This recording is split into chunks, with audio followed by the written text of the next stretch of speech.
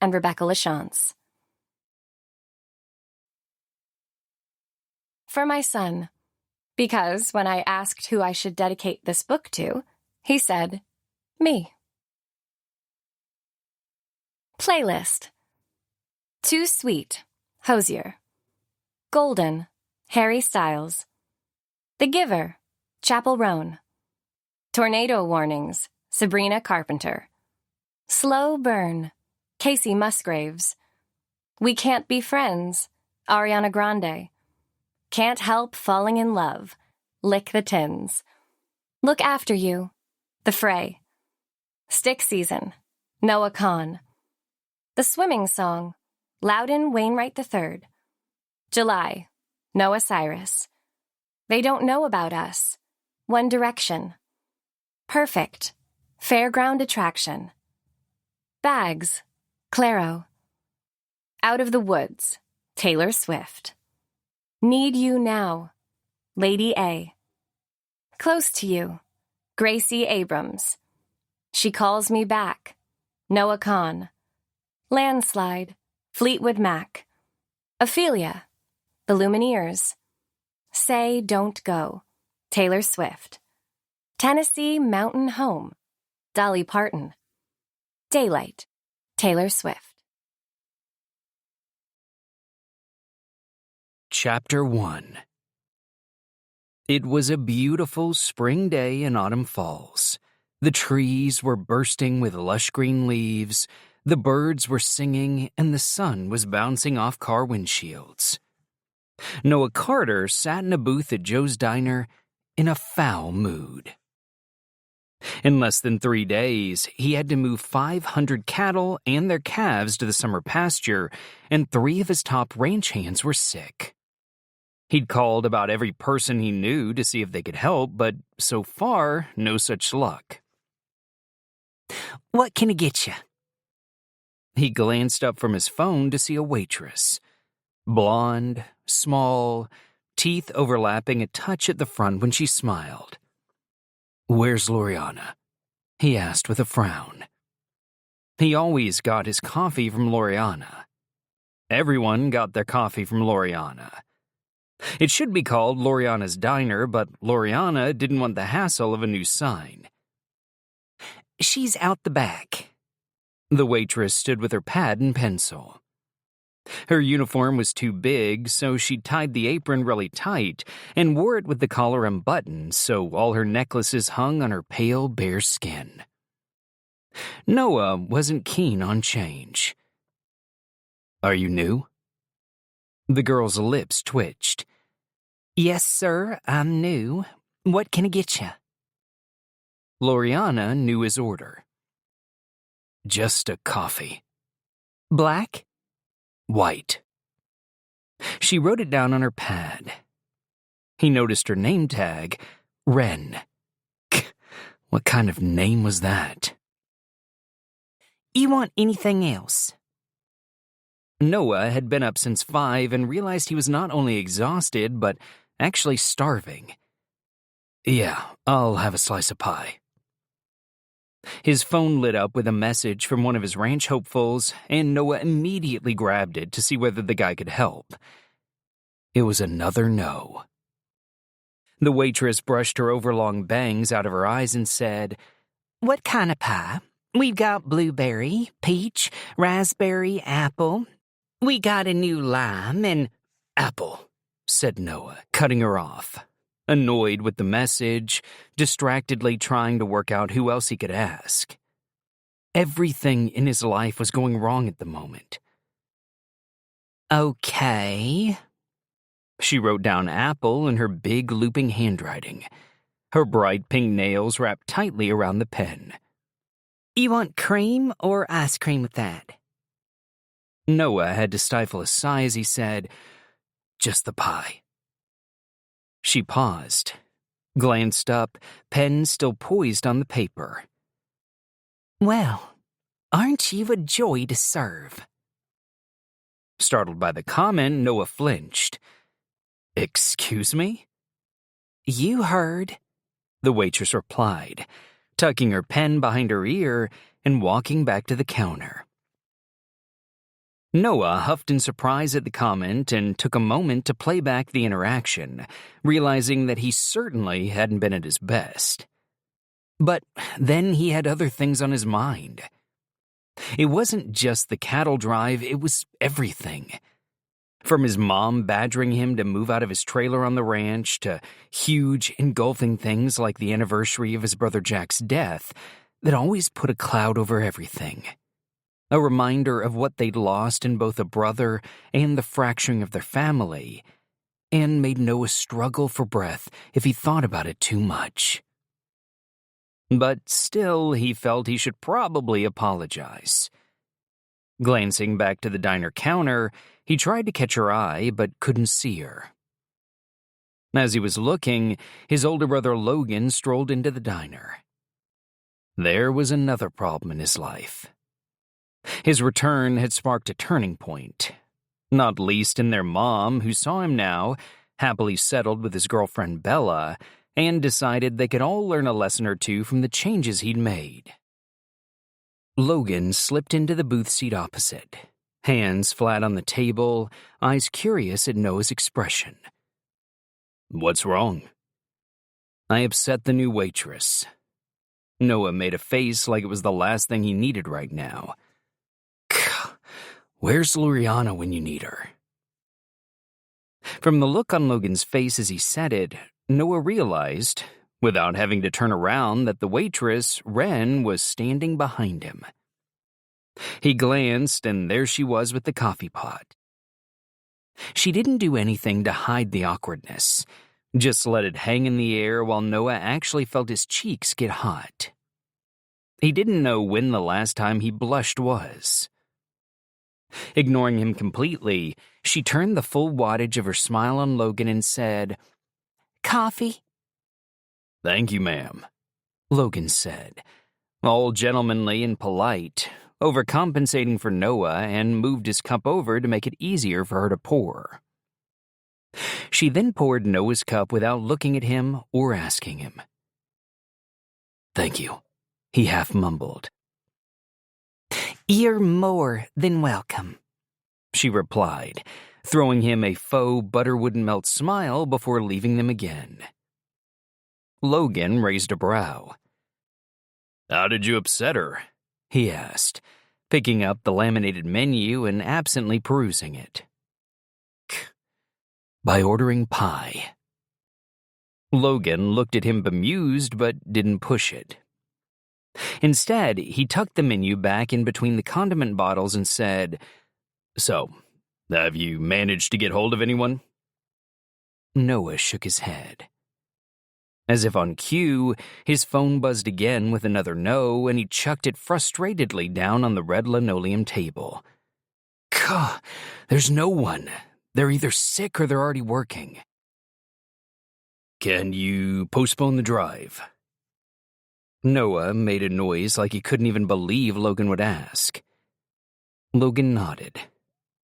"Sorry, yeah. Stupid question. You've been in the city too long." Raising his cup, Logan said, "Hey, you gotta be nice to me. I've said I'll help you." He took a sip of his coffee, then smiled as Noah had to apologize, although Noah couldn't understand why anyone would need persuading to go on a cattle drive. Sometimes he would be out on horseback, sun just rising over the mountain, dew still on the grass, silence except for the rustle of the pines, and wonder what his brothers were doing not being there. Think what they were missing out on. What he hadn't counted on, however, with Logan coming back, were the memories it would stir up. Like muddy water that had lain settled for too long. "You may not like her," Logan said, nodding toward the waitress, "but she makes a good coffee." Noah took a slug of his own drink and had to admit it was good. Maybe even better than how Loriana made it. When Wren came and slid the slice of apple pie in front of him, he said, "Good coffee. Thanks." She didn't bat an eyelid, just said, "Your pie. No cream, no ice cream, just the pie." Logan, clearly amused by her blanking of Noah, said, "It really is great coffee." She beamed at him. "Thanks." Noah rolled his eyes. Logan said, "Are you new around here?" She shrugged. "Just here for the season." Logan nodded.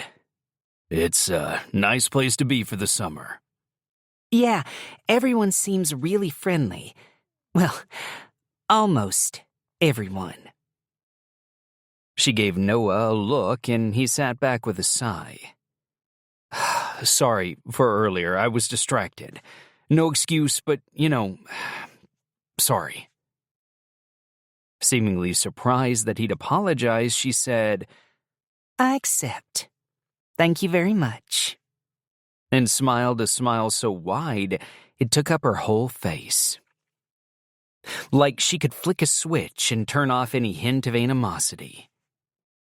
She glanced around the diner, checked there were no customers who needed anything, and said, "So, what's eating you guys?"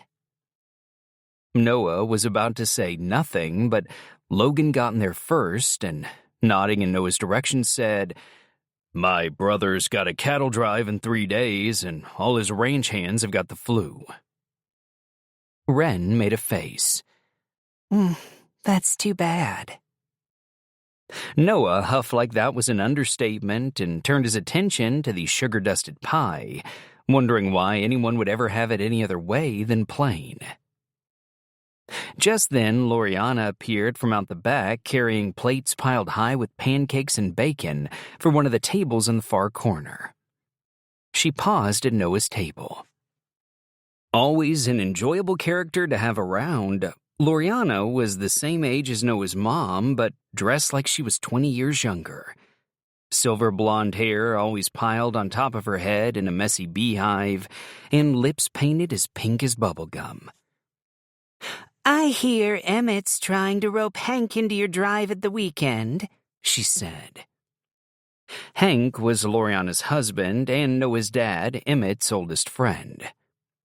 He was pretty creaky nowadays, but in Noah's current situation, beggars couldn't be choosers. "I've got my fingers crossed," Noah replied through a mouthful of pie, covering his mouth with his hand as he spoke. Loriana laughed, her big gold heart earrings swinging at the movement. "You must be desperate if you're relying on Hank." "It'd be an honor to have someone as experienced as Hank," Noah countered. "You're a charmer, Noah Carter." Loriana smiled fondly at him, while Wren raised a brow clearly in surprise at the change in him. "I warn you, though, he's learning the banjo." Logan snorted at the comment. "Lucky us." "Well, if he does come," Loriana added, moving away to deliver her pancakes to the waiting customers, "I am more than happy to drive out with your mother and bring you supplies. Anything you need." "Never say no to your chili, Loriana," Noah called after her. "Done," she replied over his shoulder. As Noah went back to his pie, the new waitress Wren took her biro out of her hair, put it between her teeth, and retied her short blonde ponytail, garbling something incoherent as she did so. Noah could feel his patience once again waning. He was tired out by the idea of what a motley crew he was relying on. "I'm sorry, what?" She took the biro out of her mouth and stuck it back in her ponytail. "I said, I'm not working this weekend. I could help you." Caught off guard, Noah scoffed a laugh. That was the last thing he'd imagined she was going to say. He assumed she was joking, but her expression was deadly serious. It was then that it dawned on him she must be a fan. Since Logan had sat down, she'd perked up and was now all sweetness and light. When they were in their teens, Noah and his 4 brothers had been in the band Silver Sky, named after the ranch. A spur-of-the-moment audition, originally intended to cheer up their mom as she underwent a course of chemo, turned into them winning the TV talent competition they had entered. 5 platinum albums and 3 sellout global tours later, everyone recognized Logan. Noah, not so much. While he'd had his legion of fans at the time, he was pretty unrecognizable nowadays. He made sure of it. His hair was longer, almost jaw-length, rather than the clean-cut short back and sides he had while in the band. And he always had at least 3 days of stubble. His skin was tan the color of treacle from being out in the sun all day, and he'd bulked up from all the ranch work. No longer the sinewy teenager. On the rare occasion he looked at photos of himself from the band days, he barely recognized the wide, open, fresh-faced 15-year-old looking back. He wondered, though, if he could glimpse the sadness and fear behind his eyes, or whether he just saw it there with hindsight. Either way, they were days he'd rather forget. But with Logan back, and since Jack's death, they seemed to be cropping up more and more. Logan, on the other hand, didn't look too different to his time in Silver Sky. Just more chiseled with age, and an air of wealth and maturity that was only made more apparent by the navy blue polo shirt he had on with the silver H Polo Club logo emblazoned on the front. He'd bought the club after selling his hugely successful record label, Carter Media, and was coaching the junior squad. He'd never looked more relaxed and happy, which was good for Logan, but not so great for Noah, because it made his mom more intent on trying to get them all to shake up their lives. Hence why she'd gone and served him notice on the trailer, a request he was currently intent on ignoring. Noah watched the waitress, skeptically thinking, of course, that was why she was trying to get on the cattle trail. So stupid of him not to realize. He said, a little more curtly than he might normally, "Thanks for the offer, but we're good." Ren's eyes widened at being so obviously knocked back. Logan, ever the diplomatic businessman, stepped in and said, "You have experience herding cattle?" Noah doubted it. But Ren said, "I spent a bunch of time on a ranch as a kid. I know what to do." "And you'd want to help," Logan confirmed. She shrugged a shoulder. "I'm new here. I've got nothing else to do." Logan glanced at Noah with a look that Noah knew meant he should take her up on the offer. Noah felt himself bristle and gave an almost imperceptible swipe of his head to decline. To Ren, Logan said, "Maybe you could write down your number, and we could get back to you." Ren looked at Noah. He felt his jaw tense, and she laughed, a sound much huskier than he'd have expected. Then, turning to go, she said with a grin, "He knows where to find me, if he needs me." Chapter 2. The Carter family were gathered around the huge wooden table in the ranch house kitchen. Martha, Noah's mom, was making dinner along with Logan, who was meant to be helping but kept stopping to turn around and get involved in the conversation at the table, eating the carrot he was meant to be chopping. Rocky, the family's border collie who usually favored Noah but was still in rapture over Logan's return, was leaning possessively against his legs.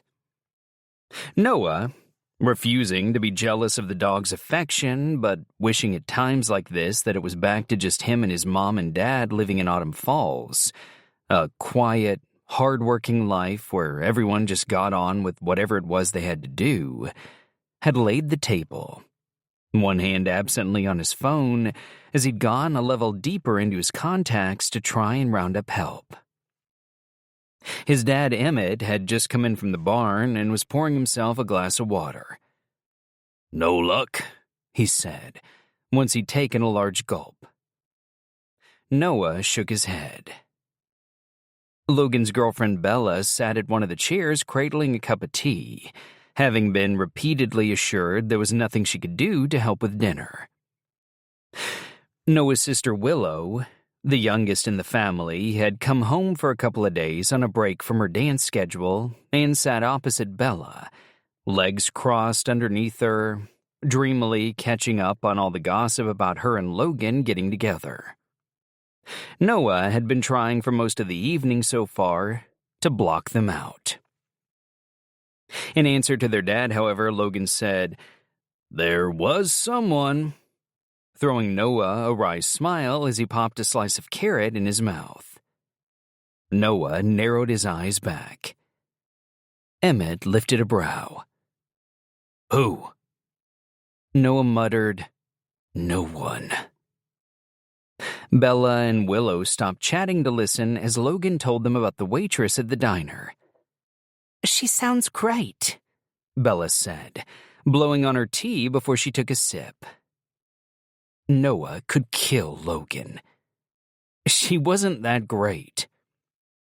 "Why? Because she's a girl?" Willow asked, brow raised in challenge. Martha glanced around as she checked on the roast chicken in the oven.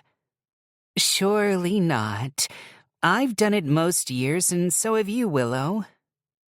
His mom was out of action this year because she'd hurt her back, and Willow because her dance insurance forbade horse riding. "No, not because she's a girl," Noah sighed, trying to deflect attention by checking his phone. Willow made a face like she didn't believe him for a second and, piling all her red curls on top of her head, said, "What is it then?" Noah realized they were all looking at him. He didn't like so many pairs of eyes fixed in his direction and wanted the subject closed. "It's because she's small, talks a lot, and doesn't look like she knows what she's doing.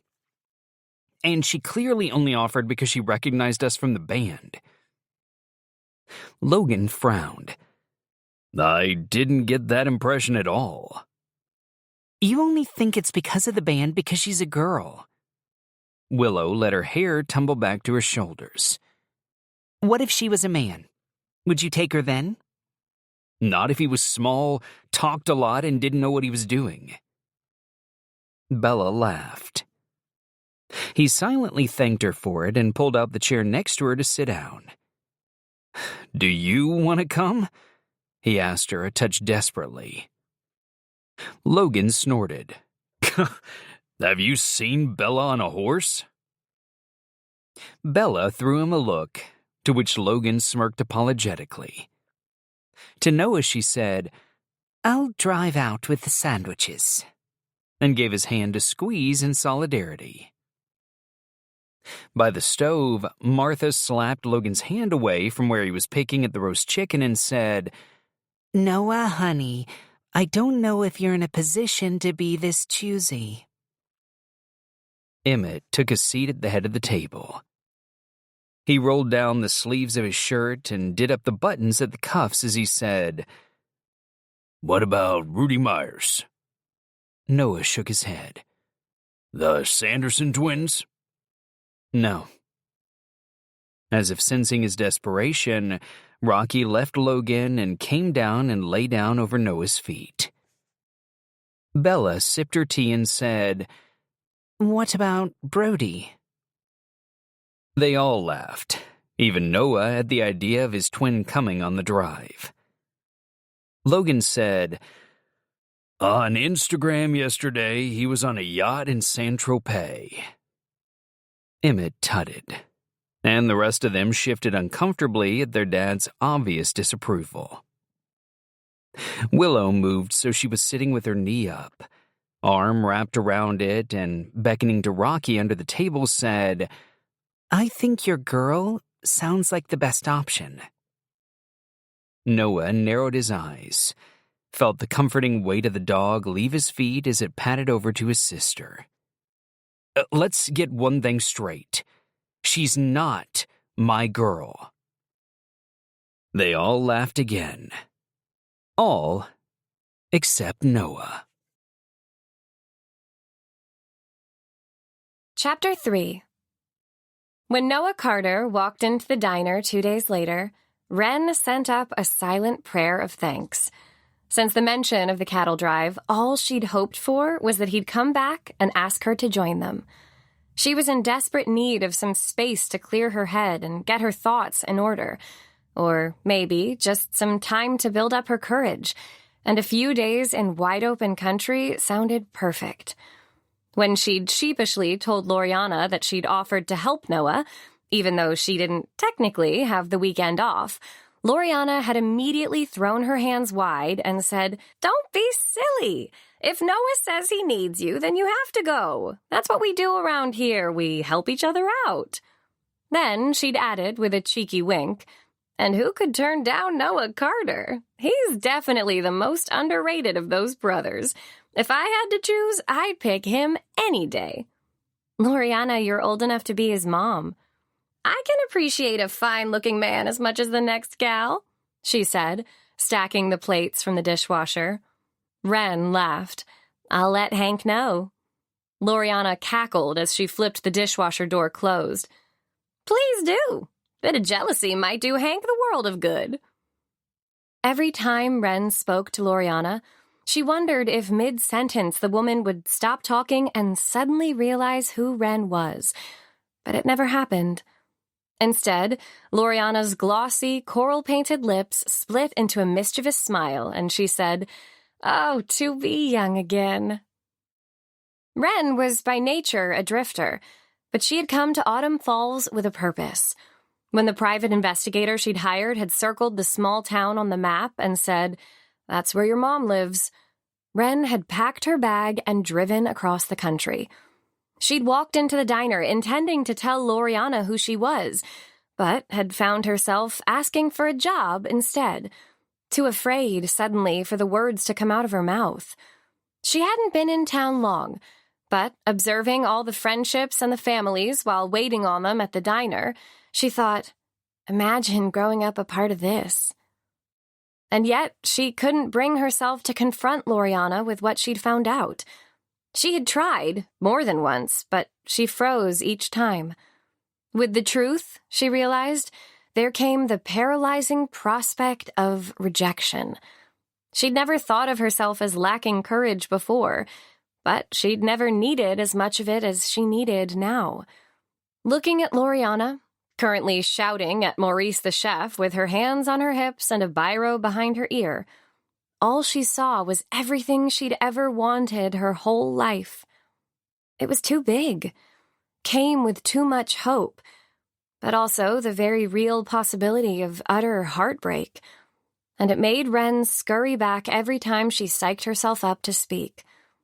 That was why she'd kept her fingers crossed ever since meeting him, that Noah would be forced to take her up on the offer. She'd found herself gazing longingly at the wild, rugged landscape in the distance as she walked home after work. A couple of years ago, she'd worked as a guide on horseback tours in California. It had been condors flying above her as she rode through giant redwoods as high as the eye could see. Here, it would be eagles and pines towering like arrows to the sky. She needed that space, that calm, to feel as free as the birds circling above her, and then she was certain she'd find her courage. So it had felt like fate when she'd overheard the brothers trying to recruit people for the cattle drive, and Wren never turned away from fate. Possibility, she knew, lived around the corner. Now, she watched as Noah pushed open the diner door and swaggered to the counter. She had to keep her heart at a steady beat, trying not to show how desperately she wanted him to have changed his mind. "Hey," he said, sliding onto one of the high stools. Taking his hat off, he raked a hand through his hair, tucked it behind his ear. "Hey yourself," she replied, trying to play it cool by focusing her attention on the coffee machine. Even out of the corner of her eye, she could see he was uncomfortable, nervous even. He tapped the counter with the fingers of one hand, bit the corner of his lip. Coffee and a slice of apple pie? Just pie? She asked, still not wanting to get her hopes up. Noah shook his head. I'm all good. I didn't come for coffee. He ran a hand through his hair again.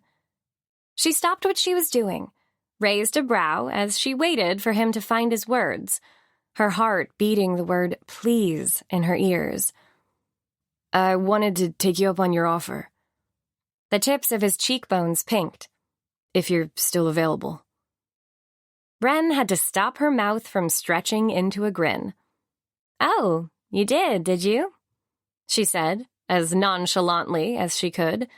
The fact that he was very easy on the eye was certainly an added bonus. He swallowed, nodded, pulled at the neck of his threadbare white t-shirt with his finger. If you're still willing, if you're not, then that's... I'm still willing, she intercepted, the corner of her mouth tipping up against her will, her palms a little sweaty with excitement. A flash of relief crossed Noah's face, but quickly disappeared. Okay, good, he said. Thanks. I appreciate it. He pushed up from his seat and held a hand outstretched. I'm Noah Carter, by the way. She wiped her hands on her white, frilly apron, then took his cool, calloused hand in hers. Wren. Noah said, Nice to meet you, Wren. But almost as soon as their palms touched, he let go of her hand, put his in his pocket, and proceeded to give her the lowdown on details. When he'd covered timings and logistics, he said, We can lend you a tent and a sleeping bag. Other than that, you'll need... Wren said, I know what I need. This isn't my first rodeo, Noah. Noah put his hat on. It's not a rodeo. Don't come expecting a rodeo. She laughed at the frown on his face. Are you always this serious? Yes, he replied, pulling his hat low as he stood up. You better get used to it. Then he turned and walked back out the way he'd come. Chapter 4. Noah had been too busy organizing logistics of the cattle drive to think too much about his newest recruit. But when he did think about her, he thought she talked too much and had too much attitude. He couldn't deny it, however, when Wren's battered old car pulled up in the yard, and when she got out, Willow laughed out loud and said, Well, you missed the bit about how pretty she was. Noah was so focused on all her former negative points that he had actually glossed over what Wren looked like. As she stood behind the car door in the dusky morning light, surveying the ranch for a moment, Noah tried to see Wren the way his sister, standing next to him, was seeing her for the first time. The breeze whipping her short blonde hair across her face before she tucked it back behind her ear.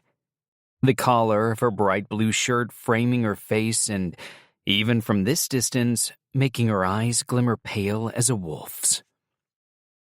He hated to admit it, but when he stood back now and looked objectively at her, he could see that some people might easily describe Wren as incredibly pretty. Then she slammed the car door, and he saw that she was dressed in well-worn cowboy boots the color of ripe cherries, perfectly fitted pale blue jeans, a million gold necklaces around her neck, and her cobalt western shirt with white piping was tied at her midriff as if she was gearing up for a hoedown. I knew this was a terrible idea, he muttered as she grabbed her hat, slung her bag over her shoulder, and sauntered over. Looking smaller than ever, a big, wide smile on her face, lips painted as red as her boots. Willow frowned. What are you talking about? She's fantastic. As Wren came closer, she said, Hi there, to both Noah and Willow. Willow stepped forward, hand outstretched. Hi, I'm Willow, Noah's sister. I was just saying that no one said how pretty you are. Wren shook Willow's hand at the same time as throwing Noah a wry glance. I imagine your brother didn't appreciate that comment too much. Willow laughed in surprise. How well you know him already. Noah didn't have time for this nonsense. It was painfully early. They needed to get going. All the horses were already in their trailers. Everyone was gearing up ready to leave. We gotta go, he said. You ready? Absolutely. Can't wait, Wren replied, a touch too bright and breezy for that time in the morning for Noah's liking. Then she looked around again in wonder and said, This is a really awesome place you got here. He could almost feel her drinking it all in. The giant red-roofed barns, the vast green pastures that swept out to meet the military rows of pines, and beside them the main ranch house with its wraparound veranda and trailing pink roses around the door. Again, for a second, Noah was forced to see what he saw every day with different eyes. What he took for granted as home and work, seen with Wren's enthusiasm, suddenly seemed better than average. But then Willow said, The eyesore over there is Noah's place, pointing to where the corner of his trailer was just in view. Unexpectedly embarrassed to have it pointed out in such a fashion in front of Wren, Noah found himself trying to gloss over the subject. Like I said, we need to get going. Then glancing at what Wren had on and internally rolling his eyes again, he added, It's cold up there this time of the morning. Wren looked back from where Willow was still lamenting the state of the trailer and said, I've got a coat, don't worry, Noah. A little smile played on her lips. As I said, it's not my... I know, it's not your first rodeo, whatever. He waved a hand and turned and walked in the direction of the waiting vehicles, ignoring his sister, who was biting down on a grin as Wren followed along behind him, still smiling, enthusiasm unquenchable. They left the ranch in a procession of horse trailers. He left Wren in the care of Willow, who was driving Noah's Jeep filled with all the equipment. They could joke about him all they liked as long as he wasn't there. Or, of course, they might not talk about him at all. He didn't care either way. Noah loved the drive out to the winter grazing pastures. Bringing the cattle back to spend the warmer months on the ranch marked the beginning of spring for him. Had done since he was a little kid champing at the bit to go along with his dad. He'd been the one at the door, eagerly ready and waiting for instruction in his hand-me-down boots and brand-new hat, while Logan would have been cursing at his dad under his breath, Jack hiding by the barns doing as little as possible. Brody would still have been asleep, and Ethan most likely banned from going because he was in trouble for something or other. But for Noah, it was the best time of the year. The route up the mountains was particularly scenic, filled with wildflowers and an epic view back over Autumn Falls, Main Street, and the Redemption River snaking alongside. For a moment, Noah imagined Wren seeing it for the first time and felt stupidly proud, like it was his view and he was letting her in on a secret. He caught his own eye in the rearview mirror and raised a brow in disbelief at his thoughts. When they got to the point where the trail began and they parked up, it was the same organized chaos as it was every year. Willow had an early morning dance training session, so dropped Wren, then shot off in a screech of Noah's beloved Jeep's gears. Noah tried to divvy up the tasks, but already things weren't going to plan as he heard Logan and Emmett conferring about whether Noah had picked the best route. Distracted by what they were saying, he put Wren with Hank Murphy to unload the horses, while Bella and his mom sorted out equipment. Normally, he'd be with his dad, cross-checking the route and the weather, but had to step away. There was something about Logan being there that made him feel like a teenager, afraid he'd lose the autonomy of choice, go along with things as he had before whether he wanted to or not. It put his dad on edge too, he could tell. Like they were all in their corners, wary of what was to come. Instead, Noah went over to help Hank and Wren, whistling for Rocky, who was weaving excitedly in and out of the trees. Walking around the trailer, distracted by the fact his dad and brother were picking his route apart, he stopped short when he saw Wren whispering softly to Star, a sweet but skittish chestnut mare with a white star between her eyes who wasn't fond of the trailer. Since he'd seen her at the ranch, Wren had put on a thick, fleece jacket printed with camouflage the color of eggplant, and brown leather chaps. She tied her hair in a low ponytail, had a gray scarf tucked into her collar, and a well-loved black gaucho hat hung on a string around her neck. She suddenly looked every bit the serious cowgirl.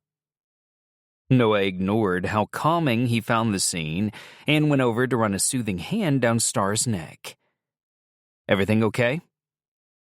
Wren's head shot up in surprise to find Noah there. Then she smiled and said, "Yeah, she just wanted to be out of that trailer." She turned to speak directly to the horse, eyes adoring. "Didn't you?" He wished for a second that he was just here for the horses, that there was no underlying family machinations to contend with. "Stars never liked to travel. She's Willow's," he said, tightening the saddle. "I brought her for you. Thought she'd probably be a good fit." "Really?" Wren's eyes lit up. He hadn't thought it was possible for them to grow any wider. She went around and put her foot in the stirrup. "It's been way too long since I've ridden." The statement didn't fill Noah with much hope, but then he watched her hoist herself up with the effortless ease of a seasoned rider. "Ah," she grinned as she relaxed into the saddle, and he found himself smiling a tiny bit inside, mainly with relief that she clearly knew what she was doing. When he walked over to check his own horse, Blue, named because his black coat shone cobalt when it hit the light, he heard Wren say, "Best place to be in the world." He paused momentarily because he felt the exact same way, and was about to agree when he looked back and realized she was talking to the horse, completely lost in her own world. Blonde hair fallen forward over her eyes as she leaned down close to Star's ear, red lips talking softly. As if aware he was watching, she glanced up and their eyes met. He felt himself momentarily freeze, unnerved by both the fact he'd been watching and that she had caught him. A small smile of, perhaps, victory flickered in her eyes. Then his dad's voice called, "Noah, get over here!" And to his relief, he could turn and stalk away. They set off soon after that, Rocky bounding ahead, sun low in the misty blue sky, supplies packed. And while the route was agreed on, there was now a low-level friction in the air between the three men. Hank was very wisely staying out of it. Martha, Loriana, and Bella would drive out and meet them at various points over the next couple of days with more food and refreshments. The air was cool and crisp. Noah turned the collar up on his old shearing-lined leather flying jacket and pulled his hat lower. His dad was wearing his slicker to keep off the cold. Logan had none of the right clothing anymore for ranching because he'd only recently moved back from New York, so wore a flash new black technical fleece and baseball cap and kept complaining that his ears were cold. "You going to grouch all day?" Noah called back to his brother. "I'm not grouching," Logan replied with a front. "I'm merely stating that it's absolutely 100% ridiculously freezing." Noah rolled his eyes.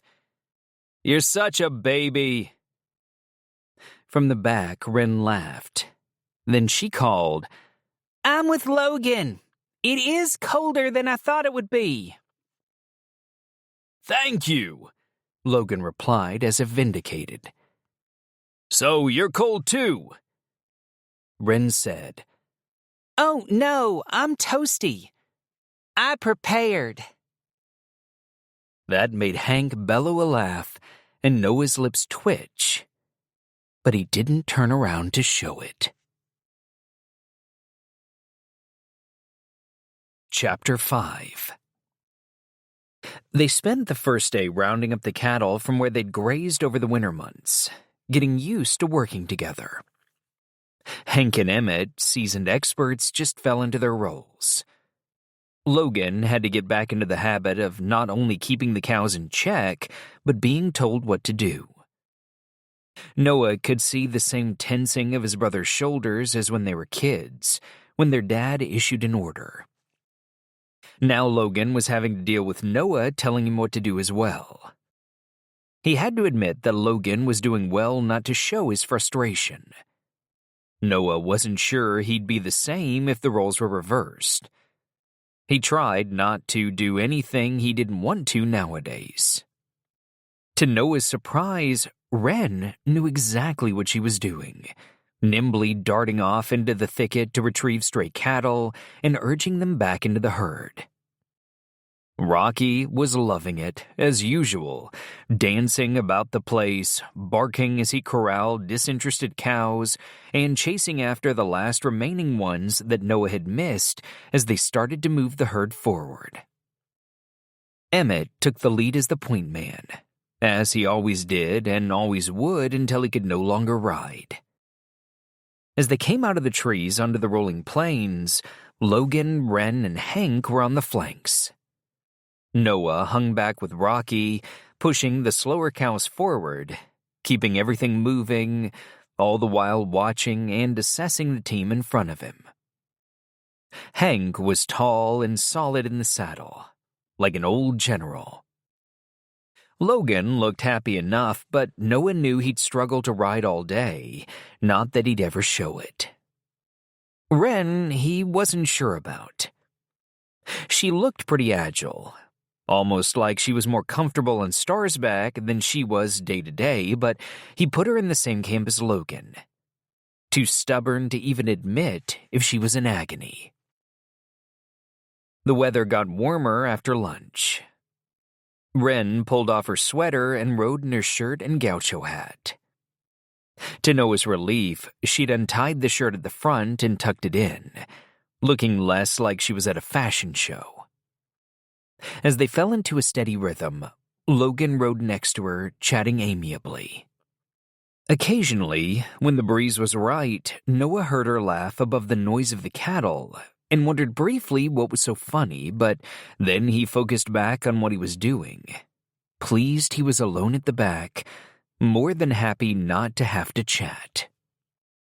By evening, tiredness had kicked in, and no one was talking much.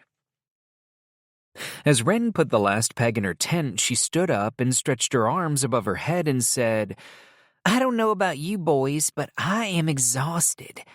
I'd forgotten what it feels like to be in the saddle all day." Hank agreed. "I think I might be too old for this," he said, unfurling his sleeping bag in his tent. Emmett, whose tent was already up and ready, stoked a crackling fire and frowned. "Never too old for this." "Too old is the day you die," Noah said, because that was what his grandfather used to say. Emmett nodded. "Exactly." Beside him, Logan rolled his eyes that they were still going through the same routine. Noah didn't care, just gazed out at the evening light over the mountains, The sounds of the cattle shuffling around, the fire popping and spitting, and the stars a blanket of silver overhead, and hoped he never would get too old for this. "Bet you didn't get this when you were in New York, did ya?" Hank said to Logan, gesturing toward the landscape and, in the shadows, what looked like an everlasting horizon. "No, sir." Logan shook his head, sitting as close to the fire as he could get, his jacket done up to the chin, a bottle of beer in his hand, but when he turned to look at the view, he added, "I haven't seen this view since—" He paused, as if wishing he hadn't brought it up. "Well, I guess since before we left with the band." Noah's insides tightened at the reference. Wren walked over to the fire, taking a swig from her water bottle and saying, "What band is that?" Noah looked up sharply. He wanted to see if she was joking, but her expression was innocently nonplussed. Hank spread his arms wide, graying brows raised under his battered cream hat as he said, "These boys were famous, didn't you know?" Noah saw his dad frown. Logan clarified. "We were part of a boy band a few years back. Silver Sky?" he offered. Wren's eyes widened. "You were not." Logan laughed. "We were." Wren stood looking in disbelief around the group. Hank and Logan grinning at how dumbfounded she was, but his dad, like Noah, seemed to want to move on to another subject. To Emmett, all Silver Sky had been good for was scattering his sons far and wide, shattering his family, and playing an inevitable part in Jack's death. And while he was better at having the past erased than he used to be, he still didn't like it much. But Wren's big, unconcealed emotions seemed to have an effect on people, even an old curmudgeon like Emmett Carter. And when it became apparent she was looking to him for absolute verification, he finally nodded and said, "They were." Then suddenly, Noah felt her bash him on the arm and say, "Why didn't you tell me?" He rubbed his arm in surprise. "I thought you knew," he replied, confused as to why he should have been the one to tell her, her question making it seem like he was her closest ally there. She opened and closed her mouth, frowned, held her hair back with her hands as she stared at him with her wide, owlish eyes. "Silver Sky, like the Silver Sky?" Now even Noah found himself cracking a resigned smile. "Yeah," he said, cheeks reddening, although thankfully no one could tell in the darkness at the attention. Wren plonked down on the fallen pine log next to him. "I just can't believe it." Hank cracked open a beer and, holding it between his knees so he could zip up his big fluffy coat, said, "You didn't recognize him?" Wren looked up at Logan, narrowing her eyes. "You, maybe, but you?" She turned her attention to Noah, who tried to remain impassive as she scrutinized him, but got increasingly awkward as the inspection continued. "Not at all." She shook her head. "I just remember a cute guy with messy blonde hair and dimples." "Brody," said Logan and Noah at the same time. Wren was still shaking her head. "I'm stunned." Noah unscrewed his water and took a long gulp, surprised how pleased, or rather relieved he was that she wasn't here as a fan. In his experience, anonymity didn't feature that often in the outside world. "You have to tell me all about it," she said, sitting forward, eyes glinting in the firelight and rubbing her hands together. I want to know everything. But too aware of his dad's and his own discomfort with the subject, Noah said, "No, you don't.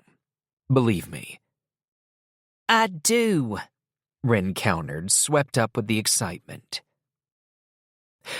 Noah saw his dad's jaw clench and wanted to say to Wren, "Please, not now." But she was almost giddy. "I can't quite get my head around it.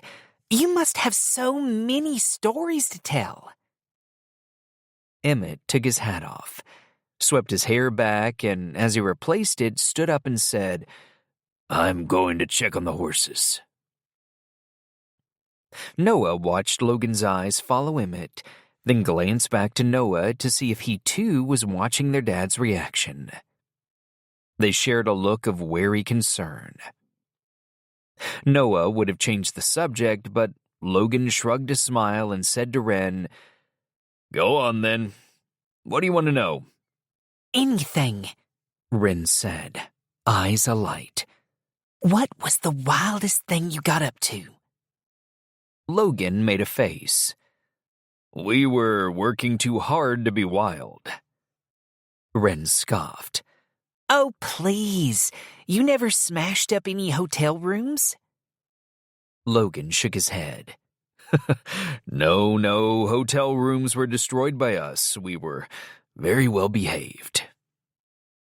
Wren wasn't convinced and turned to Noah on her hunt for gossip. "What about you?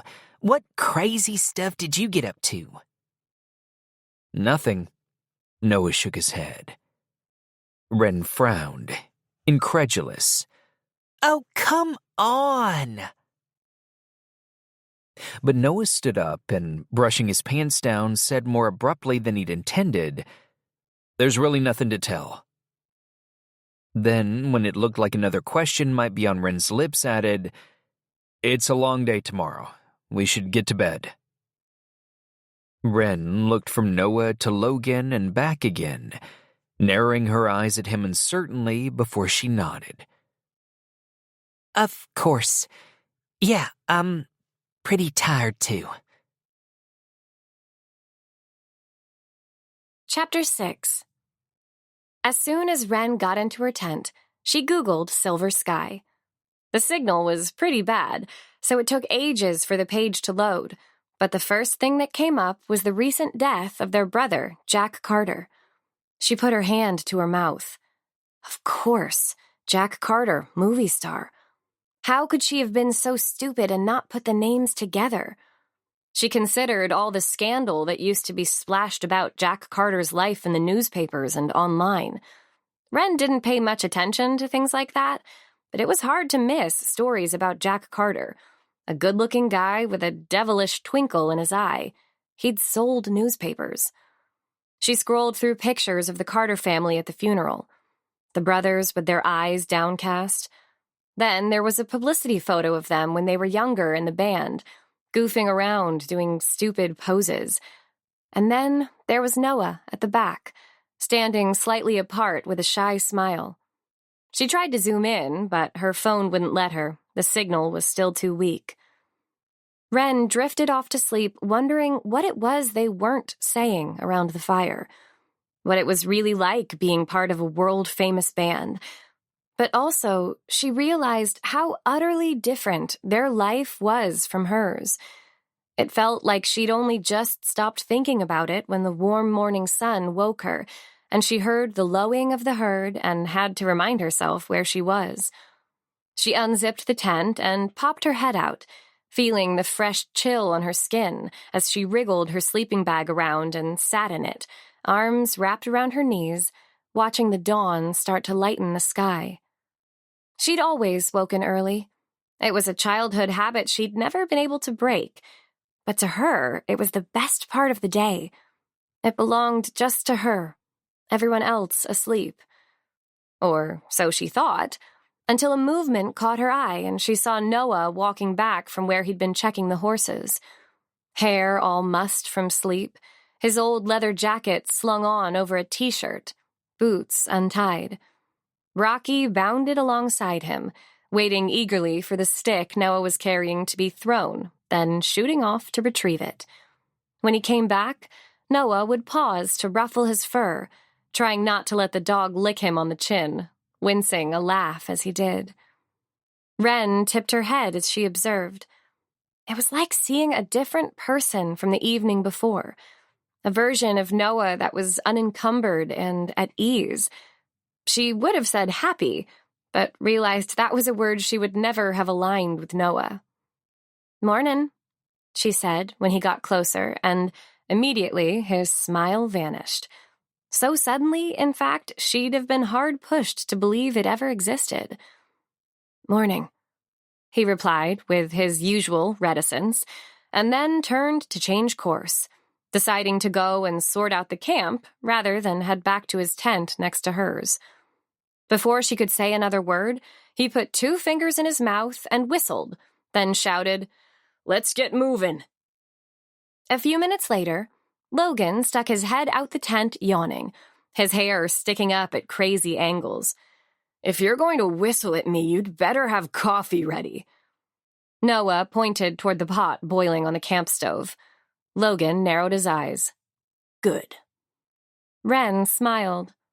There was a calming sense of safety to being around the brothers and their friendly bickering. She wriggled back into her tent to get dressed. Noah had said the night before that they could wash in the river when they had a break later in the day and it was warmer. She pulled on her jeans and a clean t-shirt, her favorite yellow one that was soft as a cloud from having been washed so many times, and then all her jumpers and, finally, her fleece. It was cold again as they saddled up. They changed out the horses to give them a rest. Wren was on a sleek black mare with sad cinnamon eyes called Titania. Their breath billowed in clouds as they rode out. At one point, Emmett looked up at the sky and said, "It's going to rain." Noah snorted in disbelief and said, "It's not going to rain." Emmett just shrugged, clearly sticking to his stance. Wren didn't think it looked like it was going to rain either, but Emmett was wearing his heavy black slicker in preparation, and his craggy, lined face didn't truck with any argument. She wondered what it was like to have grown up with him as a dad. Was he harsh but fair, or aloof and bullish? It was hard to tell. She was always scrutinizing different family dynamics, wondering if hers might have been like that if she'd had one. As they went on, the route narrowed into a gully between the pine trees, and they had to funnel the herd in. It was slow going because the cows kept bunching up like freeway traffic. Rocky was loving it. Wren watched him nipping from one side to the other, keeping the cattle in check. Every so often, one of the cows would veer off into the forest, and Wren made it her job to go in after it, ducking under the low-hanging branches, urging Titania up alongside so she could usher the errant cows back into the pack. By the time they were all safely through, trundling on in a narrower line through the trees, Wren popped out of the pines to find herself at the back with Noah, the space too narrow for her to go further up ahead. "Hey," she said. He nodded. He had his hat tipped low at the front so she couldn't see his eyes. His jacket hung open, scarf looped lazily around his neck. They rode on in silence. The cattle pressed close together like a blanket in front of them. Wren was terrible at silence, more so than ever at the moment. Silence would lead her brain to thinking about why she'd actually come to Autumn Falls and what she was building up to when she got back there. Silence was all the months and years of searching and the nerve-wracking terror of finally finding it. She looked around a bit, mouth twisting this way and that as she tried to pass the time without saying anything. When she looked back, Noah was in the same position, head, shoulders, hands, unmoving. "You know," Wren started, "we've got 3 days of this. If you're not going to say anything, it's going to get real boring." For a second, she wondered if he was going to speak, but instead he just glanced her way, then back at the metronomic amble of the herd. She rolled her lips together, annoyed that he'd ignored her. It was common courtesy to converse. "You might not be aware, but it's called a conversation," she went on. "You might start with a question. Something like, 'So, you grew up on a ranch?'" He glanced across again, then away, his body rolling gently under the rhythm of his horse's gait. "And I might say," she kept her eyes steady on his profile, "yeah, it was a big old ranch in Texas. I was a foster kid there for many years." Attention caught. Noah's head swung around in surprise at the information, expression like he was seeing her properly for the first time. She smiled widely back at him, aware that it was a cheap trick to use her past to shock him into finally acknowledging her, but it was worth it for that look, as if what he thought about her might be different to what she was. "See? That's how you get to know each other." Now he didn't seem to know what to say, rather than refusing to say anything, so Wren said, "Then I might add something like, 'How about you? Did you always want to be a rancher?' And you might tell me. That's how we might pass the time. Get to know each other, maybe even become friends." Before he could give her one of his brow-raised, sardonic looks, she clicked for Titania to pick up the pace and, smiling to herself, rode away to join Hank on the far side of the herd, now that the space had opened up again. Chapter 7. By lunchtime, the sun was beating down, and Wren was rolling up the sleeves of her shirt. Her muscles were starting to ache, but she wasn't going to complain. Not to Noah, anyway. Logan, maybe, because he'd been moaning about the cold all morning. When they got to a point where the river broke through the trees, Emmett called for them to stop. They would have lunch there, and the herd and horses could drink, and they could wash. Wren walked up the riverbank and found a bit of privacy in the shade of the trees, where glimpses of sun broke through the branches and glistened on the river like silverfish. The cold water was a shock to the system, but quite a relief for her aching muscles. As she scrubbed her face clean, she remembered all the times she'd washed in rivers, moving cattle in Texas, or run through a freezing shower when she was last in a long line of kids. What she relished about this time, and so many experiences that mimicked times in her childhood, was that now she was doing it of her own free will. It was completely up to her if she wanted to stand in the water and soothe her sore feet, take her time staring up at the sun flickering through the pines, dip down and let the water cascade through her fingertips. What she loved was the freedom to control her own destiny. That was why the news about her mother came as such a shock. She'd been searching for the truth, but now she had it. It meant handing her emotions over to someone else. And that was something she'd learned not to do. When she'd got dressed, tied up her hair, and pulled her boots back on, she wandered back to where she'd left the others. The cattle were grazing happily. The horses stood in the shade of the trees, but a jeep had pulled up and parked on the grass. When Wren got closer, she saw it was Loriana and Martha, handing out freshly made sandwiches and cold bottles of water for lunch. The sight made her heart clench with a strange mix of longing and envy that she tamped down as soon as it arose. "What a treat," she said brightly. "Thank you." She took a huge cheese and salad sandwich from Loriana, who was wearing a tangerine cowboy shirt for the occasion and huge hooped earrings and a matching enamel. She let her hand linger a touch too long as she took it, but not long enough that Loriana would think it was strange. Bella had come with them too, and was standing with Logan by the back of the jeep, his arm draped around her shoulders. Wren thought they looked great together. Noah had his back to them, talking logistics with his dad. Hank leaned against the truck eating Cheetos, the tips of his white mustache covered in orange Cheeto dust, while Rocky lapped water from a bowl in the shade of the truck. Loriana called over, "Hank, wipe your mouth. Your mustache is orange." Hank wiped it on his sleeve, making Loriana roll her eyes and stride over with some paper towel, tenderness softening her face as she got close. Wren knew, from gentle probing in the diner, that Hank and Loriana had only been together 15 years, so he was no possible relation to Wren. But seeing them together, it fascinated her to see those quiet gestures of care from Loriana, who was usually so no-nonsense. It added another possible scenario to Wren's fantasy of telling Loriana who she was, one where Loriana's face would soften with the exact same tender affection it wore right now. As Wren bit into her sandwich, lost in her daydream, Loriana turned her way and said, "You doing okay, Wren? These boys not giving you a hard time?" Wren almost choked, afraid suddenly that Loriana had read her mind. She had to compose herself and finish chewing before saying with a smile, "Oh, sure, I'm fine. Always fine." Noah sauntered over then, and pushing his river-damp hair back, said, "She's doing better than Logan." Which made Bella laugh, Logan scoff, and Wren try not to feel anything akin to pride, because she knew it was more a dig at Logan than praise for her.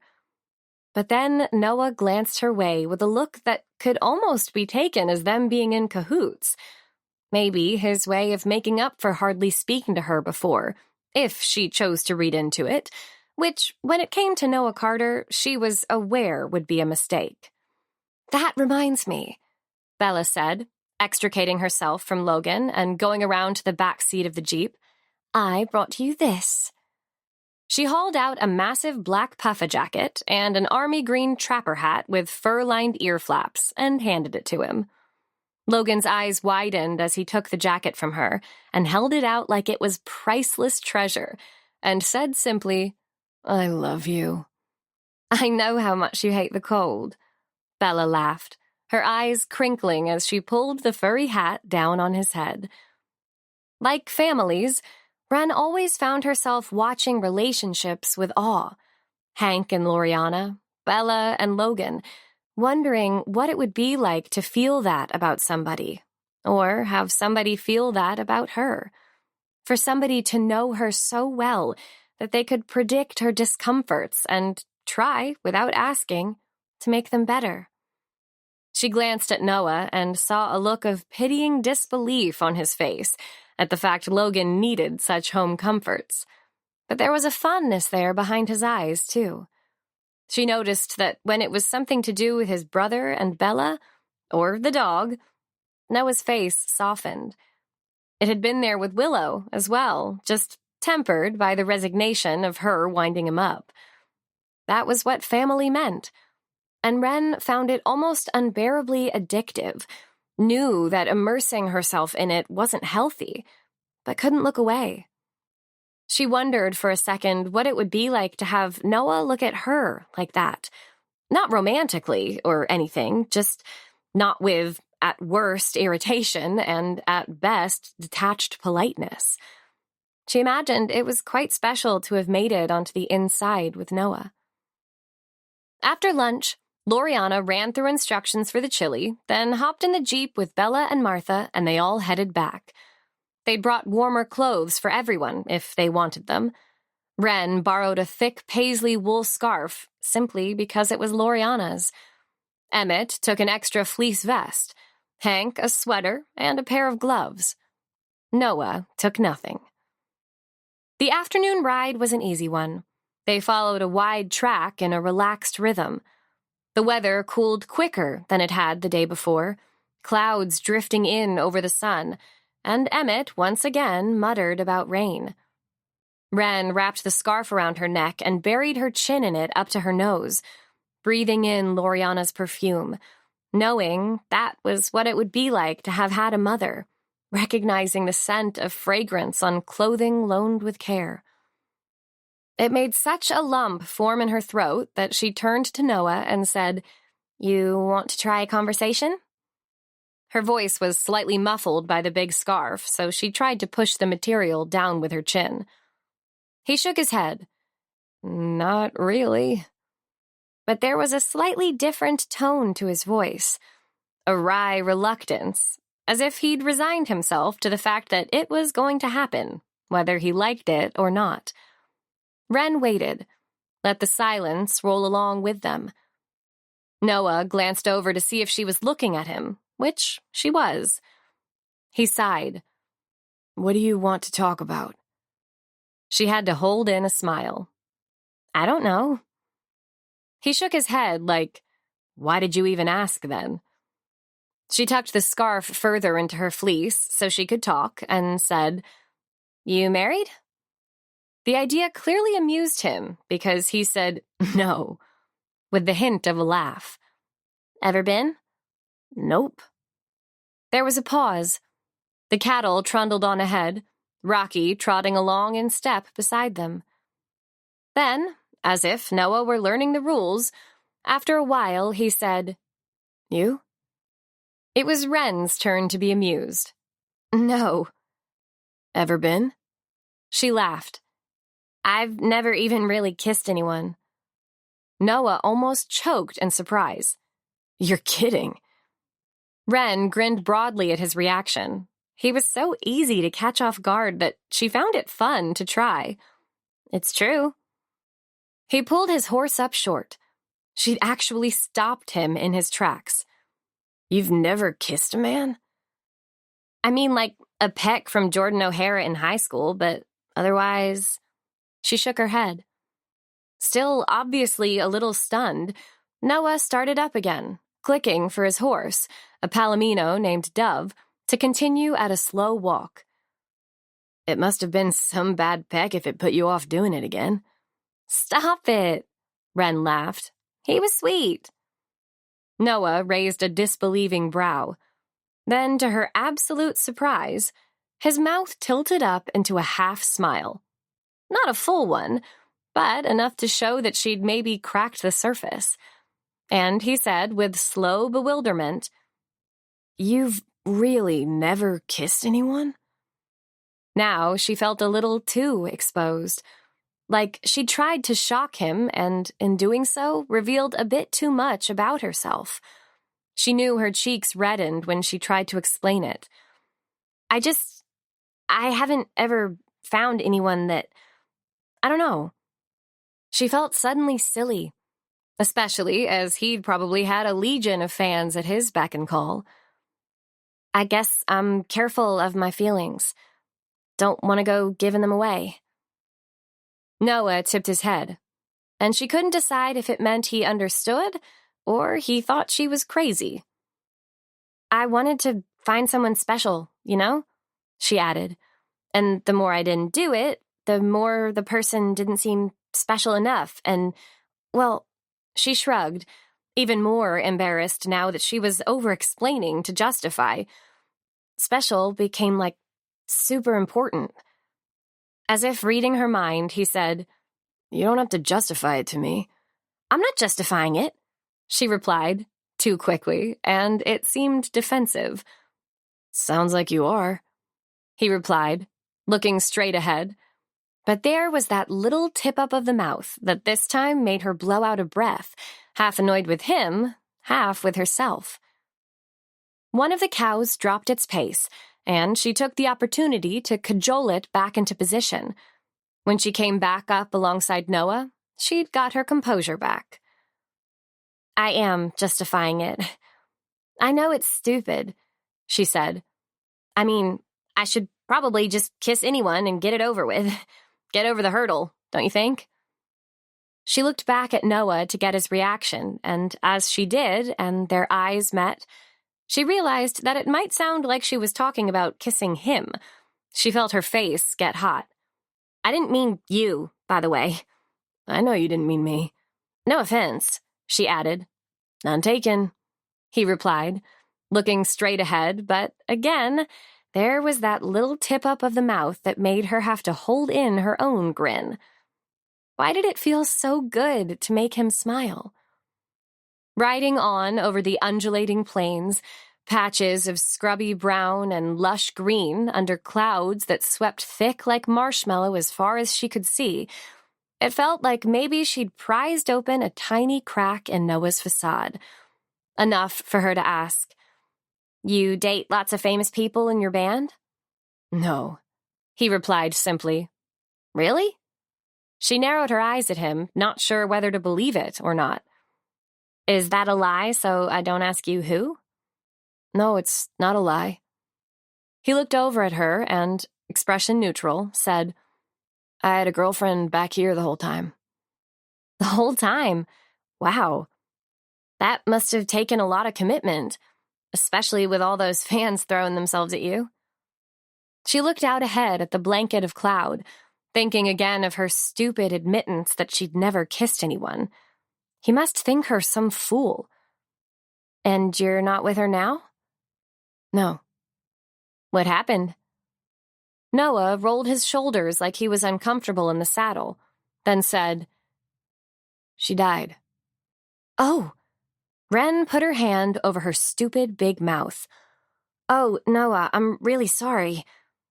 She thought of Mrs. Robertson, her liaison officer, looking across at her in the silver Ford as she drove her back to the foster home from a failed meeting with the family, saying with a sad sigh, Wren, honey, I've told you time and time again, you have to learn to speak only when you're spoken to. Noah just shrugged. It was a long time ago. Then he looked up at the horizon and, seemingly assessing the route they were taking, said, You okay here on your own? I'm going to check in with Dad. Wren nodded. The conversation clearly over. Chapter 8. Noah kept himself busy when they set up camp that night, collecting wood for the fire, helping Hank put up his tent because his back was aching after the day's ride, checking on the horses. He had surprised himself by mentioning Livy to Wren. He hadn't talked about her in years. Her memory had stayed firmly wrapped up along with his time in the band, carefully stored away. But Wren was so free with her memories and her vulnerabilities that it was like he'd been lulled into admitting one of his. It was a trick he'd have to be more watchful of. They were all sitting around the fire eating the chili and tacos that Loriana had dropped off. The hot food was welcome in the cool evening. He could feel it warming his insides. Not that he'd admit it, but he was definitely colder than he'd anticipated. He should have taken an extra sweater off his mom, but he tended to avoid her at the moment in case she badgered him about his life choices. Or was it Logan being there that made him more stubborn, retreat further into his own way of being? Noah glanced at his brother in his giant puffa jacket on the other side of the fire, chatting amiably with Wren. There was something about Logan's presence that kept bringing Noah back to the days in the band, when everyone else's voices were loud, and the laughter, the almost mania of it all, while Noah had watched, detached, unable to understand how they could be the way they were. Where all the fun and energy came from, how the others could handle the barrage of questions, the intrusive interviews with the mic thrust in their faces, the packs of photographers outside their hotels, the giggling girls who wanted pictures, who wanted to press their hot, tear-stained cheeks against theirs. Now, as he looked at Logan entertaining Wren with some story, Noah felt himself retreating further, just watching the familiar way his brother's mouth moved when he spoke. Noah had always seen him as the peacekeeper, the negotiator, the diplomat, the one who kept them together as a whole. He was brilliant at it. So good that it allowed Noah to slip away, back into his familiar spot, watching from the sidelines. He finished his food and put his empty bowl down on the ground at his feet, then stroked the dog lying at his feet, as close to the fire as physically possible, his fur hot as toast. Wren was talking now. We did all the normal jobs, but I loved the horses. Noah found himself petting Rocky for longer than he normally might, wanting to hear what it was she was saying. That was my thing. I didn't care if I got to ride. I just wanted to be there taking care of them, mucking out, grooming, anything that was needed. I was the horse girl. She laughed. I'd be out there all day if I could. If I was really tired, sometimes I'd just sleep in the stables. Noah used to sleep in the stables, didn't ya? Logan called over. Anytime anything went wrong, he'd grab a blanket and go off in a sulk. He laughed. Noah, refusing to rise to the childhood ribbing, raised a brow and said dryly, "It was the only place I could get any peace." Yes, Wren agreed. Total madness. Logan shook his head at the pair of them. Noah glanced over at his dad. Emmett wasn't watching them, but Noah knew he was listening and wondered what he was thinking.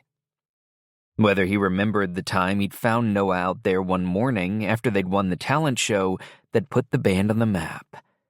When Noah had woken up bleary-eyed and, seeing him there, said, "How are you going to manage when we're gone?" In retrospect, he wished he'd said, "Please tell me not to go." But Emmett had barely looked up from what he was doing and just said, "Same as I ever did." How different Noah's life might have been if his dad had stopped him. Or perhaps if he'd been brave enough to stop himself. But when they'd found out they'd won, Noah had been excited as the rest of them, swept up in the euphoria. He heard Wren laugh at another of Logan's anecdotes, wondered why he wasn't as free with the storytelling as his brother. He was out of practice, he thought, getting up to chuck another log onto the fire. He spent his days working all hours on the ranch. There wasn't time for idle chit-chat. Not that he wanted to chit-chat. He sat back down. This was a place you could be silent and be alone with your own thoughts. Like his dad, who was sitting happily alone, hands clasped in his lap, face contemplative as he gazed at the fire. That was the way they did things. Silent. Meditative. One man and his dog. It was Wren and Logan who were the anomalies. Reaching forward, Noah picked up one of the thinner branches they'd collected for the fire and, getting his penknife out his pocket, started whittling it down. He heard Logan say, "Where were you before this?" There was a pause, like Wren had to think for a moment, as if she'd been too many places to remember. I spent last summer in Long Island staying with my friend from the ranch, Leanne. She runs a motel in Montauk, so I worked for her for the season. Then, in the winter, I went up to Banff in Canada because the skiing's so good. Noah saw Logan nod in agreement. Then a bit of time in Vancouver just because I'd never been there before, and then here. Noah tried to stay focused on the carving, but couldn't help being distracted by her answers. Logan said, "Why did you come to Autumn Falls?" Wren shrugged. I liked the name. Noah frowned, hand stilling on his knife. Logan scoffed in surprise. "That's it?" Wren nodded. Yes. Noah shook his head at the ridiculousness of the answer. But then, to his astonishment, across the campfire, he saw his dad lean forward and say, "You make a decision about where to live on a name?" Wren laughed at the incredulity in his voice. Not just a name. I guess I want to go to as many places as possible, and I hadn't been anywhere around here yet. To Noah's surprise, Emmett tipped his head and replied something that made her laugh again. Noah watched his dad then settle back into solitude, but was that a vague smile on his face? Noah couldn't believe it. Wren had somehow bewitched his father. The evening continued in a similar vein. Noah reminding himself that solitude was the desired state while over the divide of the fire, the conversation ebbed and flowed. Hank, who'd been doing his physiotherapy back stretches in his tent, came to join them. Emmett pitching in occasionally. Noah stuck resolutely to his whittling. At first annoyed with Wren for managing to alter the status quo and get even his dad talking, annoyed with Logan for being his usual charming self, annoyed with himself for retreating further and further away.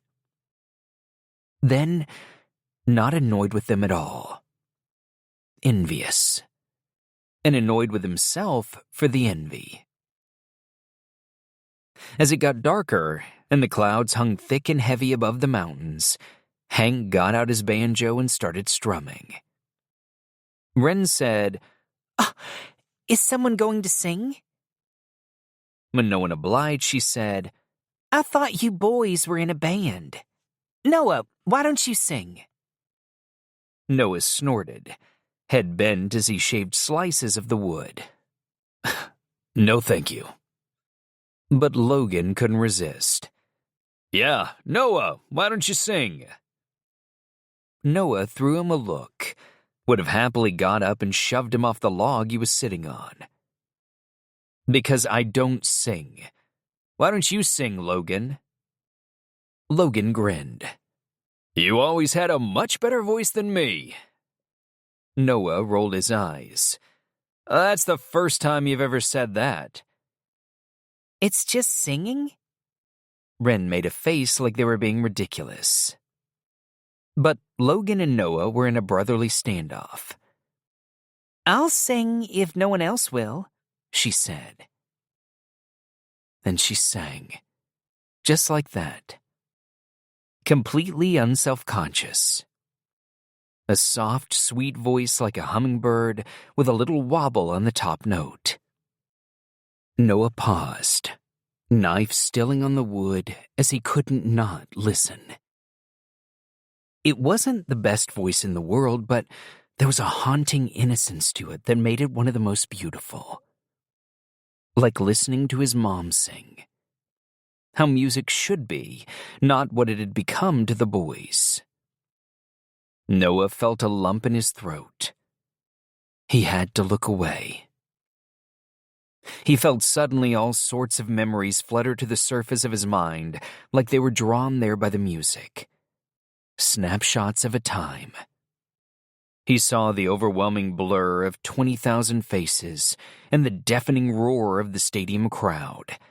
Felt the crippling nerves that had him retching before every appearance, the out-of-body experience of stepping foot on stage, hands shaking, panic racing his heart, vision tunneling, and then suddenly it being over and having no memory of what happened. Whole chunks of his life simply vanished into thin air. Then suddenly he could viscerally recall the phone call to tell him Livy was much sicker than they'd first thought. Like memories of the band didn't exist without that final heart-pounding, slow-motion flight home.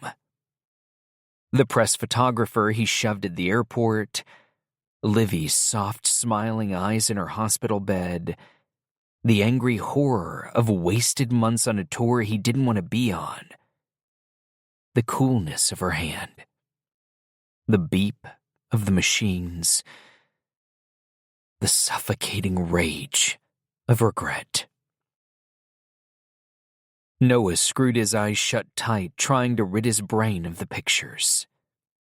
He kept his head down and tried to focus on the wood, but found his hands were trembling and he could carve nothing.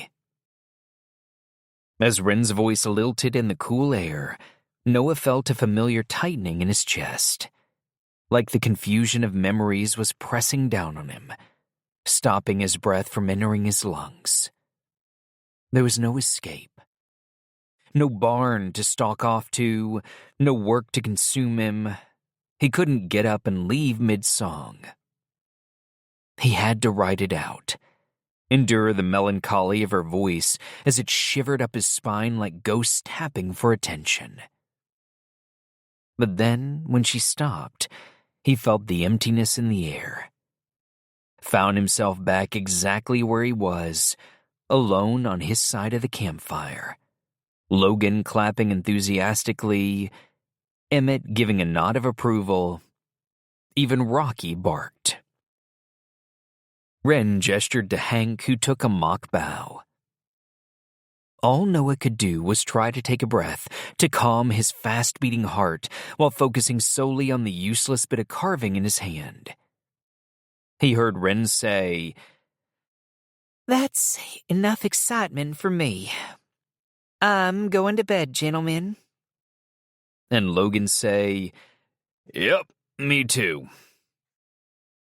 Noah pretended to be deeply entrenched in whittling the piece of wood, eyes lowered, till they were gone and he could tip his head up to the wide black sky and exhale. Then he stood up, chucked the bit of wood in the fire, and went to bed. Chapter 9. Wren couldn't sleep. Her entire body was exhausted, but her mind was wide awake. She kept thinking about Noah sitting across from them around the campfire, head bowed, even more distant than he had been before. She thought about him telling her about his girlfriend, hearing how he would sleep in the horse barn to find peace. She should leave him to it, she knew, but there was something in the way he looked sitting around the fire that she couldn't ignore. It reminded her of the newbies when they first arrived on the Texan ranch, young and vulnerable, before they found their tribe. Sometimes when she looked at Noah, she saw that same lost aloneness, a wary self-sufficiency that kept him apart from the world. She knew she wasn't going to get to sleep staring up at the ceiling of her tent, so pulling on her thick purple camo fleece, she wriggled out of her sleeping bag and, unzipping her tent, climbed outside to go and sit under the stars for a while. It was only when she'd straightened up and started walking to the campfire that she realized Noah was already sitting there. He raised a hand, not entirely enthusiastically, when he saw her. They had rolled some logs over earlier as seating, and she went and sat at the one closest to him. "Can't sleep," she said. He shook his head, eyes focused on the dying embers of the fire. "No, me neither." Silence settled in the air. She could feel the chill through her leggings and pulled her thick socks up. "I like this time of night. Sometimes I get up and go outside on my balcony at night just to look at the stars and the sky. Be reminded that it's just you and the massive wide world." Noah sat forward, elbows braced against his knees, head hung slightly. He turned to look at her as she spoke. She paused. He had a way of looking at her, gray eyes hooded, so she couldn't tell what he was thinking. Yet, at the same time, she seemed to know completely. Right then, it didn't take a genius to know he most likely thought she was talking too much. "I appreciate that might be what you're trying to do, and I'm here babbling on, ruining it." He shook his head politely. She didn't say anything else, just looked up instead. "I haven't seen stars like that for the longest time." There wasn't a cloud in the sky, just the endless Milky Way. Hands on the log behind her, neck cricked back, she stared, trying to take it all in. Noah looked up too and said, "It's pretty hard to get tired of it." Wren gazed and gazed at the glistening blanket of stars. "Hey, that's the Big Dipper." She pointed up to the saucepan constellation. Noah snorted. "That's not the Big Dipper." "Yes, it is." Pointing up to a completely different bit of the sky, he said, "That's the Big Dipper." "Oh," she said, scrunching up her face when she saw where he was pointing. His most definitely was the Big Dipper. Hers, in comparison, looked like a shallow frying pan of stars.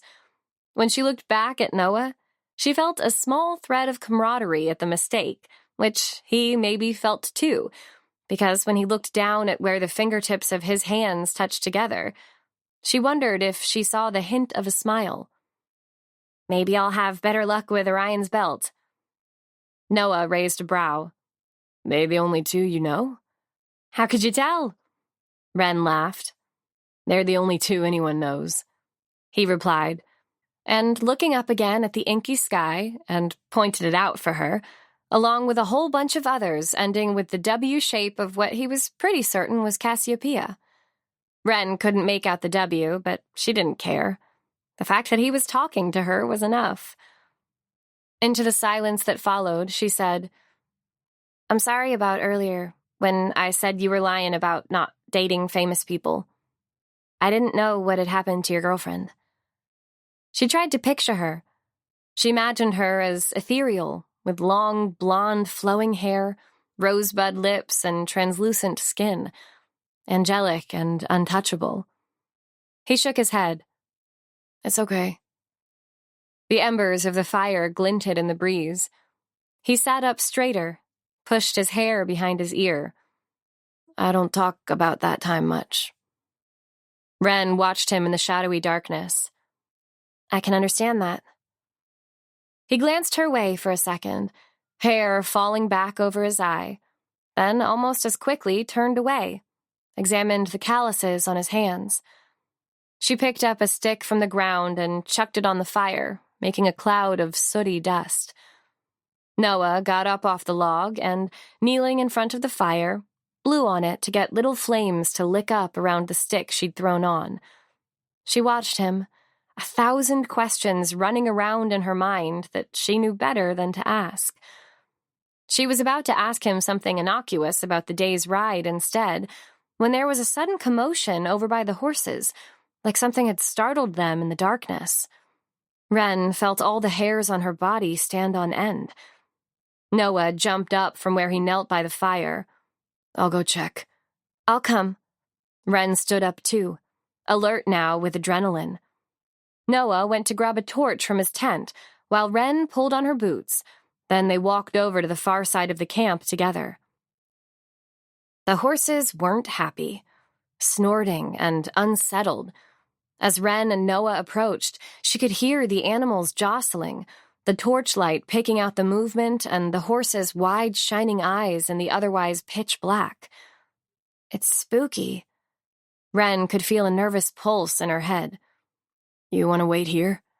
Noah asked. Why? She frowned. Because you just said it was spooky. But I want to know what's going on. That made Noah half smile in the darkness. Why is that funny? She asked, wary of the utter blackness around them. I guess I wouldn't expect anything less. Wren wasn't sure if that was a compliment or not, but him saying it lightened the atmosphere a fraction. The horses seemed to have settled when they got there. Noah checked each one, swept the ground with the flashlight. Can you see anything? She asked in a whisper. No. Wren used the flashlight on her phone, shining it up in the trees and all around her. Then, suddenly, she felt the weight of Noah's arm across her body, pushing her back behind him as his voice said very softly, Don't move. The seriousness of his tone made her go instantly statue still, but she let her eyes move in the direction of his flashlight and saw the rattlesnake watching. She blinked. Noah's arm still blocked her body, his hand firm on her waist, locking her there. She wondered if he could feel her heart thumping like a drum. What do we do? She said, lips unmoving like a ventriloquist. Stand still, he replied in an equally rigid whisper, lowering the flashlight so it didn't antagonize the creature, leaving them with just the snake's outline. One of the horses snorted. The snake seemed to flinch.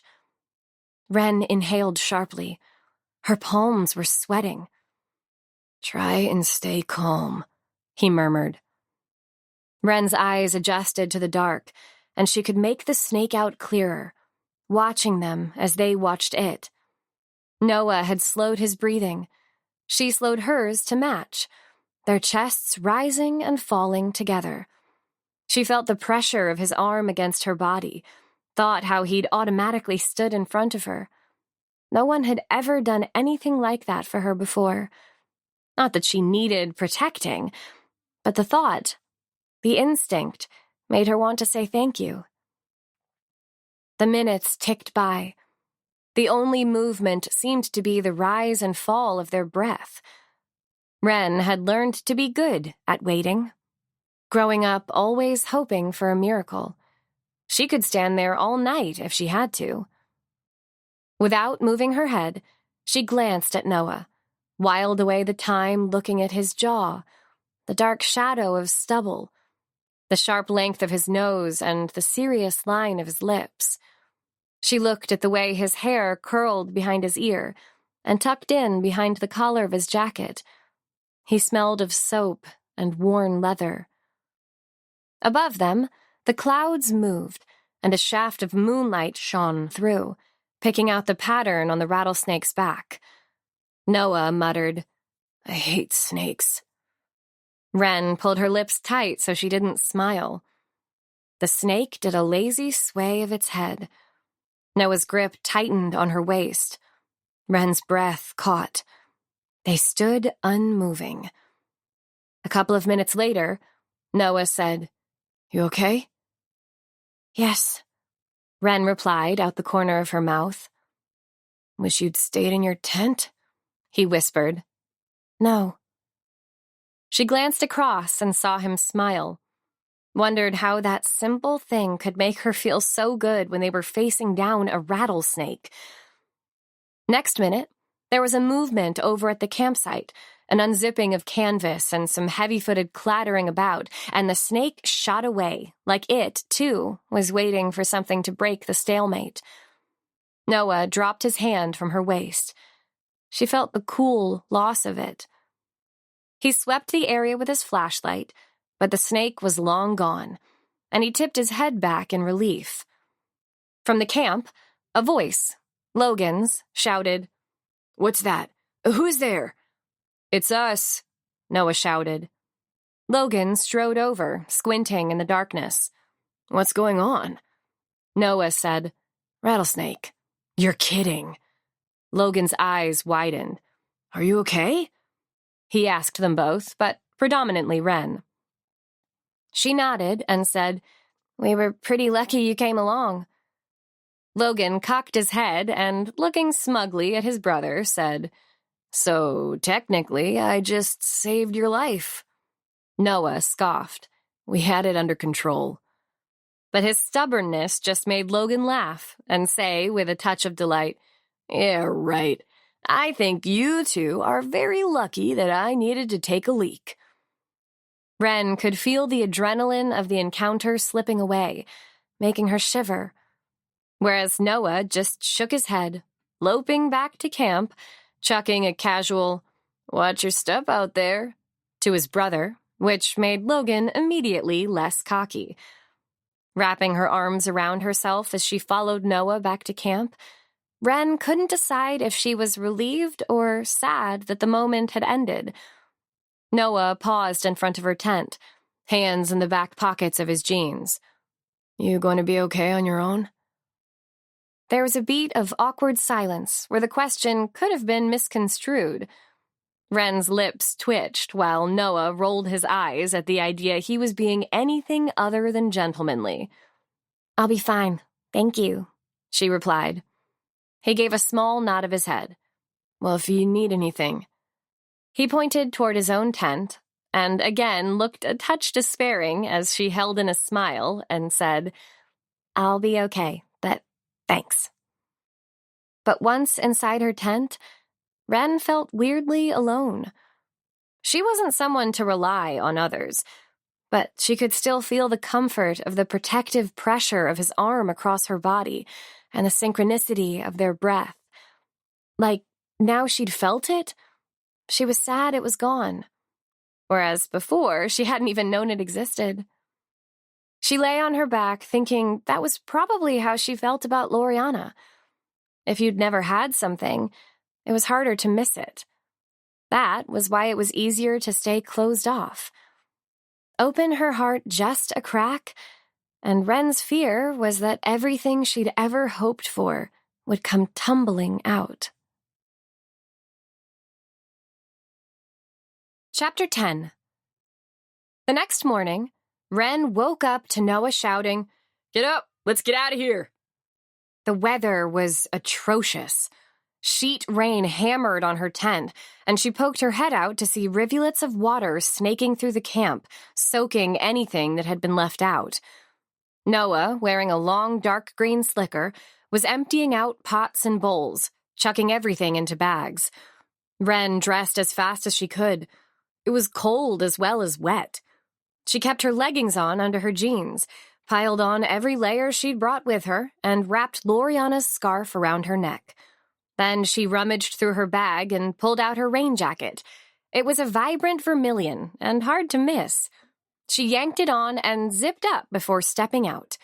The color made Noah pause for a fraction of a second when she climbed out of her tent, but he made no comment. Logan, however, appeared from his tent, dark hair all over the place, and when he saw her, said, "You look like a giant strawberry." Wren laughed. That was the look I was going for. As she got to work dismantling her tent, Logan screwed up his face against the downpour and muttered, "No one said anything about rain." Emmett appeared at the same time, clad in his long black jacket, gray hair neatly swept to the side. "I've said a fair bit about rain, but everyone chose not to listen." Logan stifled a groan. Wren looked over and caught Noah's eye, and to her surprise he winked, as if apologizing for his dad, and bringing her in on the brotherhood at the same time. The rain got harder. The landscape all around was shrouded in thick mist, the clouds low like rolling gray smoke. Wren's fingers, cold and soaking, struggled with the fiddlier bits of taking down her tent, and annoyingly her hood kept slipping back, making rainwater trickle down her spine. Noah came by on his way to the horses, Rocky sloping along at his heels. "You need a hand?" "No, I got it, thanks," she replied, jerking back as a particularly stubborn peg came loose. Noah put down what he was carrying and came over to help her anyway. He had his leather jacket on under his slicker, both zipped up almost to his nose, his dripping wet hair refusing to stay tucked behind his ears. "Quicker with two," he said, matter-of-factly. She didn't say anything, but felt herself smile inside, wondering if he would have helped her the day before. 2 tents over from Wren's, Logan pulled his hood down low over his hat and muttered, "This is a nightmare." Hank, whose bad back had clearly slowed him down when getting dressed, came creaking out of his tent and, looking up at the sky, said, "I like a bit of rain. Makes me feel alive." "I feel pretty alive when the sun's shining," Logan replied humorlessly. Striding over to the horses, Noah called, "Stop gassing and get moving." Logan grumbled as he packed up the last of his soaked belongings. With her tent dismantled and packed away, Wren went over to help Hank. "You are a sweetheart," he said, wincing as he bent over to pack up his belongings. "Are you sure you should ride?" she asked. "Riding's the only time it feels better," Hank replied, eyes crinkling when he smiled. They set off under a thunderous sky. A shaft of morning sunlight lit the grass like emeralds, while above them, huge slate clouds churned with the foreboding of an angry god. Wren was back on Star, who did not enjoy the rain. "She doesn't seem to like getting her feet wet," Wren said to Noah as they saddled up. "Introduce her to Logan," he quipped, tying his pack down and hoisting himself up on Blue in a movement as smooth as breathing. "Hilarious," Logan muttered, his furry hat so low on his head that Wren could barely see his eyes. "Let's keep this moving," Emmett called from up ahead, which made Noah's eyes widen because that was what he'd been saying all morning. The herd had bunched together, but weren't particularly bothered by the downpour, more interested in the patches of thick, long grass. Ahead of them, however, water was cascading down the mountain, taking the loose, previously dry earth with it, and running through the pines in thick, muddy rivulets. Noah and Emmett had a row about the best route to take in the rain, given the bleak picture ahead of them. When they didn't seem able to reach a conclusion, Logan got involved, which seemed to make matters worse. She saw Noah throw his hands up in the air and Logan shake his head back, their voices lost in the wind. Wren stayed back with Hank, who said, "Best to leave them to it." Wren watched them bickering, Emmett shaking his head, framed by the grisly clouds in the distance, the dog moving restlessly between them, ready to go. She turned to Hank as they waited side by side. His horse today, Moby, huge and gray, was completely unaffected by the rain and stood stoic as a cart horse ready for a wagon. "Do they do this a lot?" "Oh, yeah." Hank laughed. The rain had made his mustache form little points above his lip. "They can have some real belters. Then I guess, what family doesn't?"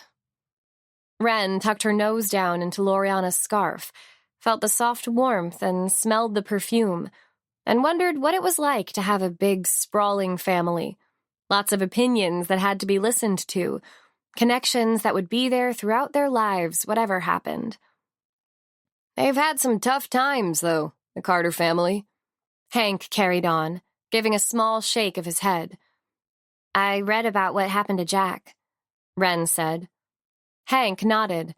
The rain dripped from the brim of his hat. "Terrible. And then there's Ethan. Packed up and joined the SEALs, and I couldn't say if he's been back since." Wren looked ahead at where Noah, Emmett, and Logan still couldn't agree.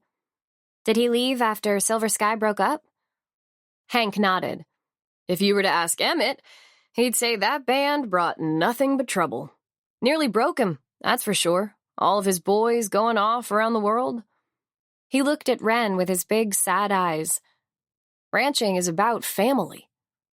Her own experience on a ranch was fighting for her place in a world among children who were all fighting for theirs, but she didn't say that to Hank. "Noah's there now, though, isn't he?" "Oh, yeah.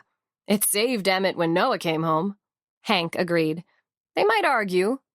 As if on cue, Noah tipped his head up to the sky in frustration at something his dad said. "But they work darn well together. It's Noah who brought that ranch back from the brink because there was a time when none of us thought it would survive. It had been a strong operation before those boys left, and they sent money back, of course, but you gotta love something to want to work at it. And for a while there, Emmett had no love left for it." The sky above gave a rumble of thunder, and Hank looked up warily. Then he shouted up to where the Carters were still arguing. "Make up your minds! We can't hang around all day!" They all ignored him. Wren's horse appeared not to enjoy thunder either, and needed calming down. But Wren wanted to hear everything she could about the Carters, drank it in with fascination because they were everything she'd never had. It was like getting a behind-the-scenes of a favorite TV show. "But now Logan's back for good, too?" "Sure is," Hank said. "And with Bella, too, which is just wonderful." "So Emmett must be happy about that." Hank tipped his head, uncertain. Wren glanced up at Emmett, watched him pulling on the reins, moving into position at the front of the herd. "You think he forgives them?" she asked. "Who knows? He'd never admit it. But they broke his heart. No doubt about it." "What's that you're saying, Hank?" The question came with a gallop of hooves, and Noah appeared beside them. "We're moving on." "About time," replied Hank, gathering up his reins. Wren, who would never want it to seem like they were talking behind Noah's back, said, Hank was just filling me in on the Carter family history. From Noah's expression, which was barely visible because his hat was tilted so low, it was hard to tell if he was happy about that or not. "Hank's always liked a good old gossip, haven't you, Hank?" he said, slapping the older man on the back. Hank bristled, water dripping from his mustache as he pursed his lips and said, "The girl's got a right to know who she's riding with, and talking to you and Emmett's like getting blood out of a stone." Noah raised his brows, a cocky half-smile on his lips at Hank's defensiveness, but he didn't say anything more, just swung Blue around to corral the straggling cattle at the back of the herd and shouted, "Come on, let's go." Ruffled from having been wound up by Noah, Hank moved up to the flanks with Logan, ushering the cattle forward toward the thick bank of rolling black clouds. Excited that they were finally on the move, Rocky stayed up at the front with Emmett. Wren stayed on her own at the back, unfairly chastened by Noah's accusation that they'd been gossiping about his family. She was fond of the cows at the back.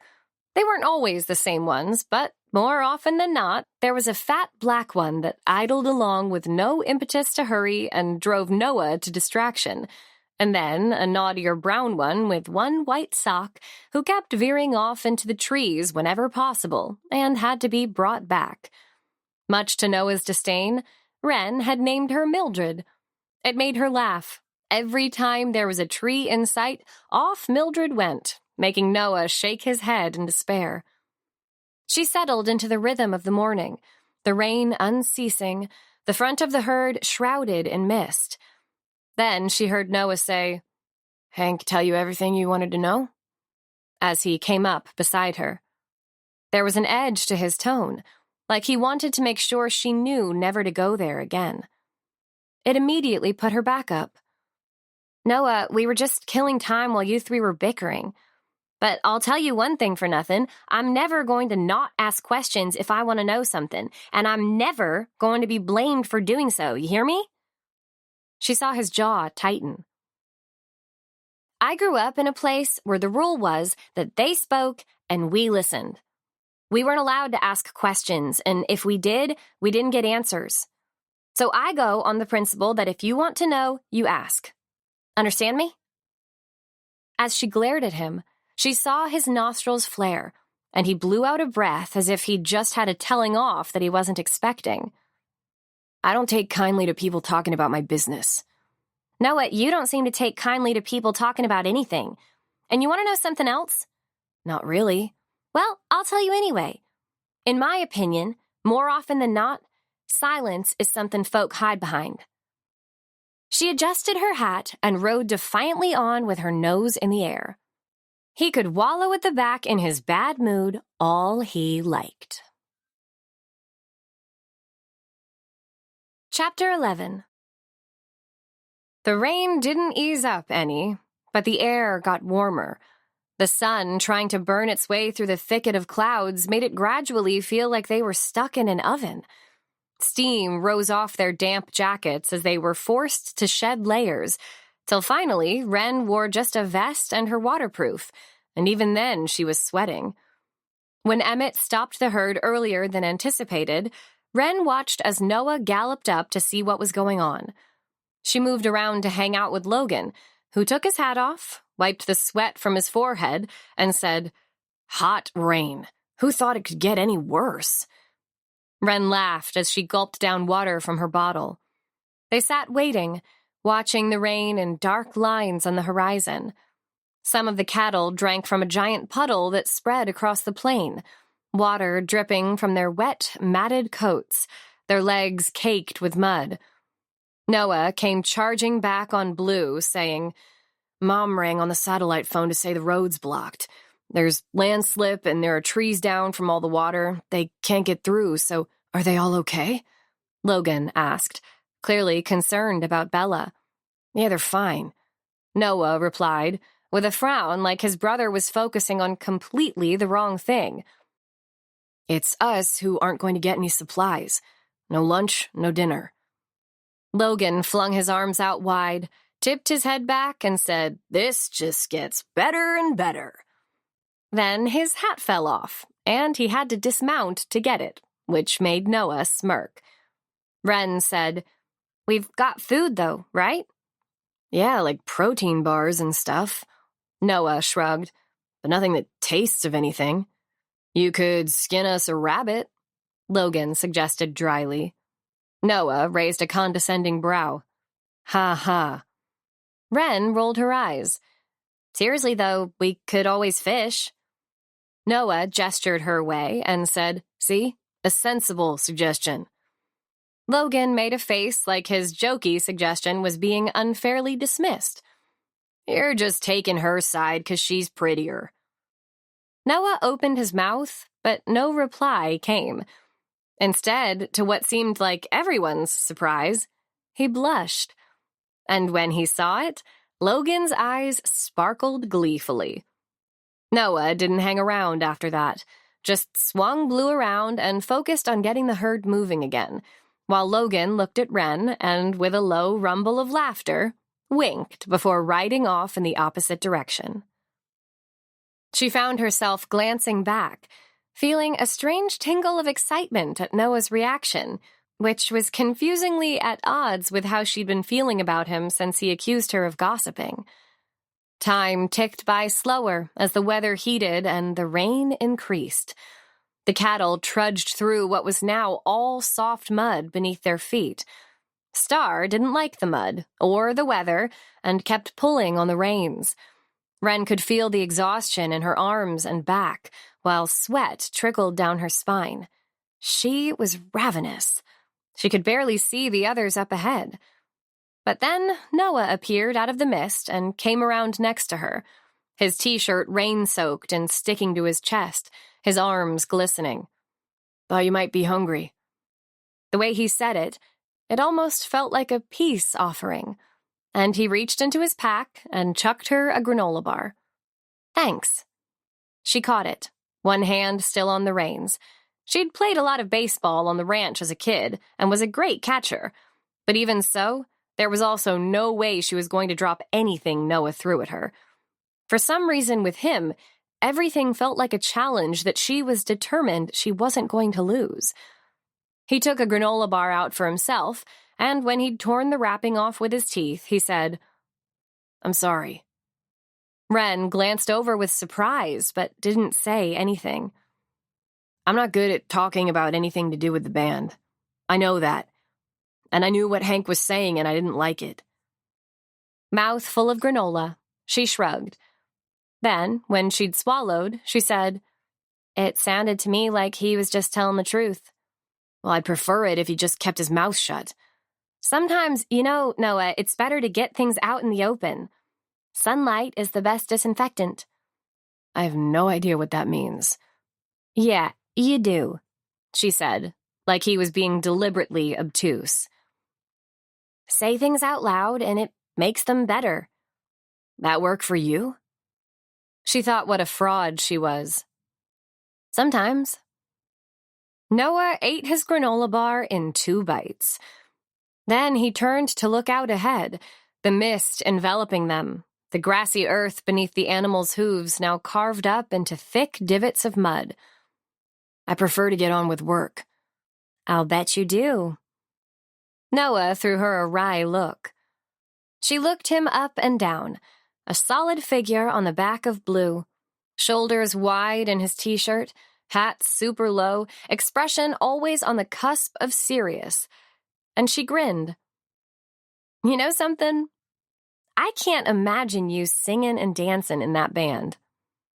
Noah rolled his head her way, one brow raised. "Let me get one thing straight. There was no dancing." She smiled wider. "You don't like dancing, Noah?" "No, I do not." Wren gazed ahead at the black sea of wet, matted cattle. "Oh, I love to dance." "Now, why doesn't that surprise me?"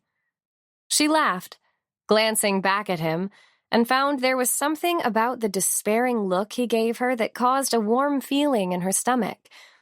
It was because, as his eyes creased at the side, she realized it wasn't only despair in his gaze, but also perhaps a small flicker of endearment. At that moment, however, his cell phone rang. "I didn't think there was any signal," he said, fumbling to get it out of his pocket. "Hello? What? Sorry, no, I can't hear you." He took the phone away from his ear and looked at the screen. "She's gone. No signal." "Who was it?" "Willow." "You didn't hear what she wanted?" Wren asked. "No." Noah put the phone back in his pocket. "If it's urgent, she'll call Dad on the satellite phone." Chapter 12. The animals sensed it before they did. Before Noah saw Logan up ahead yank the reins of his horse to swing around and shout words that they couldn't hear. Before Hank's old horse Moby reared up and nearly toppled the old man out the saddle. Before the sky darkened and the rain stung and the thunder cracked, echoing off the mountain and bringing with it wind like Noah had never felt before. In a second, Wren's hat had gone. She cried out in jokey alarm as she tried to catch it. You ever had weather like this before? Noah was about to reply that it had never been this bad, but the wind suddenly pummeled harder through the trees, and the rain lashed in a gale-force frenzy. He saw splinters of wood and broken branches sweep past them, and as his hat went as well, he shouted, "Get down!" Up ahead, only the tone of Logan's voice carried in the wind. And then they saw it, twisting dark and gray on the horizon. A curl of destruction heading their way, frothy clouds at its base, a column of spiraling hot wind, black against the gray sky, lightning flashing in bright bursts. "Noah, it's heading this way!" Wren cried out. Noah could feel his heart hammering as he looked around, tried to take in the situation. This had never happened to him before. On one side of them were trees. On the other, the vast, undulating plains. "You need to take cover!" he shouted, pointing toward the pine forest away from the path of the spiraling wind. "Get in there and get down!" Up ahead, spooked, the herd had split. Logan and Hank tried to corral the frightened cattle out of the path of the tornado and into the trees. The cows around Noah scattered in panic as debris flung through the air, branches torn from trees nearly knocking him off balance. "Get over there!" Noah shouted at Wren as he kicked Blue into action, trying to round up the skittish cattle, ushering them together, urging them out of the swirling black path up ahead. But Wren didn't go. She stayed and went to round up the strays that were frantic in the mist and the rain and the lightning. "Leave them!" he shouted again, but his voice was lost in the wind, and then he couldn't see her. The driving wind and the rain too strong. What was she doing? "Leave it to me!" he yelled. Branches tumbling and twisting through the air, one hitting hard against his shoulder, almost unsaddling him. He couldn't see his dad or Logan, but presumed they'd head to the trees. The wind tugged at the skin on his face, ripped at his jacket. Then she came into view. "If you're doing it, I'm doing it!" she shouted back, urging the frightened cattle away from the path of the most violent wind. All Noah could see was the black destruction on the horizon, whipping up the landscape, the sky darkening with every second, the rain getting heavier and blurring his vision. But not enough that he didn't catch Wren double back when the darn pain-in-the-ass little cow that had been causing trouble since they started bolted off in the opposite direction. "Leave her!" he roared, furious. "Get to shelter!" But Wren was gone. He wiped his face with his hands and went after her, looking around for a flash of a red coat, but seeing only wind-tumbled mist and rain, the impossibly muddy ground slipping beneath them. He couldn't see Wren anywhere. He shouted her name, saw a huddle of stray cattle, and, galloping over, ushered them together into the relative safety of the trees. But still, no sight of her. Through the mist, he could see the black, twisting force looming on the horizon. Saw, with a flicker of hope, it veering away from them. "Go," he muttered, skin stinging as he watched it snaking its path over the plain. "Please." Then, whipping his head around, he hollered, "Wren! Where are you?" He could feel his heart thumping at the idea of her injured. She was his responsibility. Why the heck hadn't she listened? He was furious with her. Stupid, stubborn woman. Twigs, debris, branches hurtling in the wind, catching his face, slicing into his cheek. He thought of her knocked off balance, lying in the mud just to save that dumbass cow. Heading back out into the wind, Noah shouted for her again and again. The rain blocked his vision, the wind stung his eyes. Blue pushed stoically on. Noah squinted for a glimpse of the bright red rain slicker. He rode back the way he'd come, the wind stronger and stronger. Nothing. He pulled Blue around, shielding his eyes as he scoured the area. He should never have let her come. What was he thinking? The wind got stronger, the visibility worse, his clothes pulling against his sides, Blue staggering under the force. A huge branch tumbled through the air, just missing his head. "Wren!" he shouted again, voice hoarse. The erratic swirl of the twister dragging across the landscape. "Move away, damn it," he muttered again, riding into the battering wind, searching. He felt the same engulfing powerlessness he had in the midst of silver sky, when it felt like his life had been snatched out of his control. When he woke up and didn't know which country he was in, on a tour that he didn't know what day it was, when they worked 20 hours a day, 6 or 7 days a week, tiredness cracking his mind, with nothing tangible to show for it except money that he didn't want and couldn't spend even if he did. When he was out in the middle of the night looking for his younger brother Ethan, after getting a mumbled phone call and dragging him out of a dumpster, face battered, looking as vulnerable as he did when he was a little kid and slurring, "Don't tell anyone." Or Brody inviting half the audience back to their hotel room when all Noah wanted to do was go to bed and sleep for 100 years. But there were all these girls, and the music was loud, and the lights were dark, and everyone seemed to want to touch him, hands grasping, and he couldn't get away. He heard the crack of a pine tree as a branch crashed to the ground with a shudder across the earth. Blue reared back at the impact. "Wren!" Noah hollered again, rain lashing at his face, hands raw from the reins. Then he saw it. The bright red jacket like a beacon. Wren with her head down, pushing with all her will and determination against the wind, and that pain in the backside cow lassoed alongside her. And Star, ears pressed back, eyes wild, struggling against the force of the gale. With a mix of red-hot fury and relief, Noah raced over, snatched the rope off Wren and dragged the little cow toward the trees with one hand, using Blue to urge Star forward. "What were you thinking?" he shouted. "You are the most—" But the wind made it impossible to speak.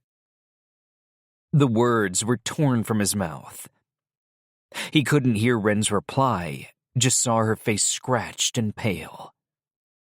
Saying anything seemed suddenly futile, the twister bearing a path in their wake, so Noah pressed his free hand against her back, and together they battled against the force of the wind toward the precarious shelter of the forest. Branches flying, wind pummeling like fists, until finally they were in the trees. Noah jumped off Blue, hauling Wren down before she had a chance to do it herself, letting go of the lasso so the little brown cow bolted off to its sheltering herd. "Of all the stupid things," he started. Wren swept her hair from her face, holding it back with her hand. "I had to rescue Mildred," she shouted.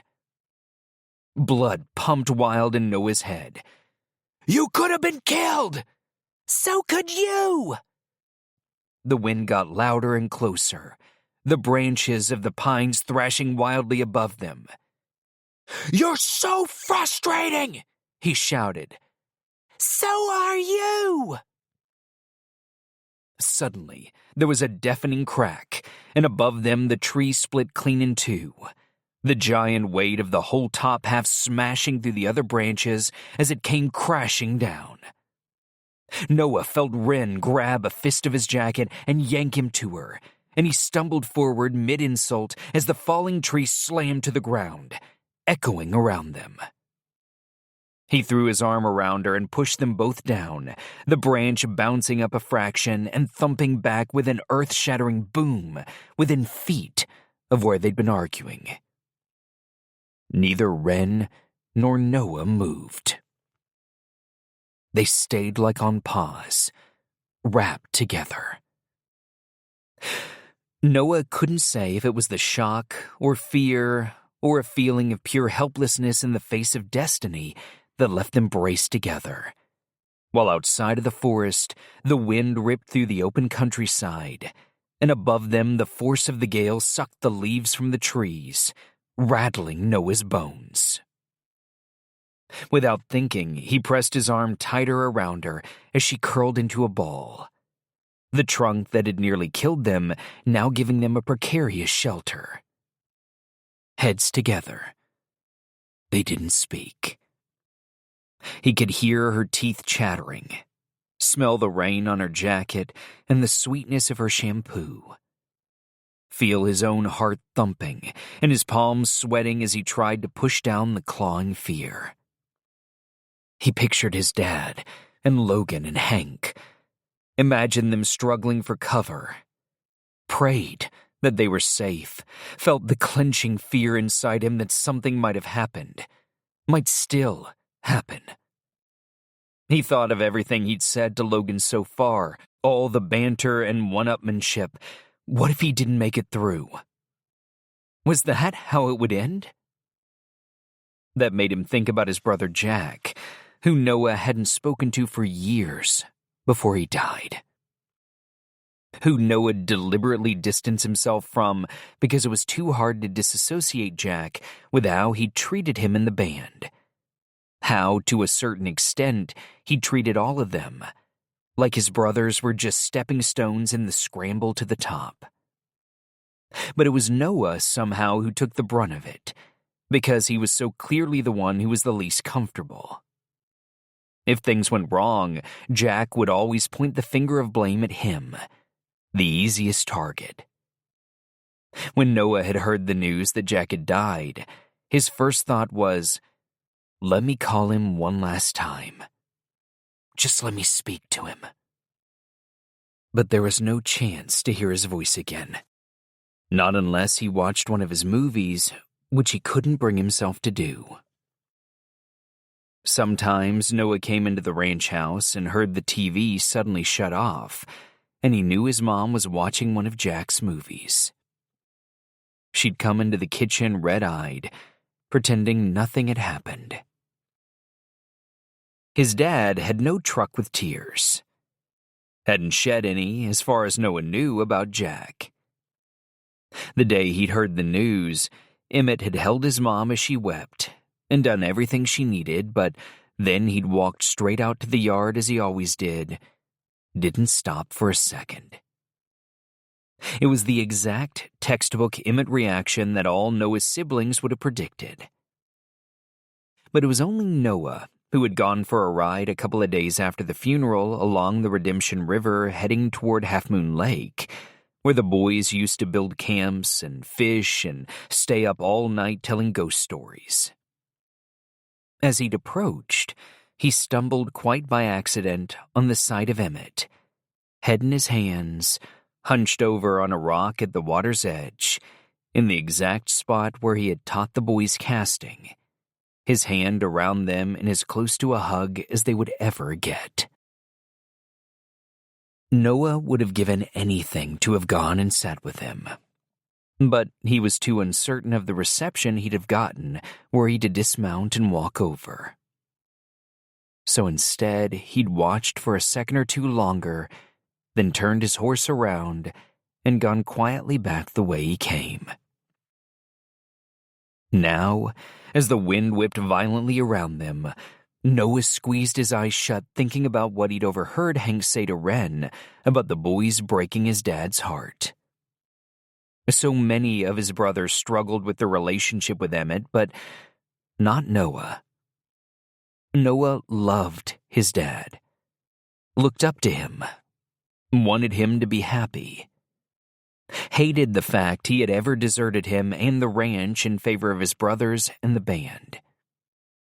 Wished in retrospect that he had realized what he had, what he loved, and never left. Noah didn't want to think of the destruction if the tornado hit the forest. He thought of his family at home, his mom and Willow frantic. And Loriana would be fretting about Hank. And Bella.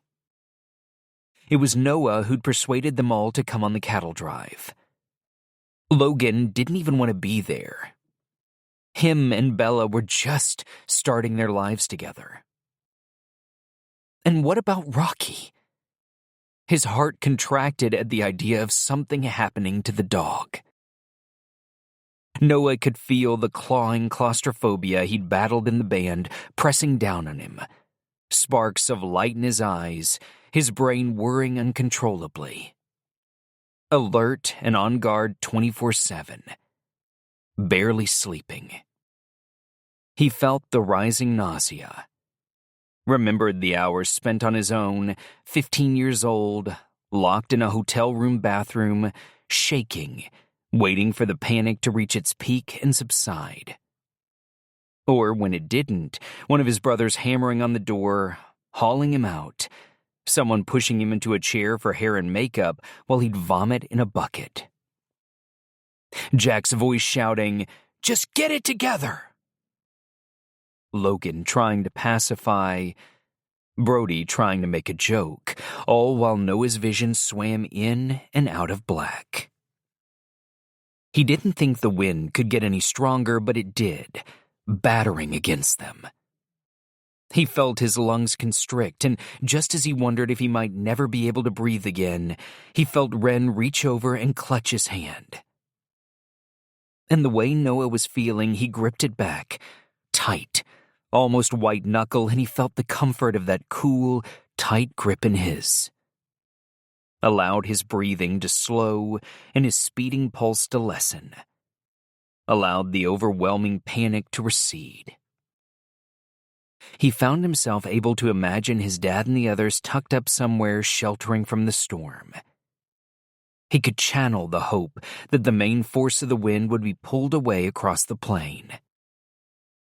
The simple contact of Wren's palm against his gave him pause, created a bridge between them that somehow lessened the fear, and he found himself focusing his every thought on the sensation of that touch, the tightness of it, the press of her fingers, the softness of the back of her hand, and in contrast to how small and fragile she looked from the outside, the solid strength of her grip. Under normal circumstances, he would have been the first to pull away. But in that moment, he simply couldn't let go. Chapter 13. Noah didn't know how long they stayed there, a rain-soaked, wind-lashed huddle. But when he felt the force of the wind lessening, he looked at their joined hands and found himself more than a little unnerved, ashamed even by the necessity of it. He let go of her hand as subtly as he could and looked around. The wind still battering, but out of the forest he could just glimpse a thunderous gray horizon. The tornado had either lost its force and broken up, or had taken a course away across the plain. "Are you okay?" He had to shout above the noise of the wind. Beside him, Wren looked up, her hair wild and windswept, her face scratched, her raincoat torn and eyes dazed. She nodded. "You?" The wind shook the pine trees ominously above them. He could see the tears on her thick black lashes. "Yeah." They edged out into the open forest, standing up, their hair sweeping in front of their faces, clothes sodden and crumpled by the weather, the rain still driving down. Wren looked behind her at the horses and the cattle bunched together under the pines. Noah looked too and saw the little brown cow with the rope still around her neck. Shaking his head, he shouted, "I can't believe you went back for her!" Wren opened her mouth to protest, but Noah found himself cutting her off with a seriousness that overtook any of his previous anger. "Never risk your life like that again!" Wren's eyes widened in surprise at the tone. Noah himself was actually surprised by the urgency of it, and instead of objecting, he saw her face suddenly soften and her bottom lip tremble as she nodded. Then, before he knew it, tears were streaming down her face, her hands not quick enough to wipe them away, her cheeks blotching, her shoulders shaking. Noah was not good with tears.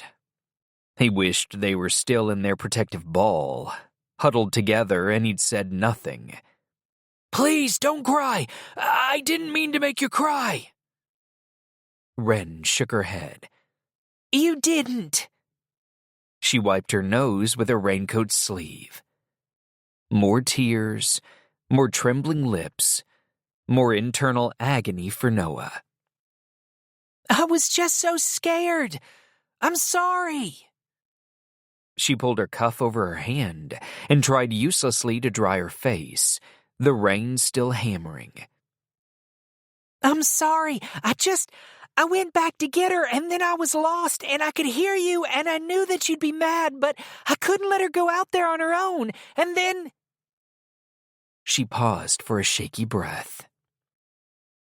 Noah dug around in his pocket for a tissue, but found only the granola bar wrapper.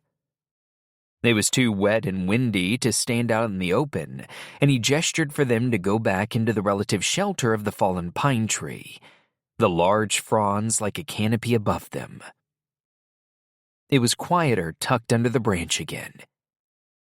She said, voice shaking, "When the tree fell, Noah, I thought we were going to die."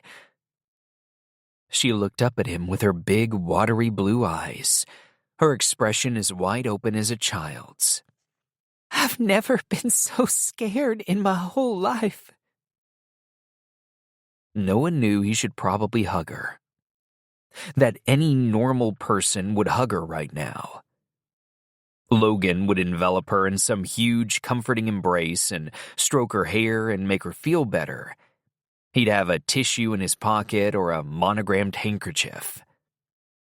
But Noah just had a scrunched-up granola bar wrapper and his own receding fear.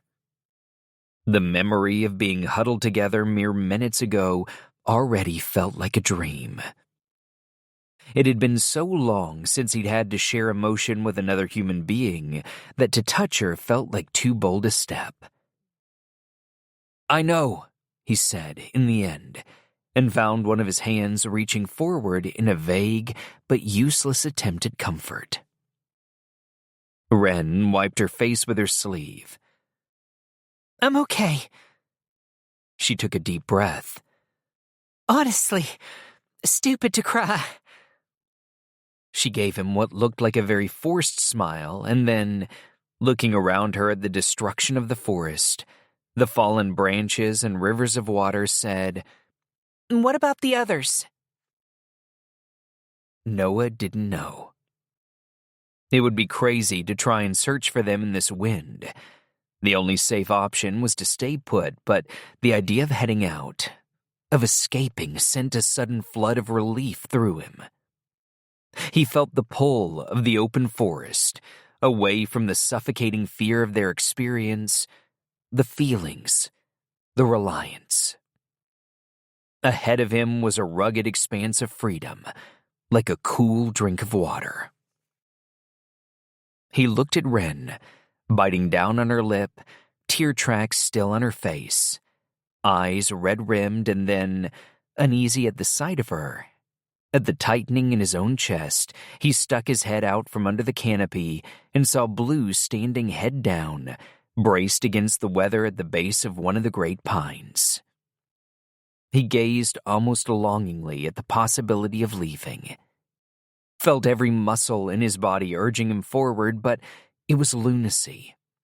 He couldn't do it to his horse or himself.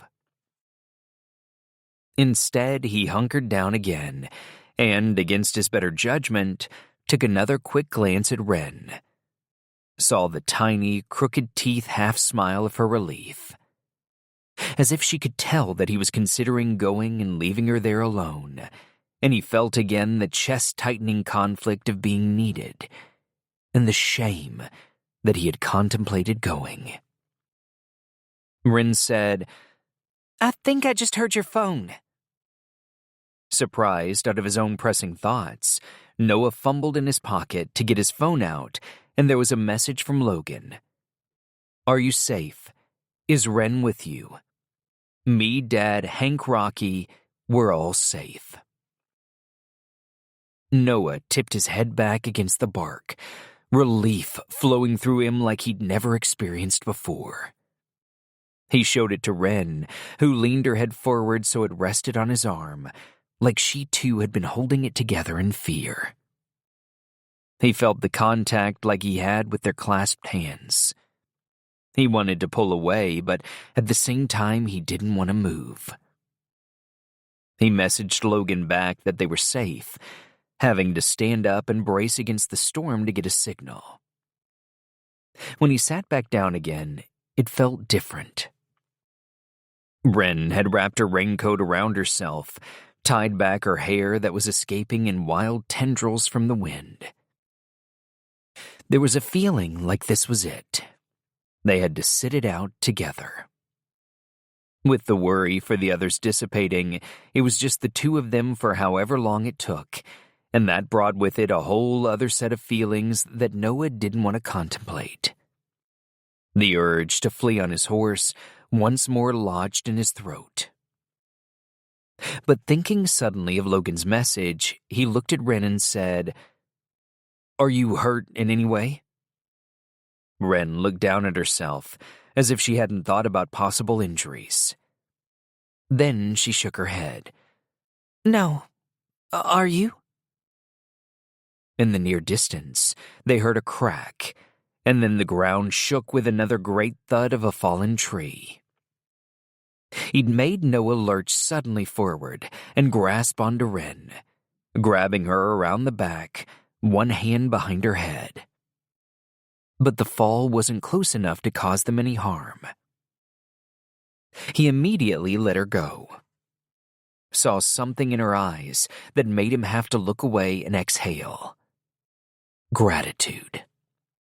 Same as when they'd been standing together facing down the rattlesnake. It reminded him of when they'd looked at the stars.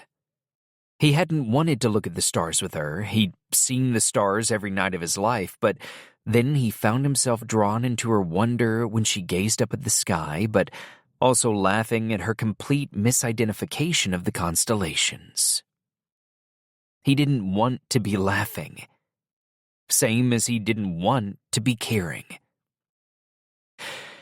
"This ever happened to you before?" she asked. "It's been bad before," he replied, "but never like this." As if on cue, the rain seemed to double in volume. "Last year it was bright sunshine," he added, still having to keep his voice raised above the noise. He saw her teeth chattering as she spoke. "Well, I burn really easily, so this is probably better for me." He laughed despite himself. "You always look on the bright side, huh?" he said, incredulous that she'd managed to find one in that instance. "Try to," Ren said. "Plenty of times life's going to be bad, and I'm not adding to them." He glanced at her, one brow raised, and said, "I think you can say this is bad." That made her laugh. Making her laugh gave him an unexpected rush of pleasure. Even if there was a slightly manic edge to it, like they were both high on their own panic. When a gust of wind bellowed with the force of an express train, Ren shifted around so she was tight next to him, back against the trunk, arms wrapped around her knees. "Okay, it's really bad," she shouted. As he felt her pressed against him, he felt the unaccustomed urge to lift his arm and wrap it around her, just for the closeness. Yes, it was bad. Chapter 14. Ren didn't want to be trapped sheltering under a tree with Noah in the storm, but at the same time, she couldn't in that moment think of someone she'd rather be trapped with. She didn't want to need him, and yet, every time the wind felt like it was going to crush the sky on top of them or smash the whole forest down, she had never been more grateful for the solid strength of him. When he'd countered her positive thinking with, "This is bad," it reminded her of arriving on the Texas ranch for the first time when she was 7 years old. The stomach-clenching terror of being new and alone still haunted her dreams even now. Lying in her bunk bed that first night, exhausted and filled with an all-consuming foreboding that she would be trapped in that place for the rest of her life, body trembling uncontrollably, a sudden scrap of hope came when the covers on her bed lifted and the girl in the bunk above hers, Leanne, climbed into bed with her, freezing feet squished next to hers, and said with a knowing smile, "It might seem bad, but there are some good bits, I promise." Then told her all about what it was like as Ren listened, no less terrified, but no longer alone. It was the same when she had reached for Noah's hand, the bellowing wind all around them, and felt him clasp hers back.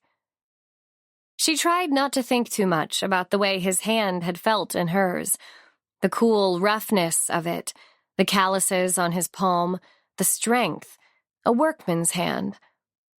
She'd had it so rarely before, a tether to hold tight to when times were tough, that each time she did, it found a place in the shelves of her mind to be secretly prized and treasured.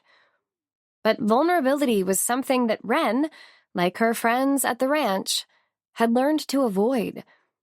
Leanne, the oldest of their gang, doled out infinite wisdom that the rest of them hung off. She'd boldly say things like, "Never cry, never care," even as she wiped the tears away herself. Right now, however, Ren felt very vulnerable. She couldn't stop her hands from shaking or her teeth chattering. She thought how safe she had felt when they had been wrapped together in the height of the storm. How time had slowed and sped up, and she had thought, "I wasn't brave enough to tell my mother who I was before I died." Another branch crashed to the ground, and she jumped. Outside of the canopy, she could hear the cattle lowing and the horses whinny in fear. "Are you scared?" she asked, feeling her heart thumping in her chest. A bit, he replied. She looked up at him, saw his mouth tip up as if that were an understatement. Me too, she said. We'll be okay, he said. You sure about that? No. That made her laugh, but then quickly suck in a gasp of air when something swept past, hitting the fallen branch with a loud bang and shaking their shelter. Noah said, You want to try one of your conversations? She was still trying to get her breath back and snorted with surprise. Okay. Okay, he replied. She turned to see his face. He looked like he was trying to look calmer for her benefit.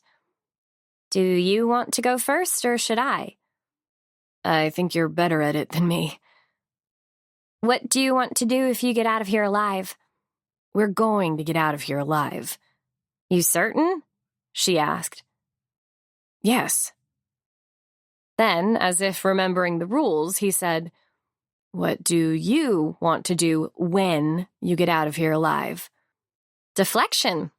I like what you did there. She smiled, body shivering with adrenaline, and though he looked down at the ground, she saw him smile. What she wanted to do was be brave enough to march right into the diner and say, Loriana, I need to talk to you.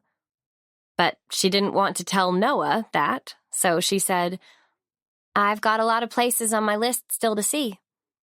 Oh yeah? Like where? Everywhere, she said, swiping her rain-soaked hair from her face. Name a place, and I want to go there. I bet you've been to loads of places. Water was trickling down underneath them from the mountain now, puddles forming in the previously dry earth. Too many, he replied.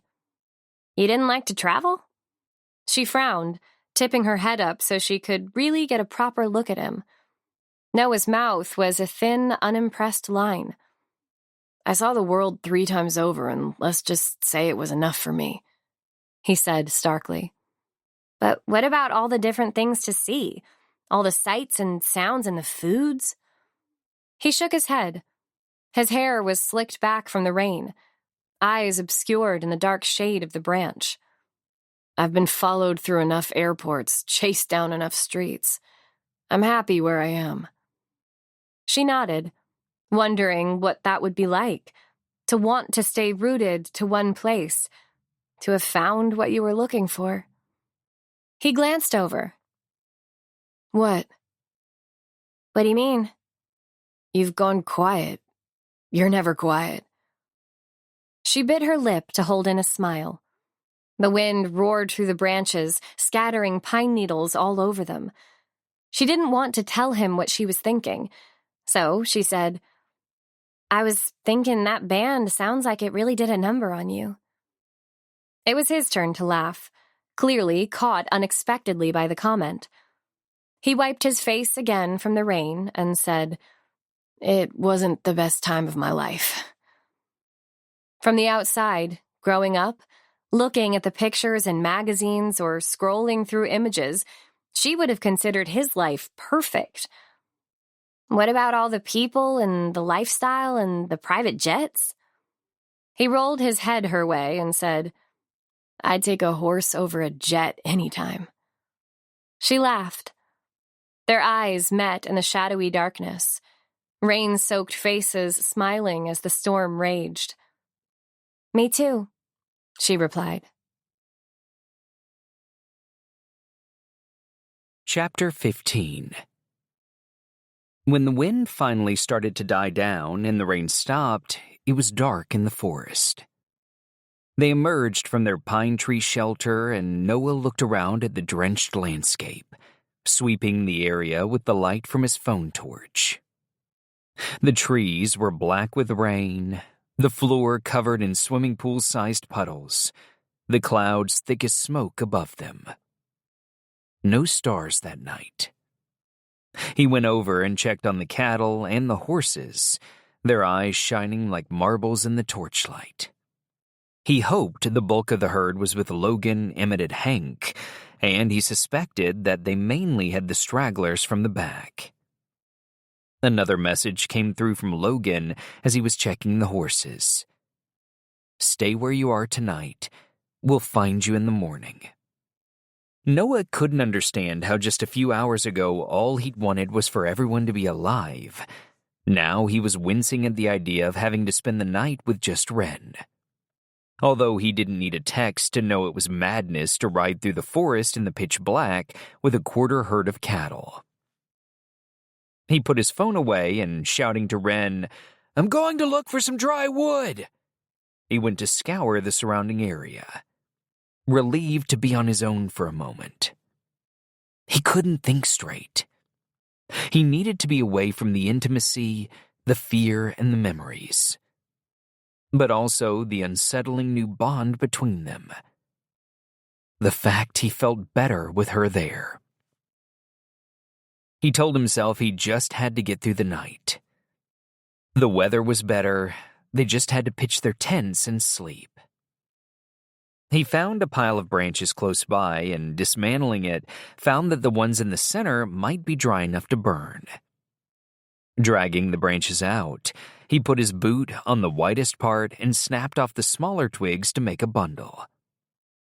It felt good to do something. More like himself.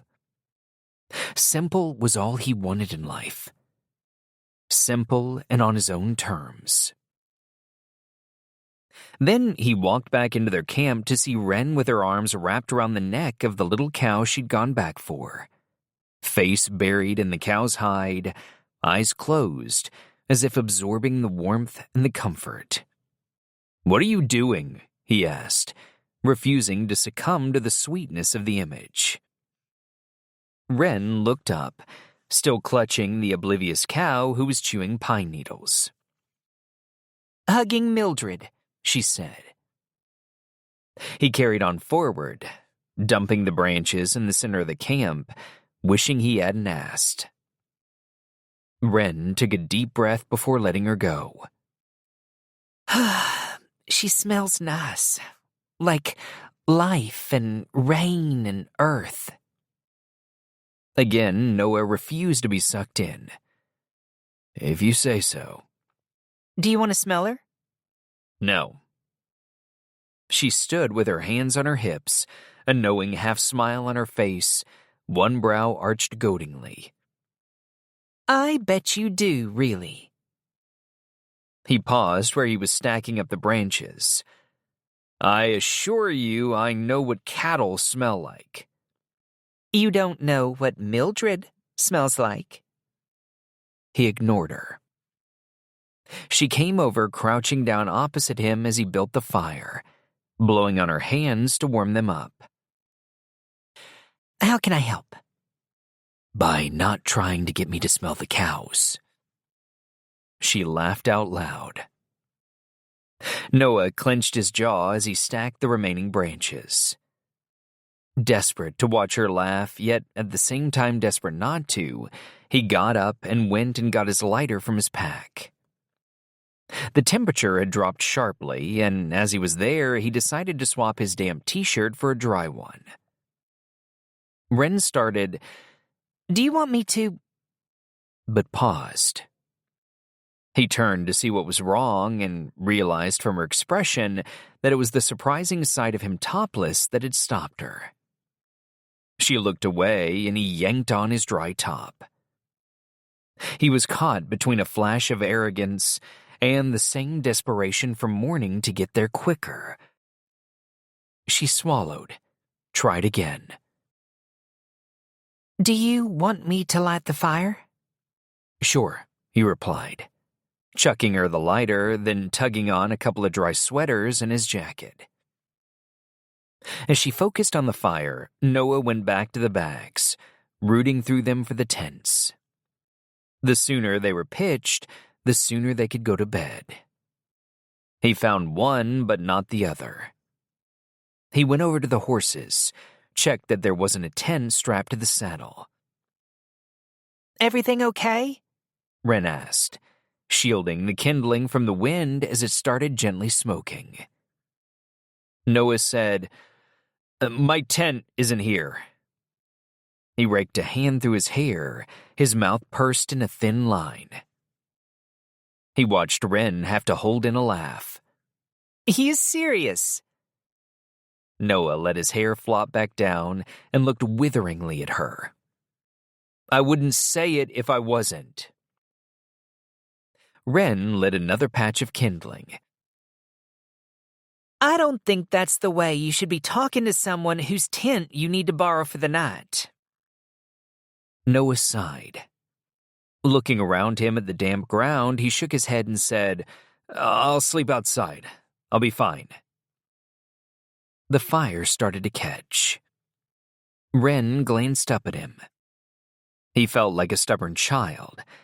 She looked like the teacher trying not to laugh.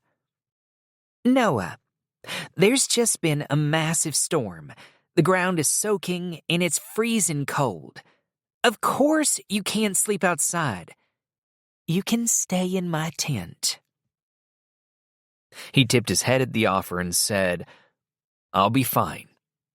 Thank you. There was no way they were sharing a tent.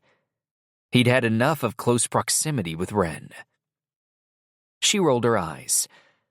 Fine, well, I'll sleep outside too.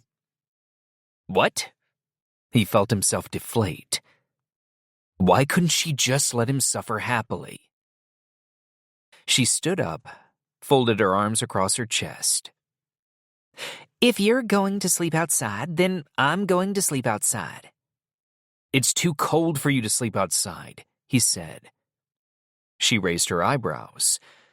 Well, then, it's too cold for you to sleep outside. His jaw jutted out in defiance. I'm used to it. Wren tipped her head. I've slept in a horse barn on Christmas Eve when there's frost on the ground outside. You have not. He made a face. You're making that up. Her hands on her hips, brows raised, she said, Am I? He swallowed, suddenly less certain. It doesn't get that cold in Texas at Christmas. Wren laughed. Wanna bet? He licked his lips, folded his arms across his chest. Have you really? She nodded. He nodded more slowly, bottom lip between his teeth. Okay. She shrugged like it wasn't a problem, and her mouth quirked up in a half smile. Would you like to sleep in my tent, Noah? There was a moment's pause. He knew he had no choice. He gave a small nod. I would appreciate that. Thank you. You're welcome, she replied, the smile stretching victoriously across her whole face. Chapter 16. Noah found a can of soup that he had forgotten he'd packed.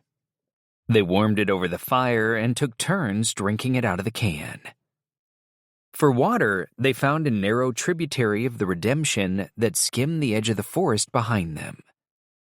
It had burst its banks, so they walked cautiously to the edge to fill the can and then boiled the water over the fire before pouring it into their canteens.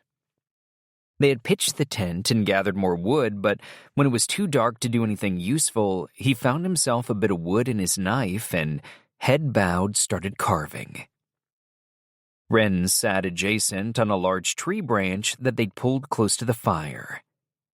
He tried not to look at her.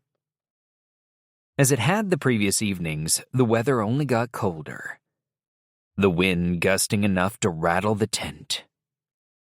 Into the silence, Wren said, You want a drink? Noah frowned at the suggestion. What kind of drink? He looked up from his whittling. It's like a pine needle tea, she offered by way of explanation. Is it nice? No, she said flatly. But it's warm. Noah was surprised that she could make him laugh so easily. He wasn't against laughter as such, just not in a way that veered off from the way he might usually laugh, at something one of his brothers said, mocking one of Brody's ridiculous stories or winding Logan up, or a joke in the bar, or a crack made by one of the ranch hands. Familiar, dry, deadpan laughter. Not something that actually made his whole body smile. It threw him off balance. And he certainly didn't need disgusting tea in his life, but when she stood up, she looked so eagerly positive about the idea that he said, "Sure, I'll have some." Great. You boil some water. And she went over to the fallen pine to start stripping the needles. Noah put the wood he was carving down, resignedly folding the knife shut against his thigh and tucking it into his pocket. We used to drink this quite a lot when we were kids. You can't make it out of yew or Christmas trees because that's poisonous. My friend Mean Billy had to go to the hospital when we made it out of yew. Mean Billy? Noah raised a brow. Yeah, he was mean when he arrived, but he got better. He's a lawyer now, makes big money, but we still call him Mean Billy. Makes me laugh when it comes up on my phone. Noah shook his head, going to scoop more water into the soup can before putting it on the makeshift grill they'd made out of soaking wet wood over the fire. There was something about the ease with which she spoke that made talking seem easier, less of a giant weight thrown into the air. He realized then why even his monosyllabic dad had chatted along with her the other night. She came over with her hands full of pine needles. You have to crush them up. She knelt down and, spreading her rain slicker on the ground, bashed the needles with a fat stick of wood. Then she lifted a couple of handfuls, squeezed them tight, and dropped them into the water. Like I said, it's not that nice, especially as we don't have any honey. Noah watched her diligently making the tea. The problem was, while he wanted to say something, he didn't know what to say. He had got so used to not talking, to keeping himself closed off. Words, he had come to understand, could be weaponized. He'd seen things he'd said in the past twisted, then quoted as the truth. Rewordings that challenged his fidelity or stoked animosity with his brothers. He'd read hurtful comments supposedly from his friends back home that they would always deny but left him uncertain who he could trust. Their manager Dexter leaked information all the time for the good of album sales, so Noah found himself saying nothing. Had spent years just watching silently, voiceless. It was a hard habit to break. His hands itched to go back to his whittling, to ignore the impulse to speak, to let her get on with the tea, but that suddenly felt like a failing on his part, and Noah hated to fail. If there was one thing about him that he knew for a fact, it was that shown a problem, he conquered it. In the band, he could play any instrument asked of him simply because he saw it as a challenge to overcome. He learned to swim by just hurling himself in the river as a boy. On the ranch, he broke the toughest, stubbornest horses. He branded the meanest bulls. He fixed the roof when everyone else thought it was too high or too dangerous. And he always won at Monopoly. He did what had to be done because he refused to be beaten by anything. But this wasn't Monopoly, and it wasn't the barn roof. It was small talk, and with that, he was out of his comfort zone. As the water started to slowly simmer, all Noah could think was, what would Logan do in this situation? You got a stick to stir it with? She asked. Noah handed her the branch he'd been carving, stripped of its bark. "Ooh, fancy," she said, twirling it around like she'd been given something special. Noah half smiled but couldn't concentrate. He was too busy thinking how Logan would take control and make easy, effortless chat as he always did. Or Brody would drop some shockingly inappropriate compliment that would have her putty in his hands. Noah took his penknife back out and picked up another small branch. Instead of going over to the fallen trunk on the other side of the fire, when Wren sat down, she sat next to him. "I would sit over there," she said, pointing to her previous seat. "But it's all cold and there's darkness behind." She waved a hand in the direction of the open, fathomless forest. "And I don't really like the dark that much." She looked at him, pale eyes hopeful. "That okay?" "Fine," he said. Although he would much prefer it if she was over there, and he couldn't smell the crushed pine from her hands or the cool plastic of her jacket. He started curling slivers of wood from the new branch, while Wren stirred the tea and watched the fire, seeming to stare mesmerized at the flames as they crackled and danced in the remaining breeze. "This is the best bit," she said. "That time before it's ready to drink, when you're just waiting, nothing to do. The anticipation's always much better than the real thing." This was not wisecracks at the bar. This was not mocking Brody. This was a small tightening of his muscles because she had pinpointed his exact favorite time. "I guess so." She turned her head and smiled at him, her wide, toothy, friendly grin easy as anything. "Especially where pine needle tea is concerned." There was a silence where they both looked at the fire. Noah glanced briefly across at her profile, scratched and dirty from the storm, but relaxed with calm concentration. He breathed in through his nose. "Say something." Too much time passed.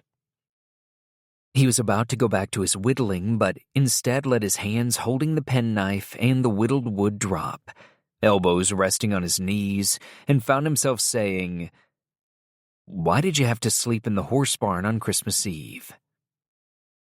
Without turning from the fire, she smiled and said, "Noah, are you starting a conversation with me?" He sighed, caught out. But while he momentarily felt embarrassed by having it called out, he realized it made it all seem lighter, less important. Smiling self-deprecatingly this time, he said, "I am. But I do actually want to know why you were out in the cold at Christmas." And he realized he meant it.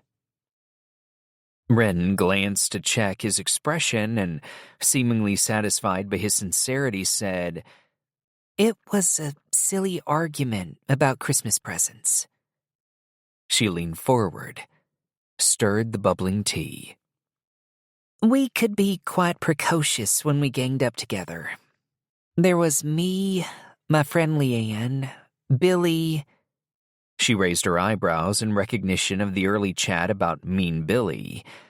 "And a couple of the other smaller ones on one side of the table against Mrs. Watson, who ran the ranch and looked after us, or supposedly looked after us, on the other side of the table. Thinking back, I mean, we were our own worst enemy most of the time." She shook her head as she looked at Noah with a despairing smile. "What was wrong with the Christmas presents?" he asked. She paused, bit her lip, like she'd inadvertently gone somewhere she hadn't intended to with the conversation. There was nothing wrong with them, she said with a resigned, slightly ashamed tilt of her mouth. We just never really got any. Noah frowned. None? Not really. Not like we saw other kids get at school, and we couldn't understand why Father Christmas missed us out.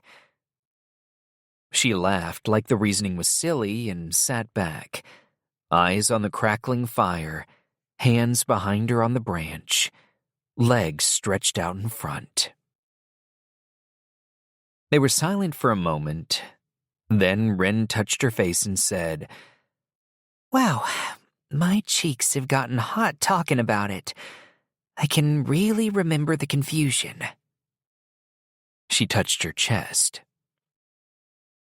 I can feel it here, you know? The memory. Noah wasn't quite sure what to say. He guessed just from what he knew of her that she didn't want his sympathy. What was it like? He asked. Living there. It was okay, she replied simply. Could have been worse. She blew out a breath that clouded white in front of her. I'm not very good at living by other people's rules, at not having any options. All the time I was there, it felt like I was in one of those cartoons. You know, when they're running really, really fast but going nowhere because someone's got their hand pressed against your forehead? Yeah, Noah replied. You ever felt like that? She asked, blonde hair slipping over her eyes. He considered the notion of being trapped by something, living with near constant frustration and fury. And he found that in lieu of pity, the best he could offer was understanding. I felt like that the whole time I was in the band. She looked at him for a second, then smiled, knowing the admittance didn't come naturally. Then she turned back to the pine needle tea, gave it a stir and said, We actually had quite a nice time in the horse barn. Leanne swore she heard reindeer hooves on the roof. Noah closed his eyes in despair. She bashed him on the leg. It's true! He laughed, too aware of the touch to refute it. Chapter 17. Sometimes when Noah laughed, it was just a mouth-closed, eyes-crinkling little movement of his shoulders kind of laugh. Nothing special. But it was those times that made Wren's stomach clench, made her have to turn away so she didn't look too long or allow the feeling to take hold. Not concentrating, she chucked one of the wetter branches onto the flames. Those are the ones we were trying to avoid, he warned as the fire started to smoke. Sorry. He made a face. You don't have to apologize. I wasn't being serious. Sorry, she said again, embarrassed that she'd absent-mindedly misunderstood. Not sorry. Sorry. Oh, heck. He raised a brow in confusion, and she shook her head and said, Where were we? Christmas. I think the tea's ready. She used a wet cloth to take the pine needle tea off the fire, then put the can on the floor and refolded the cloth so she could pick it up properly and pour it into the caps of their water bottles, which they were using as tiny cups. I imagine you have some nice Christmases in that house, don't you? She said, as she concentrated on not spilling anything. I'm a terrible pourer. How can you be a terrible pourer? As if on cue, a clump of pine needles slipped from the base of the pot, making the tea overspill into a puddle on the floor. Noah said, I see. Wren kept concentrating, her tongue, without realizing it, between her teeth, trying not to look at Noah and get distracted. Your mom looks like she knows how to make Christmas good. Noah seemed to be watching with interest as she stopped pouring a fraction too late and more tea slopped over the edge of the lid. "We did have some really great Christmases growing up," he said. "Darn, you really can't pour, can you?" "No," Wren laughed. The pot had started burning her hands, and she put it down. How could him simply casually noticing something about her make her skin shiver? Noah picked up his water bottle cap and took a tentative sniff. "Smells weirdly of lemons." Wren picked hers up and smelled it too. "Don't get your hopes up. It doesn't taste of lemons." Noah's mouth quirked as he blew on it, then took a sip. Wren watched as he swallowed, then winced. "Well?" she asked. "It is warm," he said, as if that was the best and only compliment he could come up with. She smiled knowingly as she sipped her own, the taste immediately taking her back to being with her friends, escaping into the woods in the night, building a fire, making tea, eating sweets that someone, usually Mean Billy, had stolen from the shop when they'd gone into town. Snatched moments of freedom. "I bet you have a big Christmas tree, don't you?" Noah looked up from his tea, almost guiltily, as he said, "To the ceiling." Wren put her hand to her heart at the idea. "Lights outside?" He nodded, said dryly, "Shaped like icicles." She laughed, while inside it was like tentacles tightening around her stomach as she wondered what it would be like to have all that family, all that love, all that responsibility and annoyance and duty and dependence. It felt like a gift bigger than she could fathom, like the pinnacle. Boy, I bet it's amazing. "It did used to be," he admitted, and she found herself too aware of every quirk of his features. He blew on his tea again, had another sip, and put the cap down on the ground, picking up his penknife and the wood carving again. They slipped into silence, just the sound of the wind and the shuffling of the animals. She watched his hands. He glanced up as if he could sense it. Their eyes met for a second, and when that happened, in the darkness of the forest, she suddenly found it difficult to breathe. She thought instead of something to say. She remembered what Hank had said about his dad and the boys leaving. Then she thought of the article she'd read about his brother Jack. "I was sorry about your brother, Jack. That must have been really hard," she ventured, because it felt like a tiny chink in his armor had opened earlier when he'd mentioned not enjoying the band, but immediately knew it was too intimate a question. "You been researching Silver Sky in that tent of yours?" he said, sweeping the penknife over the wood. Wren screwed up her face, caught out by the fact she suddenly had knowledge that she didn't have before. "Maybe," she admitted. He nodded. "Find anything else out?" She couldn't decipher his tone, whether he was annoyed or making conversation. From past experience, she figured it might be irritation. "Not really. The signal wasn't good enough." That made him look up, brow raised, and she thought the annoyance might have shifted to amusement at her honesty. "Saw a photo of you, though. You looked cute." She bashed his knee with hers. Noah looked at where their knees had touched. Then he sat up, flicking the penknife shut, and stretched his legs out in front of him, maybe so she couldn't touch him again, but on his lips was a vague hint of a smile, which gave her the confidence to say, "How did it all start?" He tucked the knife in his pocket. "We were always in a band together," he said. "The audition was because my mom was sick, in the hospital. Ethan had this idea it would cheer her up, give her something to take her mind off her treatment." "I bet she loved that."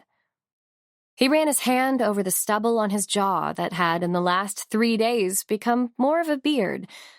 Then he rested his elbows on his knees, chin on knuckles, and looking sidelong at her, said, "Yeah, she did. But I'm guessing you didn't?" That made Noah laugh, as if it were an understatement. "I wanted to be here, doing this, but..." He shrugged. "No one else did." A log cracked on the fire and rolled out of the flames, spitting red embers of dust onto the ground. Noah got up and kicked it back onto the pyre, then sat back down again, watching, with his collar turned up, shaggy, too long hair fallen forward, elbows on his knees, and hands clasped in front of him as the flames leapt at the new kindling. Wren felt instinctively the precious rarity of these insights. So she, too, focused on the fire, feeling like if they both looked ahead at the bright, flickering shapes, it wouldn't break the spell. "Couldn't you have stayed behind?" His brow furrowed as he turned to look at her. "No, it didn't work like that." "How did it work?" "You ask a lot of questions." "I'm interested." She shrugged, inside grasping to get the moment back. "I guess you have what I always wanted. Big family, big house, Christmas lights shaped like icicles," she added to lighten the tone. He huffed a laugh. "You can buy the lights in town." "It's not the same." She sipped her tea because she actually felt a lump in her throat at the idea of buying her own Christmas lights and hanging them in her flat, and when she'd look at them thinking of Noah and his family gathered around their tree together exchanging presents. He bent down and picked up his tea and said, "I couldn't have stayed because they were my brothers, and we did everything together. We understood each other. I went where they went. We were a pack. Like with you and Mean Billy and people." It touched her that he'd remembered their names. "Yeah, I guess, but..." She bit her lip, trying to explain it. "With us, it was kind of the other way around. We were desperate to leave the pack, to have someone come along and pick us to take home with them, or a parent to get themselves together and be able to have their kid back. That was the dream." Noah lowered his gaze to the fire. She looked, too, at the flames dancing and jumping in the gusts of wind. It was funny to talk about her childhood, to put in words things she had always known but never properly considered. She'd never spoken like that to anyone. I guess, in my case, the pack was who was left behind. You know, when someone went off for a new life, we just closed ranks, quick as that. She clicked her fingers. We laughed about them when they were gone. You know, we were mean. Mean Billy. Noah swung his head her way, corner of his mouth tipped up. She smiled, feeling her cheeks stupidly redden at the small thread of honesty. Felt stripped bare, like she was the one now handing him something precious and hoped he would take care of it. But it was just envy. We were all wishing that we'd been whisked away by the people in the shiny BMW. Until 5 times out of 10 they came back, because either their parents had messed it up again, or the new people weren't quite the right fit. It was always about fit. Wren thought of all they'd had to do in order to impress. Be nicer, smile more, work harder, help more, talk less, don't ruin your clothes, don't eat so much, don't talk back, don't. You forget who you are because you're trying so hard to be someone else. Noah's eyes widened almost imperceptibly as she continued. Probably quite similar when you're famous, I bet. Everyone wanting a piece of you. He held her gaze then. Didn't look away as he normally did. Seemed to search her face, both wary and intrigued. Her breath shook on the inhale. "Yes," he said. "That's exactly it.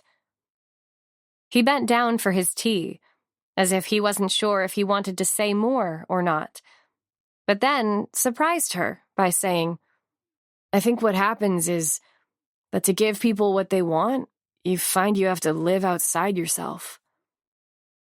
He turned to look at his tea, said more contemplatively, which is never good for the mind. Then, seemingly wanting to move the subject on, he took a sip and winced. This really is bad. The spell of the moment broke. Wren grinned. Don't drink it.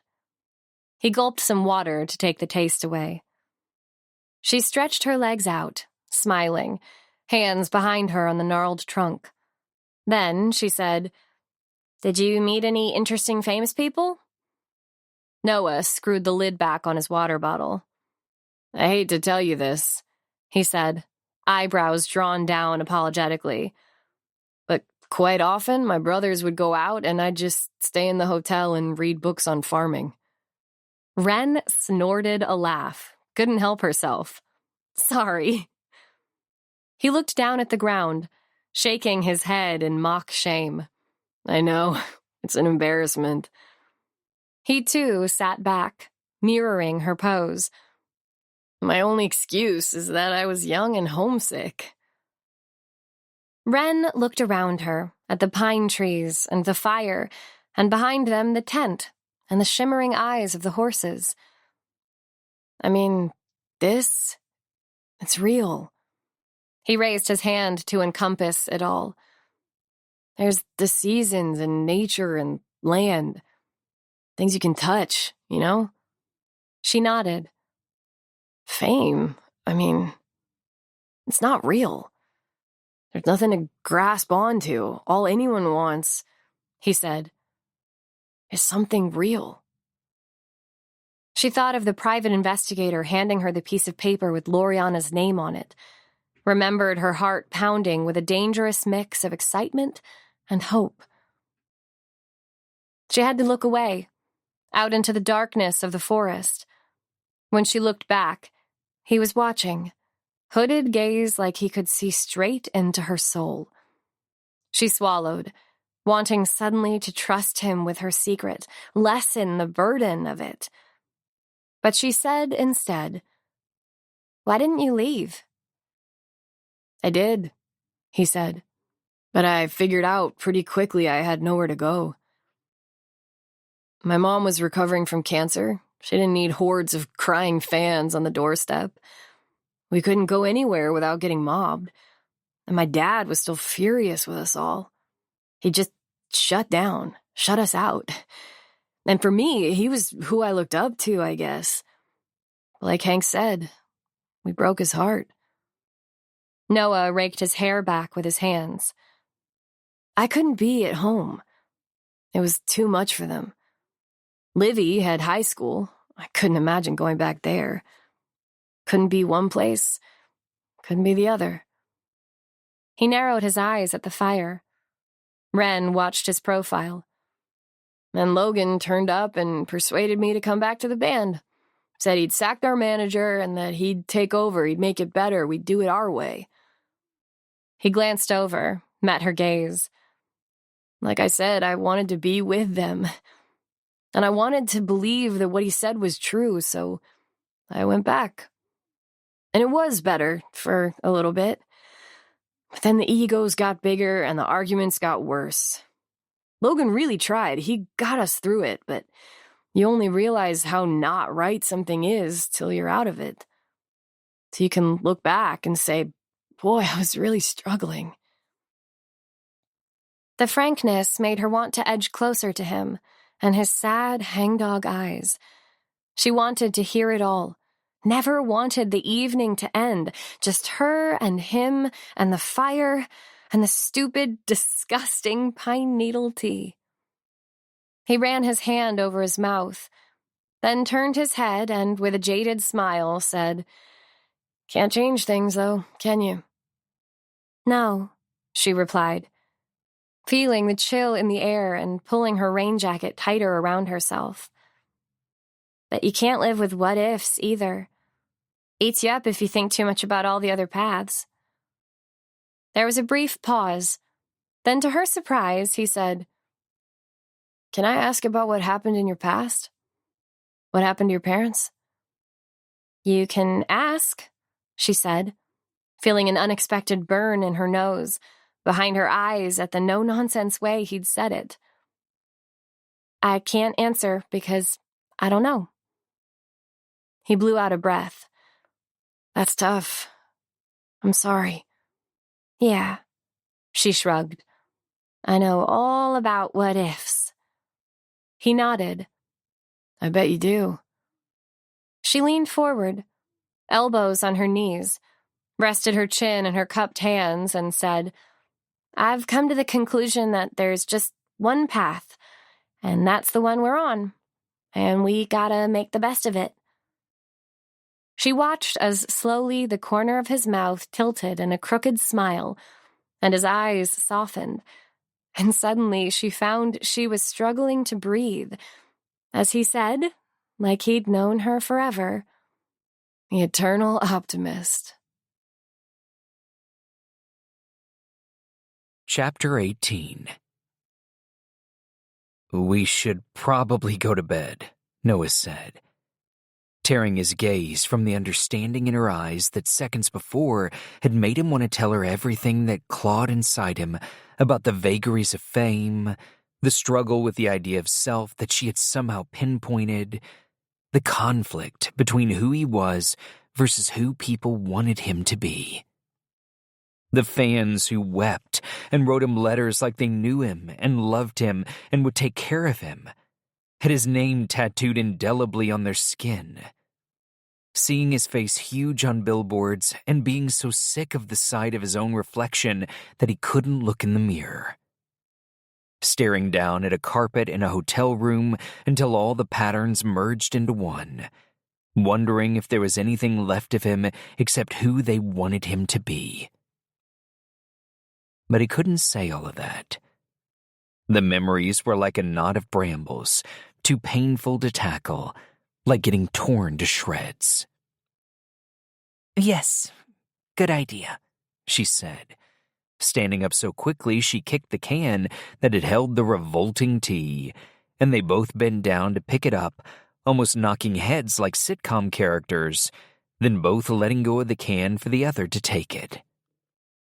She quickly scooped it up before he could. Noah backed away saying, "I'll go check on the horses." She nodded, her pale skin and hair glowing almost white in the firelight. With her eggplant camo fleece on and her red slicker undone so it hung loose around her, the blonde flyaway wisps of her hair, no makeup, she looked somehow prettier than when she turned up at the ranch. He spun on his heel and strode over to where the animals stood, glad to put some distance between them. All the talk of family, of being a pack, made him remember how close he and all his brothers had been as kids. Riding out when the sun went down, fishing in the lake, swimming when it got hot, racing to the middle and back. There was competition and hierarchy and bickering and fighting, but all of it came down to the tangible things in life. Climbing up in a saddle, branding the cattle, feeding the chickens, eating around the table, laughing and pushing each other on their way to school. It was all there, something to hold on to. But in the band, there was nothing. There was adoration and glory, and it changed them. In the past, if they had a problem, they could fight it out in the yard or race the horses or just disappear until the steam had dissipated and the hotheads became cool. But in the band, they were on top of each other, trapped in tour buses, hotels, dressing rooms, egos clashing. Sly asides became sudden, raging confrontations. Habits became irritations. As he checked the horse's tethers, Noah thought of the time he'd stood beside their manager's door and heard his brother Jack saying, "It's the girlfriend that's the problem. If Noah didn't have her, it'd be okay. He'd get into it."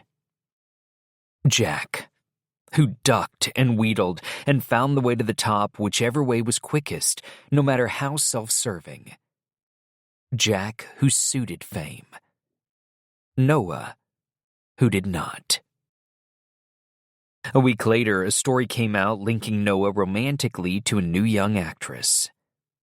He remembered pinning Jack to the wall in fury, and Logan dragging him off while Jack just grinned, hands raised in the air. "Sorry, dude." He'd have liked to have had one last chance to fight it out with his brother. Get it all out of his system. He found himself leaning his forehead against Blue's neck, eyes closed, breathing in the warm, familiar scent. Then, when he realized what he was doing, he drew back, feeling like Wren when he'd silently mocked her for hugging the wily little cow. He pushed his hair away from his face and blew out a breath. "Get yourself together, Noah," he admonished under his breath. Glancing over to where she was sorting things out with the tent and the bags, he saw her suddenly as a little girl wishing for a family, waiting as the shiny cars drove up. He screwed his eyes shut. Didn't want to think of her that way. Sweet and vulnerable. Imagined her big smile and her bigger eyes. He found he wanted her to have happiness. He'd never felt that before. He'd wanted people to be well or safe or in love, but never looked at a person and just felt they deserved to be happy. He shook his head, kicking a pile of dry brown pine needles at his feet as, hands thrust deep in his pockets, he walked slowly back over to the camp, determined to just crawl into that tent and go to sleep. Then, from where she knelt rummaging through the bags, he heard her say, "My sleeping bag is soaking wet." "What?" Wren stood up, bringing with her a sleeping bag, the pale blue material now navy from being saturated and dripping a puddle on the ground. "I think the weatherproofing on the bag must have perished." Noah closed his eyes for a moment. That was all he needed. It was Willow's sleeping bag, and he couldn't actually imagine when the last time she might have used it was. The night had got colder, so he said, "Don't worry, we'll just find everything that's dry and make a nest," she finished for him, biting down on a smile as soon as she said it, because she seemed to know him well enough now to sense his reaction to both the word and the situation. He had to stop himself from doing a despairing headshake. When they'd piled everything warm they owned into the tent, Wren came inside after him, her blonde hair catching in the zipper teeth of the entrance and coming loose from her ponytail. "This is so cozy." Noah wanted to just go to sleep. His head hurt. He didn't want to have to talk anymore. He wanted back the version of himself that happily lay in the freezing cold if he forgot his sleeping bag, or didn't eat if there was no food, and didn't drink forest forage tea if there was no hot beverage. To make it worse, the moment she'd gotten to the tent, he could already smell her shampoo, and he didn't want to have to contemplate lying close enough that he could see the freckles over her nose or her individual lashes as she slept. But the temperature was still dropping, and while earlier he'd claimed he could sleep outside, he knew it was madness. Wren shook out the downy gray sleeping bag and spread it out over both of them. "Voila!" Then she beamed her crooked teeth smile and said, "Good?" Noah sighed, giving in to her enthusiasm, and said, "Good." Wren then set about good-naturedly pulling on her hat and wrapping the scarf Loriana had lent her around her head, so she looked like an Egyptian mummy. Then, after much kerfuffle and flumping and readjusting where he could feel her leg as it accidentally kicked his, she finally lay still. But then he could sense to within an inch how close her body was. "You're shivering," he said. No, I'm okay. "Wren, I can hear your teeth chattering." I'll warm up. Noah closed his eyes, resigned. "You can, He paused, embarrassed. "You can lie closer if you want. To, share body heat." She glanced over her shoulder with a little smirk. "For survival," he clarified. For survival, she repeated in a mock-serious voice. "Fine, don't. It was just a suggestion." Noah pulled his jacket further up around his jaw. "I'm fine if you want to lie there shivering." I was just kidding, she laughed. Don't worry. You're a good-looking guy, Noah, but I don't find you so irresistible that I can't snuggle up to you if it stops us freezing to death. We're adults. Noah didn't feel like an adult. Torn between an unexpected flicker of pleasure that she'd called him a good-looking guy and wanting to be as far away from her and the feelings she conjured in him as possible. He lifted his arm, and she tucked herself in close against him. Layers of clothing separated them, but she fit so perfectly, and it felt so natural that he had to try and shut it out. But it was difficult, with his face mere inches from the soft silkiness of her hair, pale gold in the moonlight, and his hand tucked under her ribs so he could feel the rise and fall of her breath. He wondered if, like him, she lay there tormented by the closeness, eyes wide open. Then she said brightly in typical Wren fashion, Night, Noah. Sleep well.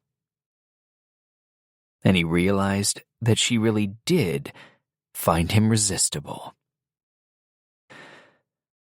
Night, Wren, he replied more resignedly, and burying his face into the collar of his coat, he lay staring at the nylon tent wall, trying to do what he always did, which was block out everything going on inside his head. Chapter 19. Noah, wake up. Noah, you're shouting. Noah! Wren had tried to rouse him softly, but now she shook him hard. He was shouting and thrashing about, and his face was damp with either sweat or tears. Noah! She shouted again, this time closer in his ear, at the same time as shoving him hard on the arm. Noah sat bolt upright with a gasp. What's going on, Livy?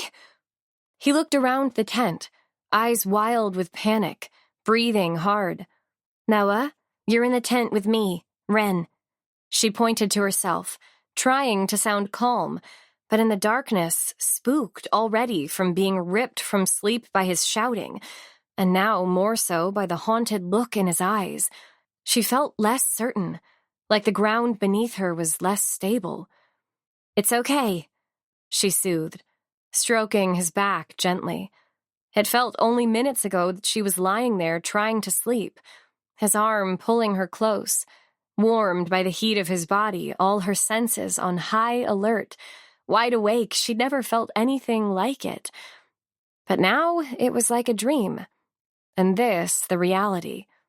It's all okay.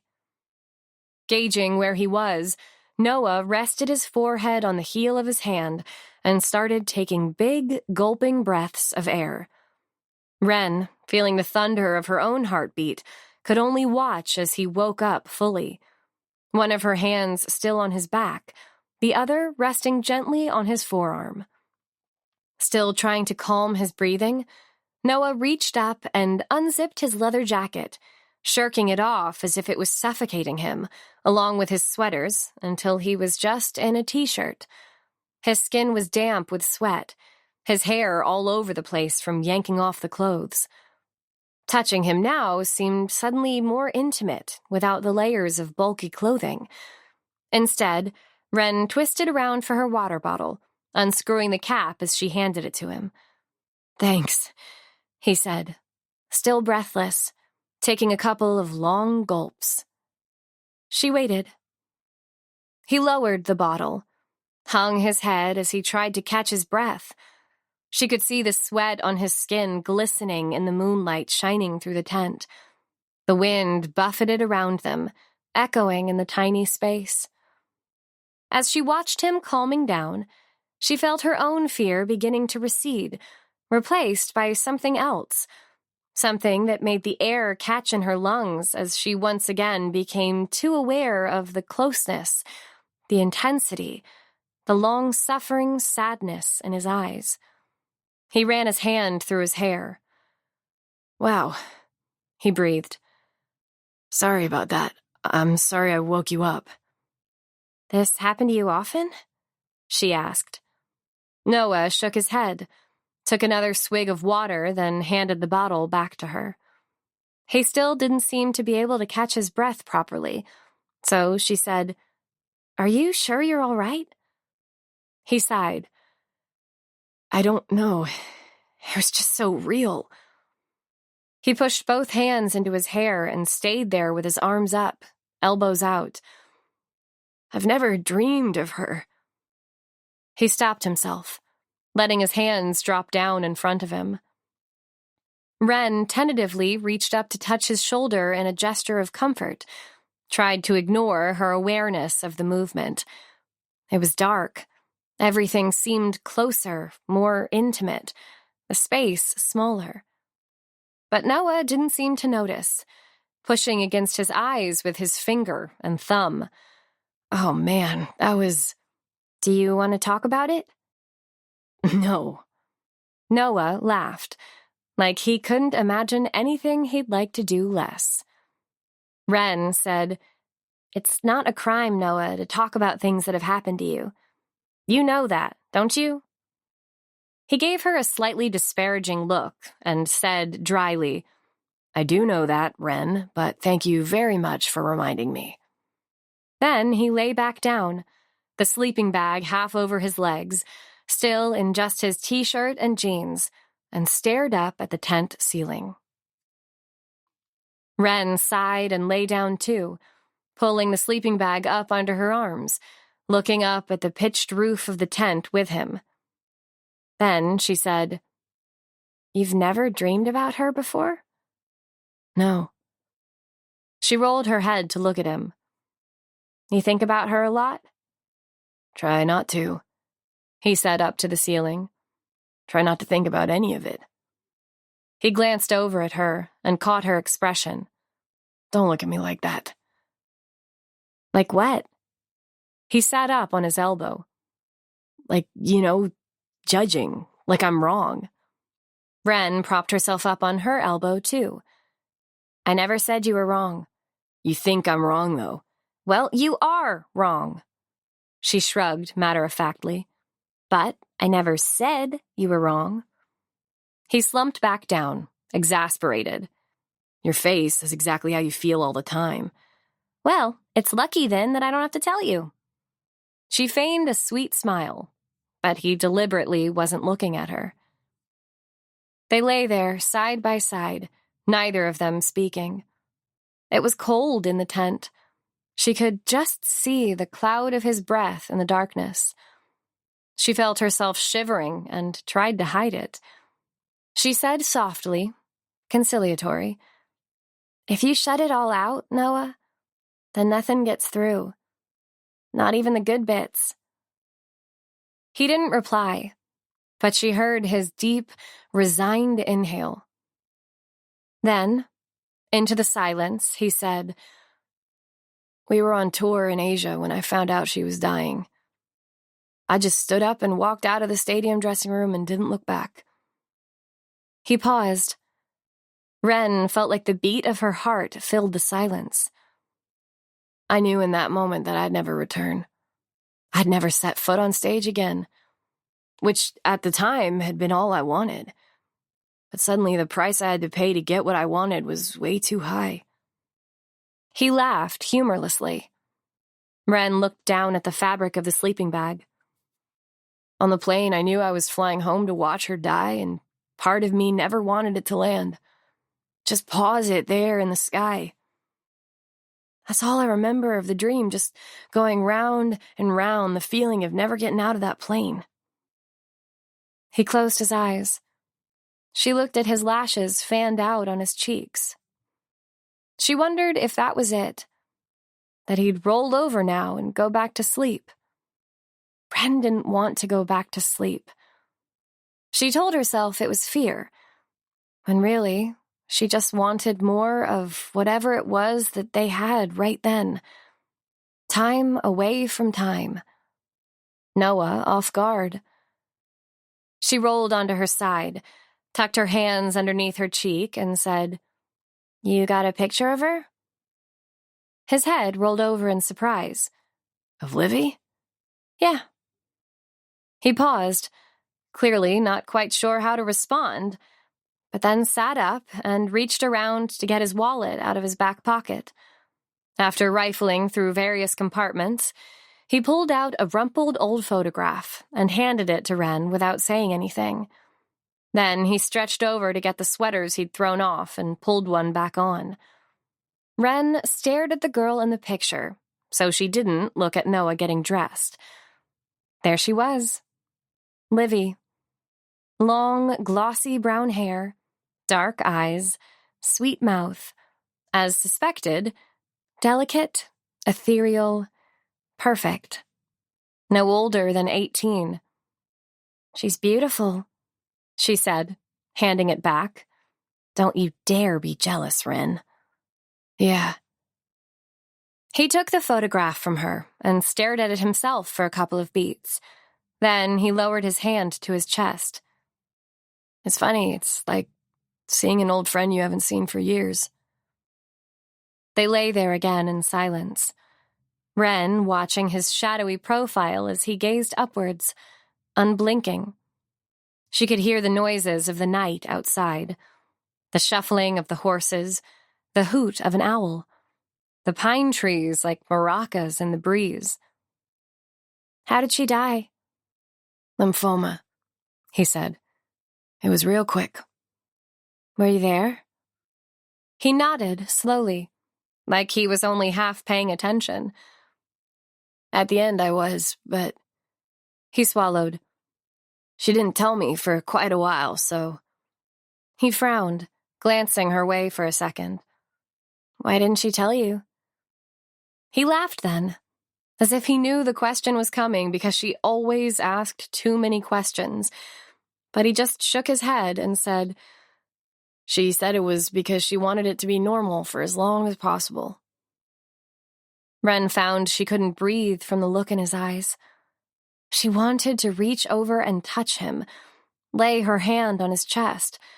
And despite not wanting to be that type of person, she couldn't deny the flicker of envy she felt, imagining what it must be like to be loved so totally by someone as unwavering as Noah Carter. "That's what I'd want," she said.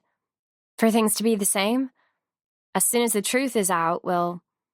She paused, thinking about her own situation, her own fear of telling her secret. "You can't put it away again, can you?"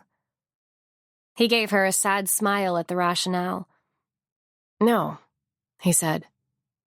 Then exhaled slowly, raising the old, battered photograph and looking at it again. "I just felt like I let her down not being there enough." It was all too close to the bone for Ren. The sense of loss burrowed under her skin, the helpless, unforgiving pain of love that both drove and terrified her. After a minute or two, he said, When it was all happening, when we were away on tour, you don't think something life-changing is going on without you. I was just where I was, thinking I had it bad. She smiled along with him in understanding, but the unfamiliar underlying desire to lean over and rest her head against his shoulder, close her eyes against his neck, hold him close, made her pull slightly away, and her body clench rigid. He swallowed, and she watched the movement of his throat. I guess I've always felt bad because I left her to go with the band, to go with my brothers. Ren glanced at the photo. Noah, you were just a kid. How were you to know something like that would happen? Outside, the wind blew raindrops from the leaves onto the nylon of the tent. He angled his head slightly as he studied the picture more intently. Yeah. Looking at this, he said, I can see how young we were. Easy to forget that. If you never talk about things, Noah, she said quietly, you never get to understand them and let them go. He glanced at her. Then he nodded with a raise of his chin. Thanks, he said, for listening. You're welcome. He slipped the photo back in his wallet, sitting up a touch to tuck it back into his pocket, and the movement suddenly made them closer. His head angled just above Ren's, the line of his face highlighted in the moonlight. His eyes, as they met hers, seemed to darken. His breath seemed to still. It felt like the tent suddenly pulsed with claustrophobic intensity. The air that had been cool with frosted breath suddenly suffocatingly hot.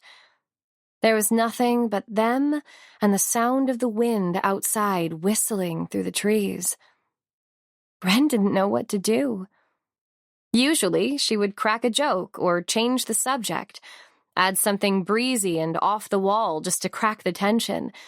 But she could think of nothing but the look in his eyes, and the nearness of his mouth, and the way the neck of his sweater had pulled out of shape, and she could see the dip of his throat and the tanned skin, and the mouth that didn't smile often, but when it did, made her buzz inside. And suddenly, she didn't care that she'd never kissed anyone. All she wanted was for Noah Carter to bend his head right then and give in to something that she realized had been bubbling between them since they'd locked hands sheltering from the storm. But something told her that he wouldn't take that liberty. And shouldn't, nor should she. They'd just been talking about, he'd been dreaming about, his poor girlfriend who died so tragically young. But still, all Ren could think about was the possibility of him kissing her, or not kissing her, but her wanting him, or just having thought about possibly wanting him to kiss her. The wind rattled the tent. Her cheeks started to burn. She was not experienced enough for this. And she found herself blurting into the tense, pulsing silence, I didn't come to Autumn Falls because I like the name. And that was enough to transform the atmosphere in the tent in an instant. Noah was suddenly propped up on his hand with a frown on his face. What do you mean? Ren felt the blush leave her cheeks and her panic recede. She swallowed and, sitting up, said with a resigned sigh, I hired a private detective to find out who my parents were. There it was, the big, round secret, which had been sitting like a chicken sits on eggs in the middle of her head. Her private little fantasy that she'd told no one. Noah blew out a breath in surprise. You're kidding. She tucked her hair behind her ear. No. He raised his brows, encouraging her to go on. And? Ren looked down at the diamond pattern stitched on the sleeping bag. He found out who my mom is. This was her precious jewel. Her secret. Hers and only hers. She didn't want to say, didn't want other opinions or thoughts sullying her jewel. It's Loriana. Diner Loriana? Noah said, as if there was another. Hank's Loriana? Wren nodded. Noah opened his mouth to say something, then didn't. Then said, Wow. Wren looked away, down at the sleeping bag, pleating the fabric with her fingers. She felt like she'd had something torn from her body and wanted immediately to snatch it back. But then, when she glanced up, she saw him watching her now with what could only be described as concern.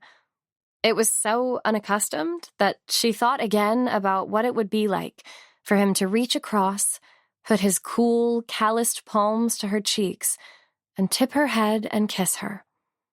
Or maybe just draw her into a hug where she could rest her forehead on the soft wool of his sweater and feel his arms tighten reassuringly around her. She could hear her foster friend Leanne in her head. Never cry, never care.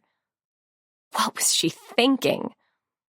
In front of her was a man who had seemingly denied every scrap of feeling for the last however long, who thought she talked too much and said things that weren't what he wanted to hear and laughed too often and got in the way and did what she shouldn't and said what she thought.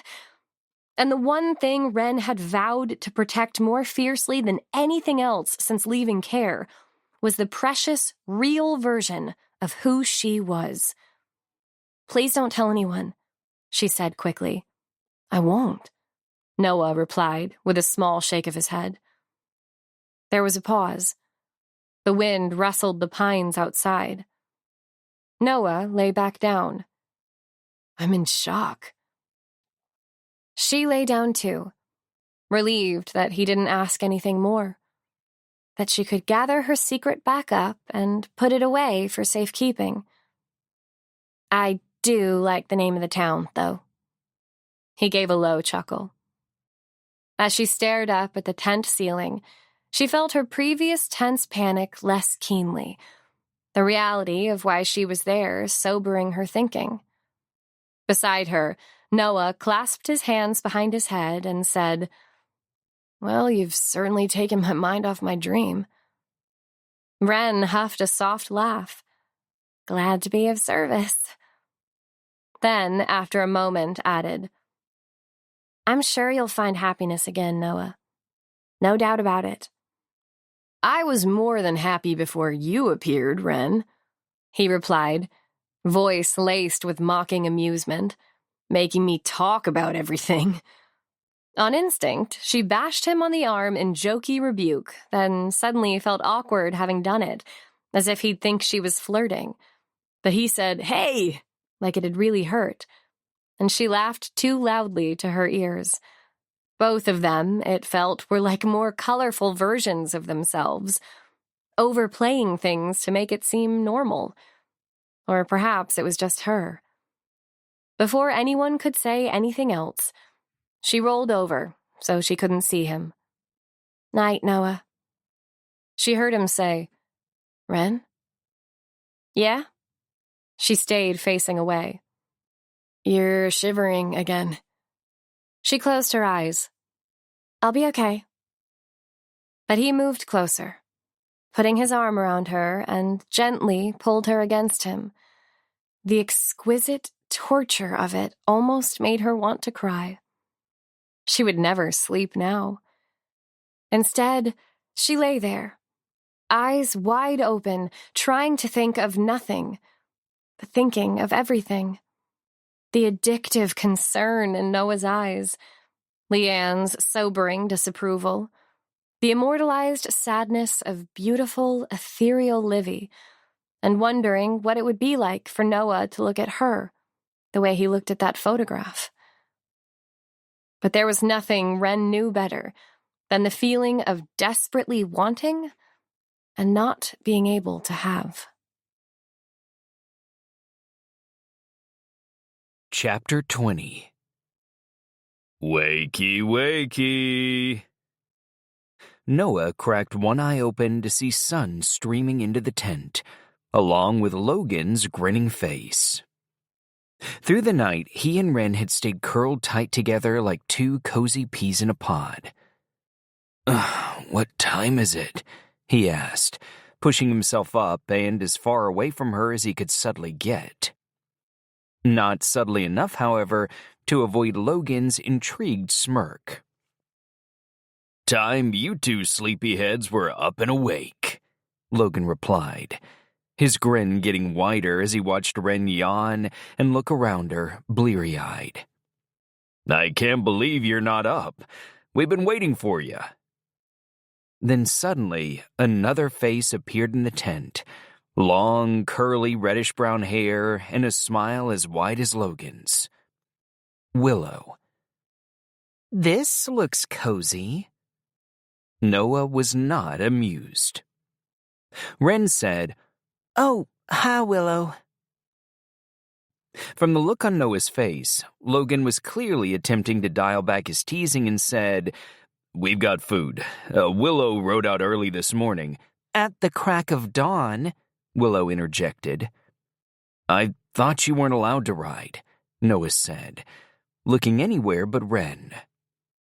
Hyper-aware of the night, the nightmare, the closeness, the screaming desire to lean in and kiss her, the undisguised longing in her eyes before she blurted out her secret reason for being in Autumn Falls. "This was an emergency," Willow replied. "Get dressed," Logan finished, "and I'll help you round up this lot." He gestured behind him at the cattle. Noah stood up. "We are dressed," he said, and pushed past his brother and sister, knowing he was being overly prickly but unable to help it, embarrassed and off guard, having been caught snuggled up with Wren. Running his hands through his hair, he said, "I don't know how we slept so long." Then, deliberately ignoring the suggestive look that passed between Logan and Willow, went to clean his teeth. Wren handled it all much better and, rolling up the sleeping bag, said, without a hint of self-consciousness, "It was probably the pine needle tea." Then she followed Noah to get some toothpaste. Willow said, "Great coat, Wren." Wren did a little twirl in her strawberry red slicker. "Thanks. I ripped it, though, in the storm." "That was some storm," Willow replied, tying up her hair as she spoke. "Mom was so worried with you all, but I figured you'd be okay," she added with a little wink. "You liar," Logan replied. "Bella said you were terrified." Willow made a face like that was an exaggeration. Wren said, "I was terrified. That tree nearly killed us." She pointed to where the giant pine had fallen the evening before. As they all oohed and awed, Noah concentrated on brushing his teeth, then washing his face with the water in his canteen.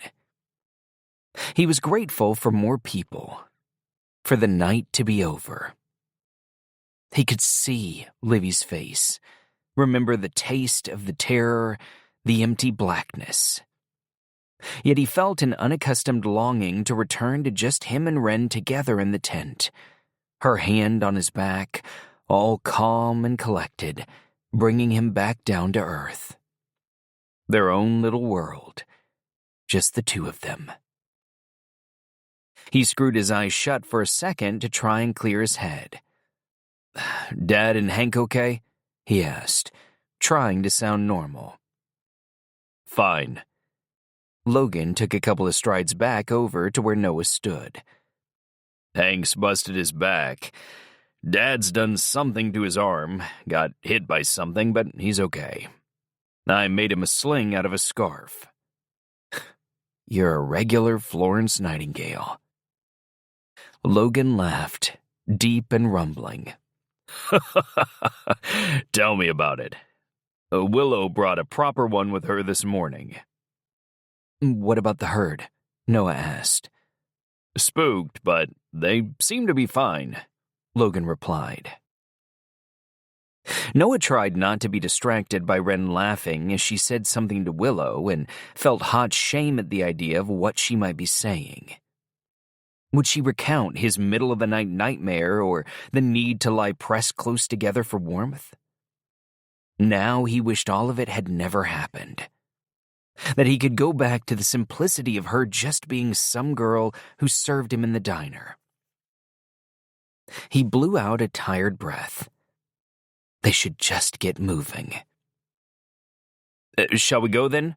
He said, scooping up various belongings with brisk efficiency.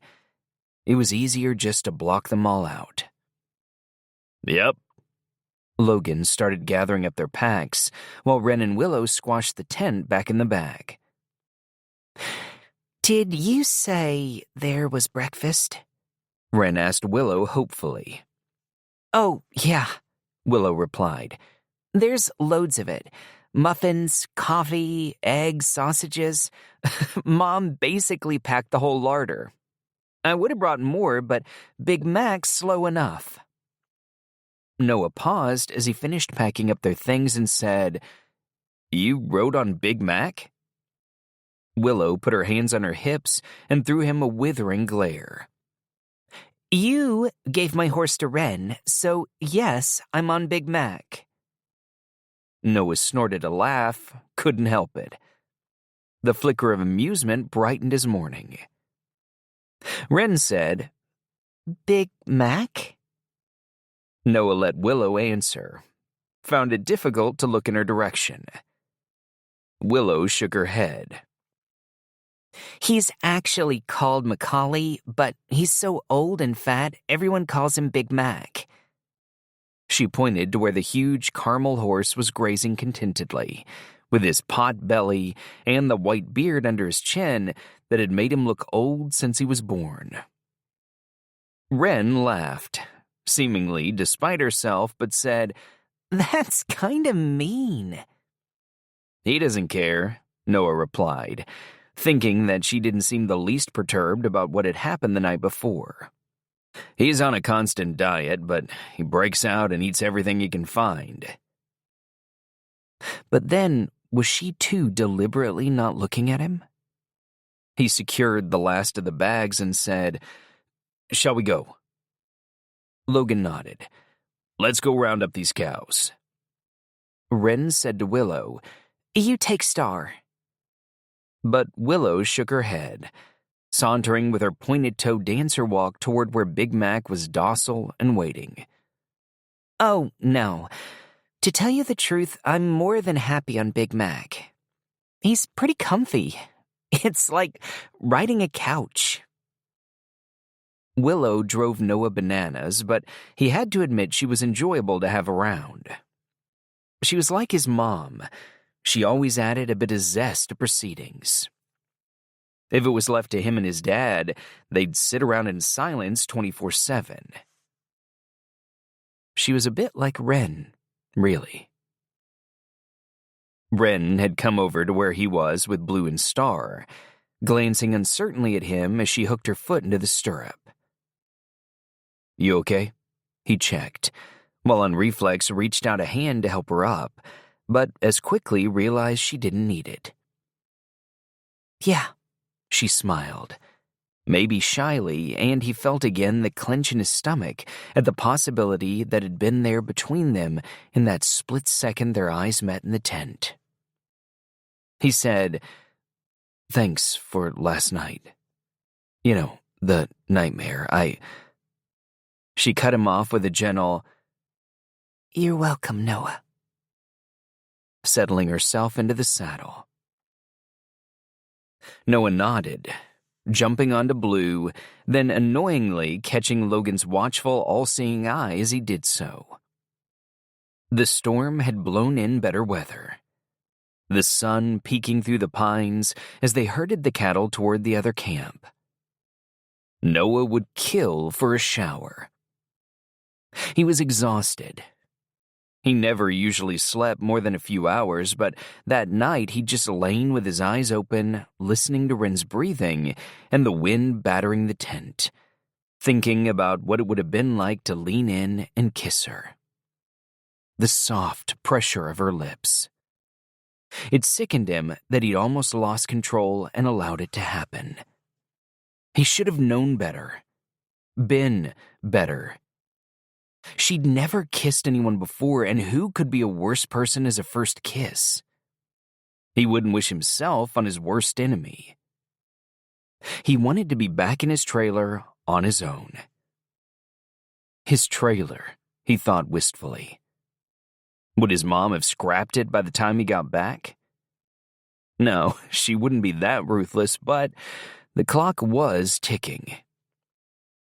As they rode in to where the others had set up camp after the storm, Emmett and Hank were waiting for them, drinking coffee. Emmett had his arm in the sling that Willow had brought with her. "What took you so long?" Emmett called, as they all dismounted and tied up the horses. Noah knew he would hate the weakness of an injury. Rocky sprinted over, tail wagging in excitement. "About to send out a search party." "He was sleeping like a baby," Logan called back as they wandered into camp, reaching down to give Rocky a pat. "Sleeping?" Emmett sat back on the rock he was sitting on, shocked. "We've already been out rounding up the stray cattle." On the fire, a pan sizzled with sausages, and there were boxes of muffins and a big pot of coffee. Noah reached down for the coffee, and Rocky came trotting over. He rolled his eyes at the dog, ready to go through another round of ribbing. As if on cue, Logan recounted to the two older men how he'd found Wren and Noah snoozing. Running his hand over his mustache, Hank exchanged an astonished glance with Emmett, and, bushy white brows raised, said, "All right for some." "Too much sleep seems to have put Noah in a very bad mood," Logan goaded. At which, Emmett turned to Noah and said with feigned kindness, "Did you want us to bring you breakfast in bed, son?" Hank snorted.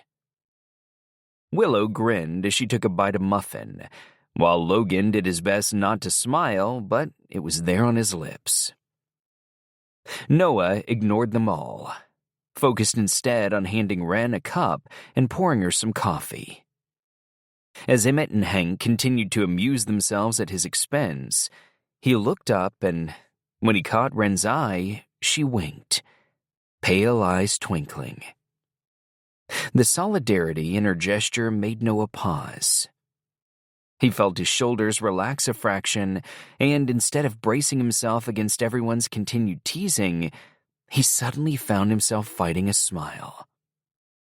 As if just by sharing a moment with Wren, having someone on his side, it became funny rather than something to be endured. Then Willow shouted over, "Wren, you want bags?" And the moment was gone. Wren went over to talk to Willow about breakfast. But Noah was left feeling surprisingly lighter. Enough that he could go and sit down next to his dad and, nodding toward the sling, say, "So, what happened? You fall off your horse?" Which immediately wiped the smirk off Emmett's face, as he narrowed his heavily hooded eyes and said, "You watch yourself." Then, shaking his head, muttered, "I've never fallen off a horse in my life." Chapter 21. They set off to bright sunshine. The low hills coated with scrubby grass as far as they could see, marbled in patches of brown and green, the shadows of the pines stretching like fingers across the land. Emmett took the lead position as he had for the whole trip and always did. Hank stayed on one flank with Rocky, who delighted in keeping any wandering cattle in check. Wren and Willow hung at the back because Big Mac tended toward a very slow amble, and Wren enjoyed keeping Mildred and the other loose cannon cows moving. So Noah was forced to ride with Logan on the far side of the herd. He'd lost his hat in the storm, which was annoying. Would have pulled the brim down low and the collar of his jacket up high and happily settled into silence. But without his hat, he could see Logan glancing at him every now and then. Misty, his horse, elegant beneath him. He could hear Wren and Willow's laughter behind him, and to stop thinking about almost kissing her, he thought instead about what she'd said about Loriana. He tried to decide if they looked alike. They certainly shared the same colorful fashion sense and were both prone to doling out unfiltered opinions. "Why do you keep looking behind you?" Logan asked. "I don't." "You do." Noah glanced back to where Wren and Willow were riding and realized that he was very familiar with the sight of them, but he couldn't tell Logan any of what he was thinking. He didn't like knowing secrets. In his experience, they always led to trouble. They hadn't told their dad about auditioning for the talent show. Livy hadn't told him that she was terminally ill. His brother Jack hadn't told them that his life had imploded until it was too late. Ethan wouldn't tell them where he was. Secrets were never a good thing. They passed a huge puddle from the previous day's storm that a bunch of the hot cows went to stand in and cool off. As they waited, Logan said, "Everything good with you and Wren?" Noah nodded. He was riding on Dove again and focused on her snow-white mane, but without permission, his dream from the night played out like flashes of a movie in front of his eyes. He swallowed down the shivering memory of it, remembered waking up shouting, the sweat on his skin, the fear fresh in his mind. He looked up at his brother and found himself wanting, for the first time, to tell him what had happened. But he never talked about Livy. He never talked about any of it. Then he thought about Wren telling him that his way of dealing with things was so clearly, adamantly wrong. Up ahead, Emmett whistled for them to continue. Rocky barked. As they urged the cows forward out of the shallow water, he found himself saying, "I had a dream about Livy. It was pretty intense." Logan's eyebrows rose, clearly surprised by the admission, but didn't say anything like he knew Noah well enough not to push. But for the first time, Noah felt like talking. Felt less engulfed by the memory. He told him the gist of it. "Woke up shouting, apparently," he said, giving Logan a sheepish look. Logan smiled in understanding, then said, "I dream about it all sometimes." He turned to look ahead. "Sometimes it's great. It's the early days, and it's good times. But oftentimes I dream about Jack." Noah stared down at Dove's coat, focused his gaze on all the individual little hairs. "For some reason, he's underwater, and I know he can't breathe, but he's laughing," Logan continued. "And when I try and reach in and pull him out, he backs away. Sometimes I can just catch onto the edge of his shirt, but the fabric always slips through my fingers, and I can never quite get hold of him before I wake up." They exchanged glances. Noah didn't reply, but he felt the horror of it shiver over him. Logan shrugged, like, what could any of them do? They were riding on a muddy path now. It was dried and cracked from the heat of the morning sun, but still churned up in places. A pile of felled trees lay stacked on one side of them, but other than that, it was just grass and pines, the mountains, and lagoon blue sky. It had been a long time since Noah and Logan had spent such endless time together. "It was a tough time for you," Logan said. Noah didn't respond. He found it uncomfortable when he was the subject of anything. Behind them, he could hear the ebb and flow of Wren and Willow's laughter on the breeze. Logan said, "It was a lot to go through." The dream from the night before had done something to Noah's mind, made everything closer to the surface, like a crack had formed in the fabric of his memories, and everything was scrabbling now to get out. He remembered the airport, the paparazzi with their cameras and endless questions. Why was he flying home alone? Had the band split? Would they continue the tour without him? And all he could think about was that Livy was dying, and she had been his tether to normality. What would he do without her? He remembered his fist connecting with the cameraman. The scuffle, the shouts, the insults. "You know, when I flew back, Dad was waiting at the airport," he told Logan. "Really?" His brother's eyes widened in surprise. "Yeah," Noah nodded. He remembered Emmett's grip solid on his arm, pulling him through the crowds to the waiting car. "I've never been more thankful to see him in my life," he said, still able to recall the relief. "He drove me to the hospital." Logan smiled, sadder this time. "I didn't know that." That little window of time had been like the circling plane, when Noah thought that it might all just stop. Never felt more like a kid. Then he remembered pulling up to the hospital and the weight of his dad's hand as it clamped him on the shoulder, and he knew then that it was only going to get worse. Nothing had prepared him, though, for the speed that things changed. Life shrunk in an instant. Livy in the hospital, her soft, hopeful eyes filled with courage while her body got weaker every day.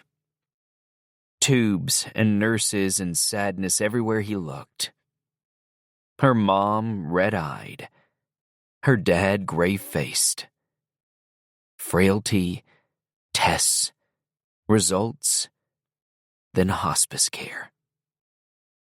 And all the while she would ask him questions about Silver Sky, the tour and the bickering between the brothers, and what mischief Ethan got up to and who Brody had charmed.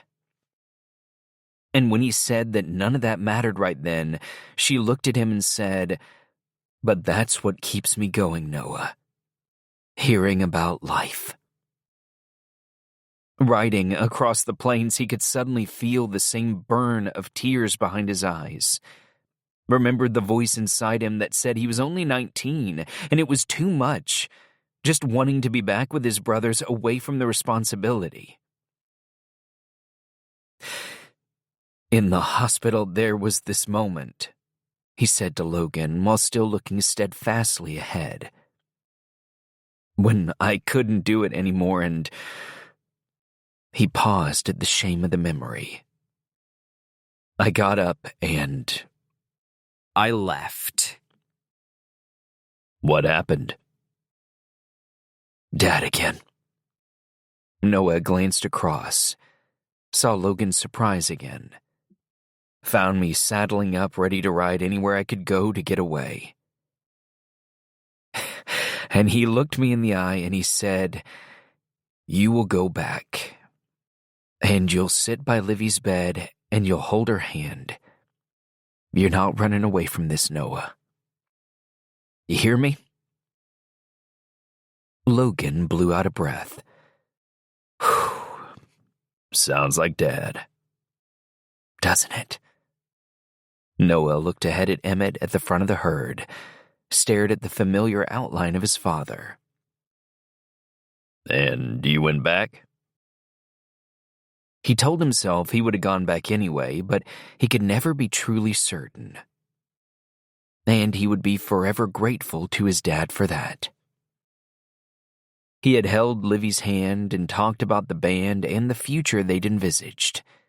Said it was like there was still hope it might come true.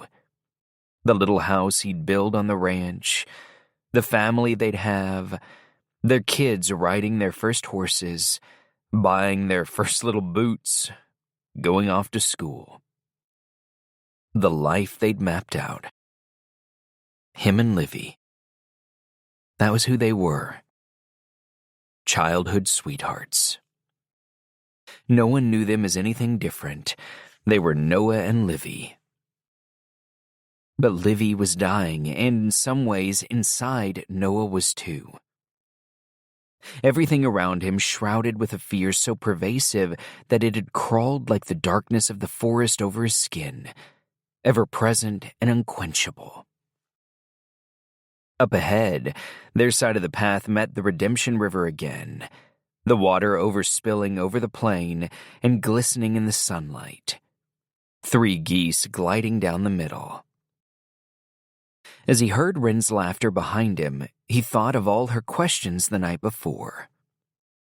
He thought about her big eyes as she said, without the usual wariness that people had when they talked to him about Livy, that she too would have kept her illness from him just to cling on to normality. If he was honest with himself, he'd never quite believed Livy when she said it, always suspected that she hadn't told him in order to protect him. But now, with just those few words of validation from Wren, when he compared him and Livy laughing on the phone while he was in Japan, him moaning about whatever was driving him bananas and her wanting to be sent pictures of the food he was eating in Bali and sniggering at his sardonic anecdotes that he always embellished to make her laugh harder, how different that was when his plane touched down and he saw she was no longer just Livy, but sick Livy, careful of Livy, beware of germs, can't let her catch a cold Livy. All his jokes had felt suddenly forced, his expression set to worry. It made him consider which version she preferred, and it wasn't hard to come up with an answer. Maybe she had kept it from him to protect him, but equally, maybe she had done it to buy herself a little more time being ordinary, carefree, fun-loving Livy. He wondered, staring at the glistening water of the Redemption, why that made it more painful. Because, he realized, one version made it his fault, the other made it simply a fact of life. And it was so much easier to shoulder the burden himself. To stubbornly believe just what he wanted to believe, like being reminded how young they were. That perhaps, if he considered it now, the future wouldn't necessarily have turned out how he'd imagined. His way of coping, it seemed, was to create a myth and then set it in stone. They rode on some more. More shrubs and bushes crowded the riverbank now. White bursts of hawthorn blossom, spiky thistles, the frilly green leaves of juniper. Wisps of cloud swept through the blue sky, their shadows carving new lines into Starlight Mountain as it watched, ever present, and to Noah, always without judgment. He had spent a lot of time staring at those peaks, especially when faced with the complete absence of everything he had known and loved. But while he might have walked away from fame, the paparazzi certainly didn't walk away from him. They were there everywhere he went, taking shots of him looking haggard and vacant. Speculated about a breakdown, tailgated his truck when he left the ranch, and then that video of him stumbling out of the bar, falling flat on his face. Noah didn't care. He wanted it. He wanted them to destroy him. He'd read Logan's press statements asking them to leave Noah in peace, to let him grieve, to have some respect. But Noah was itching for the fight. The entire future he'd been dreaming of, that had got him through the craziness of the band years, was gone. Completely lost. He remembered gazing up at Starlight Mountain and realizing he had no idea who he was. Just a shell of a person. Hollowed out, and he couldn't even walk down the street without being hounded. So he shut himself off from the world and went back to who he was at 17. A rancher. And he hadn't stopped since. Logan was looking at him, brotherly concern on his face. Noah thought how awful it was to be the subject of people's concern. As they rode along the redemption, Logan cleared his throat and said, with less confident authority than usual, "I'd really like to apologize, Noah. I think because you've never talked about it before, I've never got to say sorry before. For making you come back to the band. I just wish I'd told you to stay. Be with Livy on the ranch. Have that time together before she got really sick. I knew you didn't want to come back, and I made you do it." He swallowed, tipped his head up to the sky, then looked to Noah and said again, "I'm sorry." Noah was horrified. "I don't want you to be sorry," he said almost without thinking. Was that what Logan had been harboring all this time? Had all of his brothers been too afraid to say anything? He focused up ahead at the horizon, wanting suddenly to be on his own. Did he blame Logan? The apology stoked something dark inside him that lay dormant and deliberately ignored. The belief that deep down, maybe he did blame him. Blamed all of them. Why couldn't they just have stayed, been happy where they were? But he knew at the same time that he had gone willingly. If he had truly wanted to stay behind at the ranch, he'd have stayed. With the benefit of hindsight, Noah knew he wasn't someone who did things he didn't want to do. He had left the ranch because he was young, and all his brothers were going, and however good or bad it was on the road with Silver Sky, he wanted to be where his brothers were. They were funny and ridiculous and stupid, and when he wasn't with them, he missed them. He liked being with them more than he liked being without them. Something, again, he'd probably never acknowledged before because it meant that he had wanted to be with them more than he had wanted to be home with Livy and starting on the path to adulthood. He glanced across at his brother, realized in that instant how with distance came the bigger picture. Logic. Reason. The complexity of feelings. He rolled his eyes to himself that Wren was so adamant about. But there was no denying it was a relief to have a new way of looking at things. Just to say it all out loud. Like lifting a huge, great boulder from where it pressed down on his chest. He swallowed and said, "It was a tough time. But it was always my choice to come back, Logan. Always." Chapter 22. It was the last night of the cattle drive. The road to reach them was still blocked from the storm damage, stopping Martha and Bella from getting through with supplies, but Willow had brought enough food to last them till they got home. It was early evening when they set up camp, and, in a complete contrast to the night before, it was warm. It could even be described as balmy. "This is what the weather should have been like the whole time," Logan said as he set to work on the fire. The Redemption ran just on the other side of the trees, and Wren dug out some clean clothes from her bag and said, "I'm going to have a bath," which made Willow laugh. As Wren walked up the river, she realized what a relief it was to get away from everyone.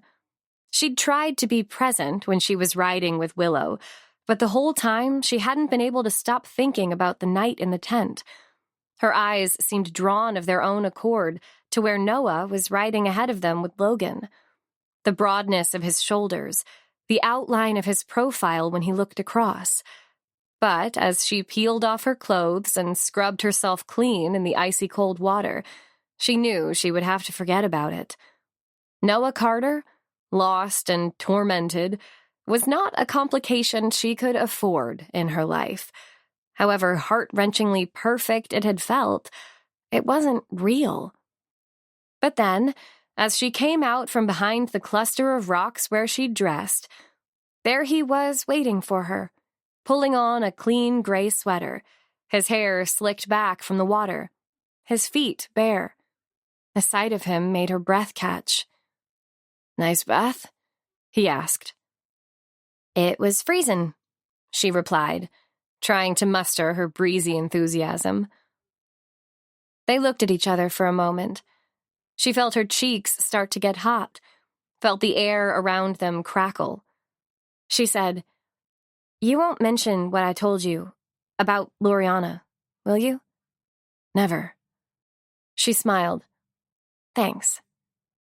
Noah pushed his damp hair back where it fell over his face, and walking over to where she stood, said, "I spoke to Logan about having the dream about Livy. I wouldn't have told him if it wasn't for you. So I wanted to say thanks." Wren tried to speak, but found she couldn't get the words out. He was so near, suddenly so familiar. In the distance, they could hear the others chatting around the fire, getting food ready. Noah didn't seem in any hurry to get back. He moved so he was leaning against the rock beside her and said, "What are you going to do about Loriana? Are you going to tell her?" Wren slid herself back on the rock, too, so she was sitting next to where he leaned, trying to act normal. "I don't know. I'm trying to build up the courage." He frowned at the idea. "You're one of the bravest people I know." "I am not. You went out in a tornado on your own to save a cow." She laughed. "I guess I did." "You forced me into a conversation." "Yeah, that was brave." His eyes creased, like he was smiling just because he was looking at her. "Seems to me you could handle anything." Then he seemed to catch himself and, turning away, said, "You'll know what to do." She drew her legs up on the rock, wrapped her arms around them. "I hope so." It was silent for a moment. She heard the crack and hiss of a ring pull over in the camp, laughter because perhaps it had fizzed up everywhere. She looked at Noah. He looked back. She tucked her hair shyly behind her ear. He watched the movement, seemed to think for a moment, then said, "In the tent, after the storm, I felt like..." He paused. "I could be wrong, but it felt like maybe something was going to happen." Wren stayed silent, not daring to breathe, feeling like her heart was caught in her throat. "Correct me if I'm wrong," he said, like he was out on a limb there. "I will," she replied. He bit his top lip, nodded, then glanced away. "This is not easy for me." She laughed. It lightened things. He looked back. "I don't want you to be left with that." He paused, ran a hand frustratedly through his hair. I don't know what I'm trying to say. I guess I don't want that to have been your first kiss, you know? She swallowed. The noises of the camp and the river next to them faded into the background. All she could focus on was his mouth as he spoke, the little flecks of blue in his gray eyes, and the lines at the side when he smiled. I was thinking. He closed his eyes for a second, cringed, then went on. If you wanted someone to kiss, just, so it's not that. She could feel herself wanting to make a joke, to break the tension, to say something flippant and offhand about him offering to kiss her.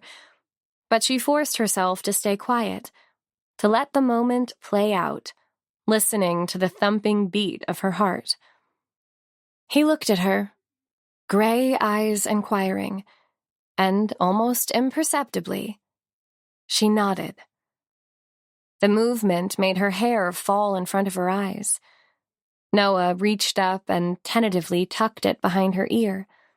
Then he let his hand stay, cupping her cheek, the rough, calloused palm cool against her skin. She wondered if her heart had stopped beating. He leaned forward and, ever so gently, his lips brushed hers like a whisper. Just the sounds of the river and the forest behind them. Then she felt Noah's other hand on her back, drawing her closer, like he dragged her to him in the storm, close and protective. But this time, when their lips met, it was with an urgency, a need, the same as breathing, as living, like all the pent-up longing suddenly had a place to go. She found herself leaning forward into the warmth of his chest, her arms raising and wrapping around his neck, his hands firm on her waist, gripping hard and tight, her whole body fizzing with a glorious intensity that made her only want to press her mouth harder against his, and her body closer. But then, suddenly, into the quiet, she heard the crunch of a footstep, and Noah immediately pulled away. Wren felt the cold loss of the kiss. Of him. Next second, Willow appeared through a gap in the trees and said, "You guys ready yet? Everyone's starving." Embarrassed, Wren jumped down from the rock and said brightly, "Yep, we were just coming," and jogged over to join her, leaving Noah where he was, watching wordlessly as Willow looped her arm through Wren's and said, "How was the bath?" The sun was setting, and it was starting to get cooler. As they approached the campfire, Logan called over, "Wren, do you want a beer?" Willow had brought them one each. Wren took the proffered beer as Noah wandered back into camp. She couldn't quite look at him, looked instead at Emmett, who was holding his beer can between his thighs and opening it one-handed because of the sling. "Here's to our last night," Logan said, raising his drink, beer frothing over the ring pull. "We made it. Relatively unscathed." Hank chuckled. Emmett lifted his slung arm with a wry smile, and everyone toasted in agreement. "To our last night," Noah repeated, his eyes finding Wren's. She felt herself blush and looked away, could think only of the kiss. She understood then that the version of her who had waited to be kissed had waited purely for that moment. Noah sat down on the grass, stretched behind him to reach his old leather jacket, and slung it on. Wren had chosen the seat, an old bit of branch, next to Emmett and Hank, and tried her hardest not to stare at him. Logan was cooking over the fire while Willow stood to the side, all long, slender limbs and graceful gestures, wearing a completely unsuitable and expensive cream jumper and doing her leg stretches while telling Logan what he was doing wrong. Rocky was stretched out as close to the fire as he could get without setting himself alight. All the tents were pitched. Tonight, Noah would share with Logan, thank goodness, and Willow with Wren. So, what's everyone most looking forward to having or doing when they get home? Willow asked, leaning forward in a stretch. She reminded Wren of Leanne back at the ranch. Leanne had been an amazing dancer, but there was no hope of her having the time, money, or the willing adult to drive her to classes to let it be anything more than a dream. She would sometimes do Wren's washing up if Wren would learn a dance she'd choreographed with her. That was the level of their dreams. Once again, Wren tried to picture what it must have been like growing up in the Carter house with its wraparound veranda. Imagined having 5 older brothers, even if they left in her teens, fussing over their youngest sister, laughing with her, winding her up. She wrapped her hands tighter around her beer can. The stew bubbled gently on a makeshift wooden frame above the flames. Logan said, "Willow, it's only been 4 days." But Hank said, "I'm looking forward to a good cup of coffee." "You don't like my coffee?" Emmett replied with feigned indignance.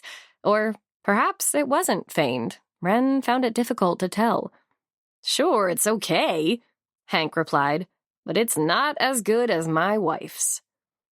At the mention of Loriana, Wren felt the tiny flicker of nerves shimmer through her body. She looked over and saw Noah watching her, like he could sense what she was thinking. She tried to keep her expression neutral, not draw any attention, but then she saw the hint of a smile appear in his eyes, and it both put her at ease and threw her completely off balance. Oblivious to the undercurrents, Logan said, "A shower and a warm bed," as he leaned forward to check if the stew was ready. Emmett huffed. "I don't know when you got so soft." "If we were meant to sleep on the floor," Logan replied, going to get the bowls so he could serve, "they wouldn't have invented beds." "Or goose-down puffer jackets," Wren joked. "Exactly," Logan laughed. Willow stood by Logan and handed around each bowl after he'd filled it. "I miss my book," she said. "You've only been gone 1 night," Noah said, bemused, as he leaned forward to take a bowl. "I know," she replied, going to sit cross-legged on the ground, her bowl cupped in her hands. "But I'm at a really good bit, and I forgot to bring it. Is that okay with you, Noah?" She threw him one of her trademark withering stares, which only made Noah roll his eyes, but he was smiling. He looked genuinely happier than Wren had ever seen him, like he was suddenly allowing himself enjoyment. Across the fire, his eyes met hers again.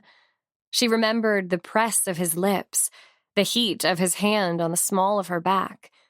Again, she felt herself blushing in the darkness. "What about you, Dad?" Willow asked. Emmett paused with his spoon raised to his lips. "I haven't had time to read a book for years," he stated, as if the very whim were a waste of precious time. Willow sighed. "Not what you've read, Dad. What you're looking forward to doing when you get home." "Getting away from you lot," Emmett said dryly, but there was a little smile in his eyes when he raised his coffee cup to his lips. "What about you, Noah?" Logan asked, leaning against a tree trunk, legs stretched out in front of him. Noah seemed to try, but clearly couldn't think of anything. "Nothing," he said, reaching forward to scratch Rocky's soft belly. "I'd stay out here another month if I could. Nowhere else I'd rather be." Wren remembered telling him about her yearning to travel all around the world and his complete disregard for the idea. It was good to be reminded of how different they were, she realized, so she didn't succumb to the prickle of desire to be alone with him again, to talk with him more, to stand close by him while he pointed out the stars. "And you, Wren?" Willow asked, scraping every last scrap from her bowl with her spoon. Wren was caught off guard thinking about Noah. "Oh, probably a Big plate of pancakes and maple syrup from the diner, she covered quickly. Loriana makes the best pancakes I've ever eaten. Doesn't she just? Hank replied, clinking his beer to hers in agreement. She felt Noah look, felt his watchful concern, remembered lying against him, the warmth of his body, the smell of the wood smoke, the wind on the tent, and the clouds of their breath in the freezing air. And it suddenly felt like it meant too much. If she was honest, when she'd first met him, aside from him being all grumpy in the diner, he was good-looking enough that she would have kissed him just to jump the kissing hurdle. A couple of days ago, even, on the trail, she would have done it just to get it over with.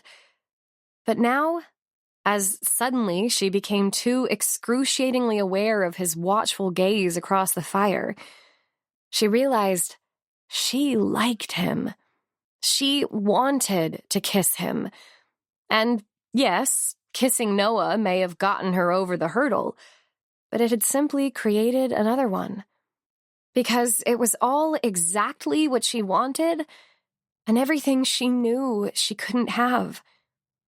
She'd had enough heartache in her life, and any fool could tell that the stoic, long-suffering sadness in Noah's eyes would only lead to more. Chapter 23. "I think it's time for some music," Hank said, unfurling himself creakily from the low branch seat to go and get his banjo. While everyone groaned at the prospect, when he started to play, they started to sing. Not Emmett, and no one would ever expect him to, but Willow, who for a family of musicians couldn't hold a tune to save her life, but belted out the songs enthusiastically all the same. Wren with her sweet, warbly voice. Even Logan got involved this time. Voice familiarly low and rumbling, he fought with Willow for most enthusiastic. Noah watched, ignoring Logan and Willow's cringing display, his eyes searching out Wren across the fire, wondering what he was doing kissing her in the forest. He had wanted to give her something to say thank you for helping him, but he feared he had only complicated things that were better left simple. When the song changed, Willow beckoned in his direction and said, "Come on, Noah, get involved." As she nodded at him with encouragement in her upturned eyes, despite trying not to, Noah couldn't help but remember band practices in the barn before their first audition. His little sister sitting on the rafters, swinging her legs and grinning down at them. All big, goofy teeth and even bigger curly hair, and next to her would sometimes be Bella, her hair plaited into weird creations by Willow. But other times it would be Livy, kicking in time with Willow's legs, sharing her peanut butter and jelly sandwiches, and winking knowingly down at Noah whenever Jack and Logan had a row about what song to play next or who was out of tune. He thought of Wren's words. If you shut it all out, nothing gets through. Not even the good bits. And he wanted to say, it's the good bits that are the most painful. "Noah!" Willow pleaded, startling him out of his thoughts. He felt all eyes on him, and he hated it. Felt the unmistakable rising tattoo of his heart, his palms beginning to sweat. To bat Willow's pleas away, he said, "I'm really more of an instrument guy." In Silver Sky, he'd mostly played drums. Sometimes it was keyboard, sometimes bass guitar. Whatever was needed, he pretty much learned to play it, refusing to be defeated. He'd even mastered the glockenspiel. Hank immediately paused on the banjo and, rummaging in the front pocket of the case, pulled something out and, to Noah's horror, he threw it over to him. Noah caught it and turned it over in his hands. A harmonica. vintage, careworn, and intricately engraved. He hadn't actually played a note on anything since he'd walked away from the tour and the band. Except once when he'd strummed a tune on the guitar for Livy while she watched with a heartbreaking smile on her face. Noah's hands didn't tremble as he looked down at the harmonica, but the way he felt, they should have done. As Hank started to play again, instinct had Noah ready to place the harmonica down onto the ground with, "Sorry, never played one before." But then he heard Wren's soft voice with its heart-wrenching catches on the high notes, and even though she wasn't looking at him, he could see in her all that tough, fend-for-yourself determination, and he remembered the feel of her arms wrapping tight around his neck as he breathed in the scent of her. And it made him feel again the pressure inside of what it meant to have someone expect something from him. And yet now as she sang and tried to encourage his dad to, at the very least, sway along, and despite all her setbacks in life and the secret of her parentage that she was closely guarding, he could see across the fire that when she smiled, she did it with the whole of her. Nothing held back, all there on her face, completely and totally unafraid. And in response, he found himself, against his own stubborn reluctance, bringing the harmonica to his lips. Chapter 24. They all arrived back to a hero's welcome. The ranch looked glorious in the sunshine, rays reflecting off the lush grass and turning the earth to burnt umber. There was the familiar red wood of the barn, and behind it, Starlight Mountain looming majestically. For Noah, the sight made his breath still and his heart calm. Martha, Bella, and Loriana were waiting for them, looking clean and fresh compared to all the riders. Like they'd all dressed up a little bit specially for the return. Martha ready with open arms in a long duck-egg blue skirt and black t-shirt. Bella next to her in a caramel cotton sundress and simple white sneakers went straight to Logan and gave him a big hug, snuggling into his enveloping embrace. Then, when she'd whispered a loving hello, she moved on to Noah. He felt his eyes close as her arms wrapped around him, and her perfume made him think of home, always like a big sister. Even Loriana, cracking her cynical facade when she saw Hank, said, "I thought in that storm you were a goner." "You're not getting rid of me that easily," Hank quipped. Loriana smiled as she cupped his jaw with her palms and kissed him on the cheek, leaving a faint coral lipstick impression that she then wiped off lovingly. Noah looked at Wren, who glared at him like he was being too obvious.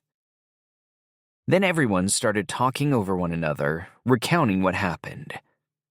How was this? How was that? Who's hungry? Martha came over to Noah and said, "You seem different." "Tired?" Noah suggested, slightly wary of where this was going and hoping that no one else was in earshot. Luckily, the others were all recounting stories of the storm. "No, not tired," Martha said as she inspected him with narrowed eyes. "Relaxed." Noah blew out a disbelieving breath. "It's, the beard." "No." She smiled like she was happy to see the change in him. "I think your face is more relaxed. Your eyes." She went to sweep his hair across his forehead, and he batted her away like a teenager. Martha laughed. Noah said, "My trailer still here?"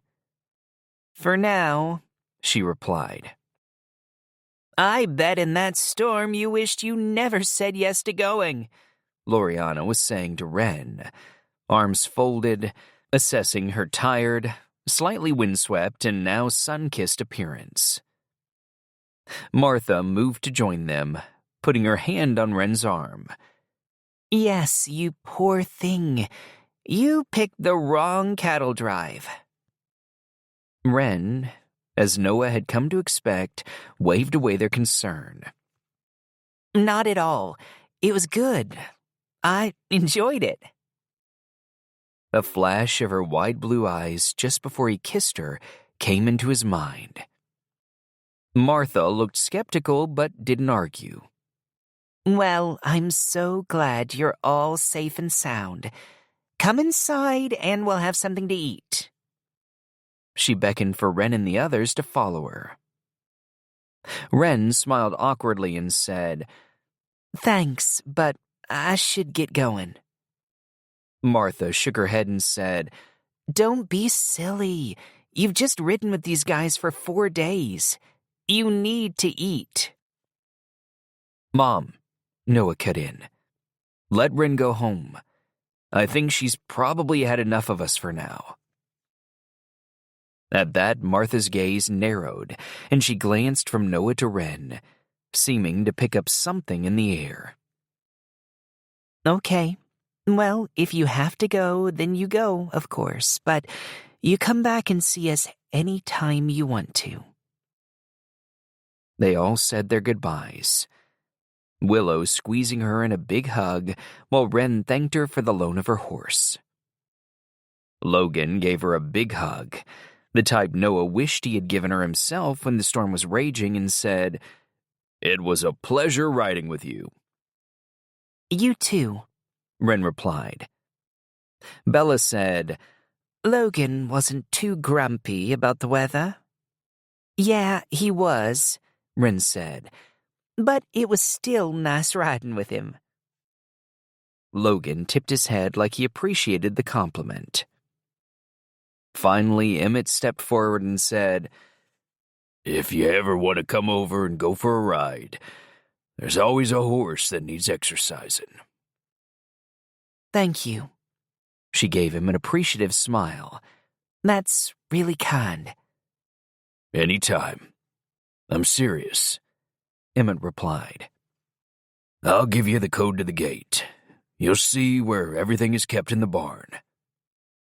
Then he held out his hand to shake hers and said, Thank you for helping us out, Wren.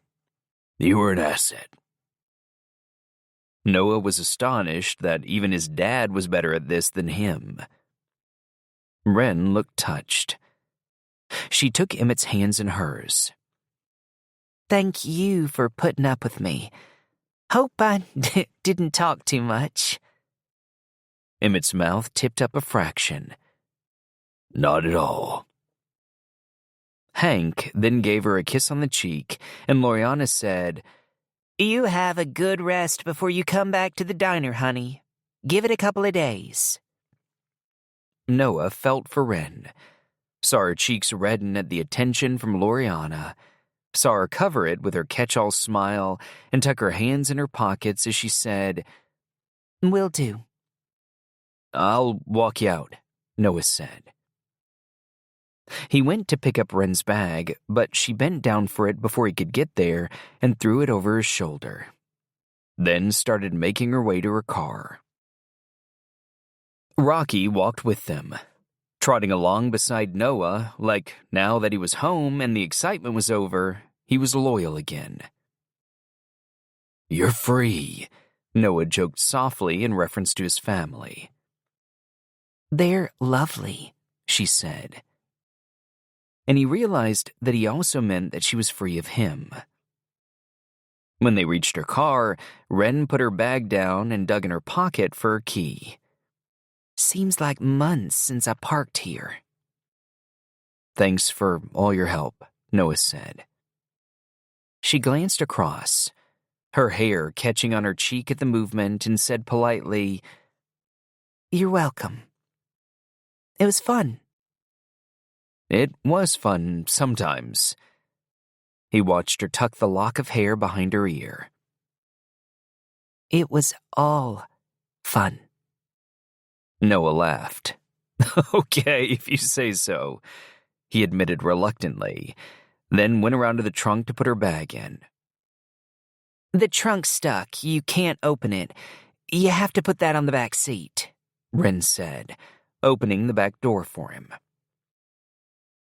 He didn't say anything, but of course Wren would have a car with a stuck trunk.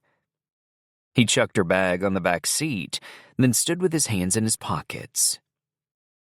She turned to him, mirroring his pose, her hands in her jeans pockets. She looked nice. Her hair wavy, her face freckled from the sun. He said, message me your bank details and I'll get your money to you. It was all so awkwardly polite. Oh, I get paid? Her eyes widened in surprise. Of course. He nodded toward the trunk. You could use it to get your car fixed. She made a face. Noah, I spend my money on more fun things than that. He half laughed. Course you do. There was a pause, and he suddenly didn't want her to go. It felt empty back at the house without her, but there was nothing left to say. They stood there, the silence stretching until the dog got bored and ran off back to the house, and Noah said, You gonna tell Loriana? Yeah. When? She swept her hair back, held it there with her hand. Soon. She scuffed the floor with her boot. He looked out over the ranch, where the horses were grazing in the paddock and the chickens scratched in the dry earth. About the kiss? He raked a hand through his hair, chanced an uneasy glance in her direction as he tried to formulate what he was going to say. I know. He winced, trying to gauge if he'd hurt her feelings, but said, because he couldn't not, It probably shouldn't have. She cut him off with a wide-open grin. Don't worry about it, Noah. It was good. Got it out the way. I've been needing that to happen for years. He couldn't tell if she was being genuine. You sure? Of course. She leaned over and bashed him on the arm. You've done me a favor. Yeah? He felt he should say more but couldn't, torn between wanting things to just get back to normal and a feeling in his throat that he couldn't quite decipher. Wondered if it was regret. Okay, well, he stuck out his hand to shake. Thanks for everything. She grinned as she took his hand. Thank you, Noah. Then she stepped away, a wide smile on her face like she had no qualms at all about leaving. He watched as she climbed into the car and slipped on her shades, music blaring as soon as she turned the ignition. See you, Noah, she called over the noise. Then she reversed in an arc of yard dust, hand waving out the window as she drove away out the big Silver Sky Ranch gates, leaving him standing there, alone. Chapter 25. Wren tipped her head back against the headrest and sighed. She told herself it was just a release of tension, having had to keep up the act all that time after the kiss. But as she drove down Main Street, she felt utterly deflated. Once she'd let herself into her apartment, she showered off all the grime of the trip, unpacked, sewed up the rip on her raincoat, all the time trying not to think about Noah. She told herself it wasn't just Noah that she missed. It was Logan, too, and Hank, Willow, Emmett. No one was playing the banjo tonight. But it was Noah who she really missed. Coaxing stories out of him, seeing the way his mouth tilted up with the ghost of a smile and the feeling of jubilation at having made it happen. The way he checked if she was warm enough. The way he rode his horse. The way he held her hand in the storm. The way, at times, she had caught his eye and seen the sparkle in it that had felt like it was just for her. She sat at the breakfast bar in her tiny kitchen and pressed her fingers into her eyes. Stop thinking about him. She never thought about people like that. She needed to focus on why she was there in Autumn Falls, why she'd gone on the trip. If the last 3 days hadn't taught her courage, then nothing would. The next afternoon, Wren walked up to the diner just as it was closing. She had lain in bed going over and over what she was going to say to Loriana, how best to phrase it. Then she'd run through all the different possible responses, all of them playing out like a Hollywood movie, an open-armed gasp or an arm's-length rejection. Her palms were sweaty, her heart beating too fast. She glanced in the window to check she didn't look as nervous as she felt, but as Noah said, her every emotion was there visible on her face. Suddenly, she wished he was there with her, just for the moral support. She paused and retied her hair in a ponytail, rummaged through her bag to find some makeup, and went to put more on, but her hands were shaking. She stopped, took a breath, and looked at herself in the window glass again. She thought of Noah telling her she was one of the bravest people he knew. Then, she rubbed her cheeks with her hands to give her pale face some color, and pushed the door open into the diner. Loriana was cashing up. She'd taken her apron off and had a thin cardigan the color of grape juice on over her diner uniform, and her big brown suede purse waiting on the counter next to her. She looked tired, ready to go home. Maurice, the chef, was out the back, clanging about, putting things away. Wren went and stood opposite her. Steeling herself, she said, "Loriana, can we talk?" Loriana's head shot up, eyes wide with immediate worry. "Oh no, are you leaving? Is this the leaving talk?" Wren fizzled with nerves. She shook her head. "No, I'm not leaving." Loriana came around the counter and gestured for Wren to sit down in one of the booths. "Are you all right? You look very pale." Wren slipped into the red faux leather banquette, her bag on her lap like a comforter, watching as Loriana went and turned the sign on the door to closed, then came back and slid in opposite her. Wren took in all the silver bracelets weighing down Loriana's wrists, their little charms knocking against the formica table as she moved. They had the same taste in jewelry. She felt the little butterfly flutter in her chest again.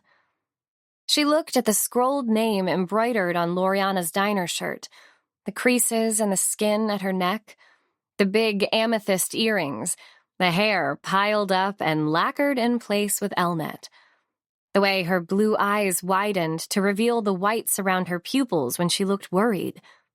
Wren's did that. The lines around her lips from when she used to smoke, the peach blusher on her cheeks, and the blue mascara on her lashes. None of them would ever look the same after this conversation. They would belong to someone else, a different version of this same woman, her mother. "Loriana, I think I'm your daughter." She said it quickly, like pulling off a Band-Aid. No messing. And with the words came a tightening of Wren's whole body in anticipation. Time slowed. The world seemed to pause. Loriana's face softened in surprise. Her penciled eyebrows rose.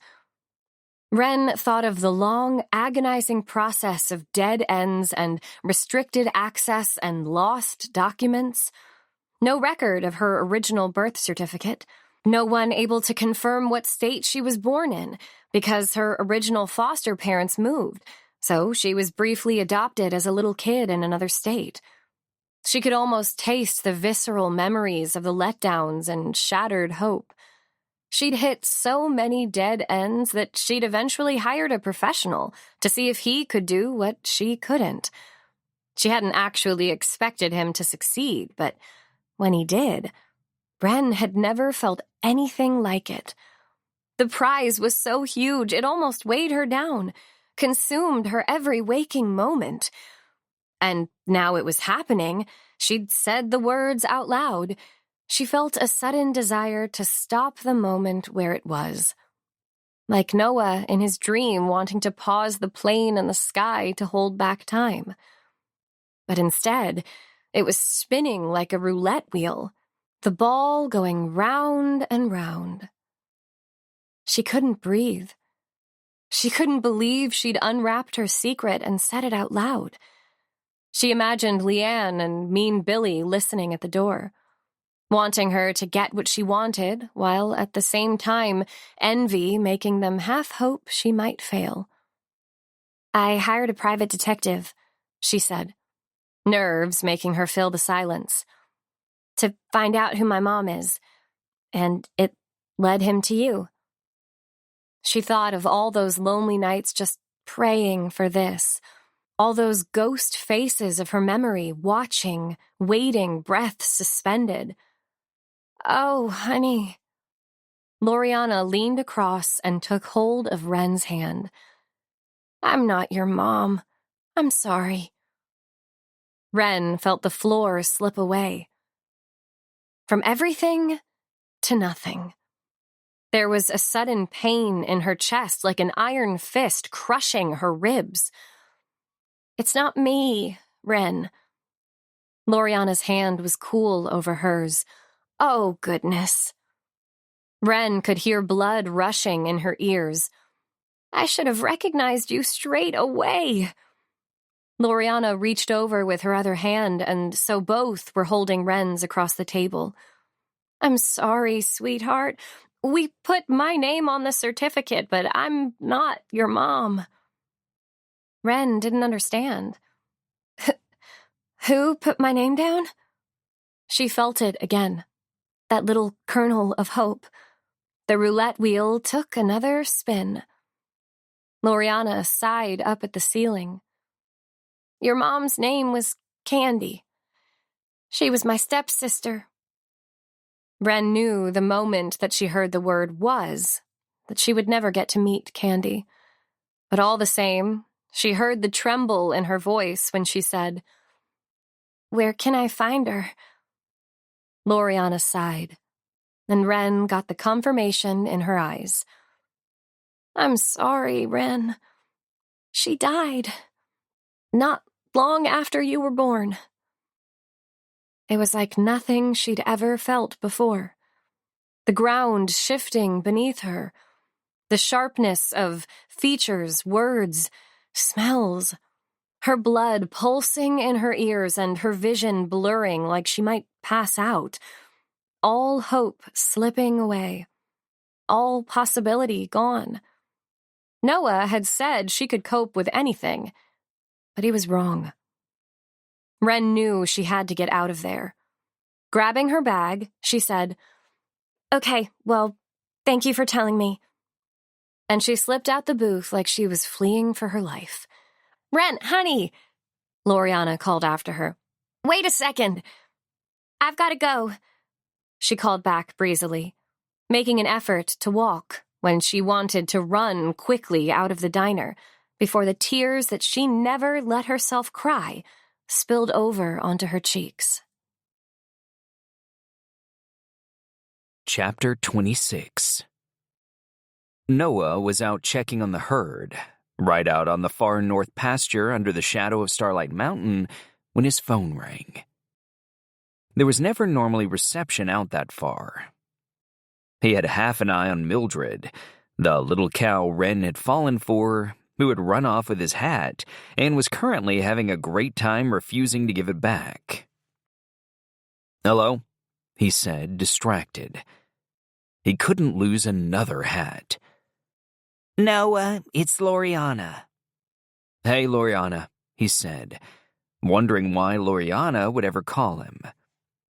Noah, I don't know who else to call. It's about Ren. Noah turned blue and was galloping back before she'd even finished her sentence. As Loriana told him what had happened, all he could picture was Ren wrapping Loriana's big scarf around her head in the tent, just her smiling blue eyes peeking out, and the urge to protect, or rather shield her from the almost painful sweetness of her secret tightened his chest.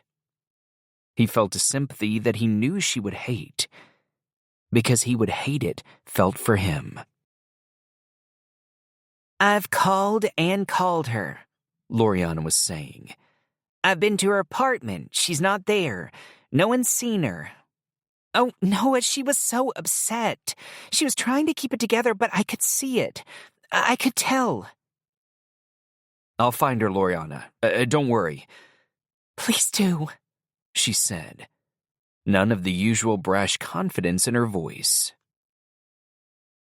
Back at the ranch, Noah whistled for Rocky and then jumped in the Jeep. Driving along to Main Street, looking down side roads, searching faces of passers-by, Noah had always thought that he didn't want that hassle again. Didn't want the emotions. Caring for someone else, worrying about them. But now that it was happening, he didn't stop to think, because it wasn't about him, about how he felt. It was about her. It was about Ren not being upset, about making sure that she was okay. He went to her apartment, banged on the door while the engine of his Jeep idled outside. Of course, she didn't answer. Her car was there, though. So he drove to the bus station. He scoured the back streets. The light was starting to fade when he drove out to the foothills of the mountains, called her name into the forest, sent Rocky for a quick recce, then summoned him back. Nothing. He stood under the shadow of the mountain, the apple orchard behind him. Rocky chasing bees, the sweet fragrance of the blossom filling the dusky air, hands on his hips, thinking of everything Ren had said. He kept seeing her eyes, what she looked like when she was happy. He thought of her frank, weird wisdom, her annoying questions, felt the clutch in his chest when he thought of kissing her, the feeling of her mouth soft against his, the hurt that shadowed her face. You don't need this, Noah. He could feel himself rear away from the responsibility of someone else's feelings as he paced the ground, the heady scent of the blossom now overpoweringly sickly in the orchard behind him, the sound of the bees rising in a crescendo like crackling flames. He should just get back in the Jeep and leave her to it. Ren was a tough, independent cookie. She had proved herself more than capable of looking after herself, and he reminded himself she certainly didn't need his misplaced feelings of protection. He thought about her around the campfire, singing, joking, cajoling his dad, in the tent wrapped up like a caterpillar, laughing on her horse. Best place to be in the world. He closed his eyes.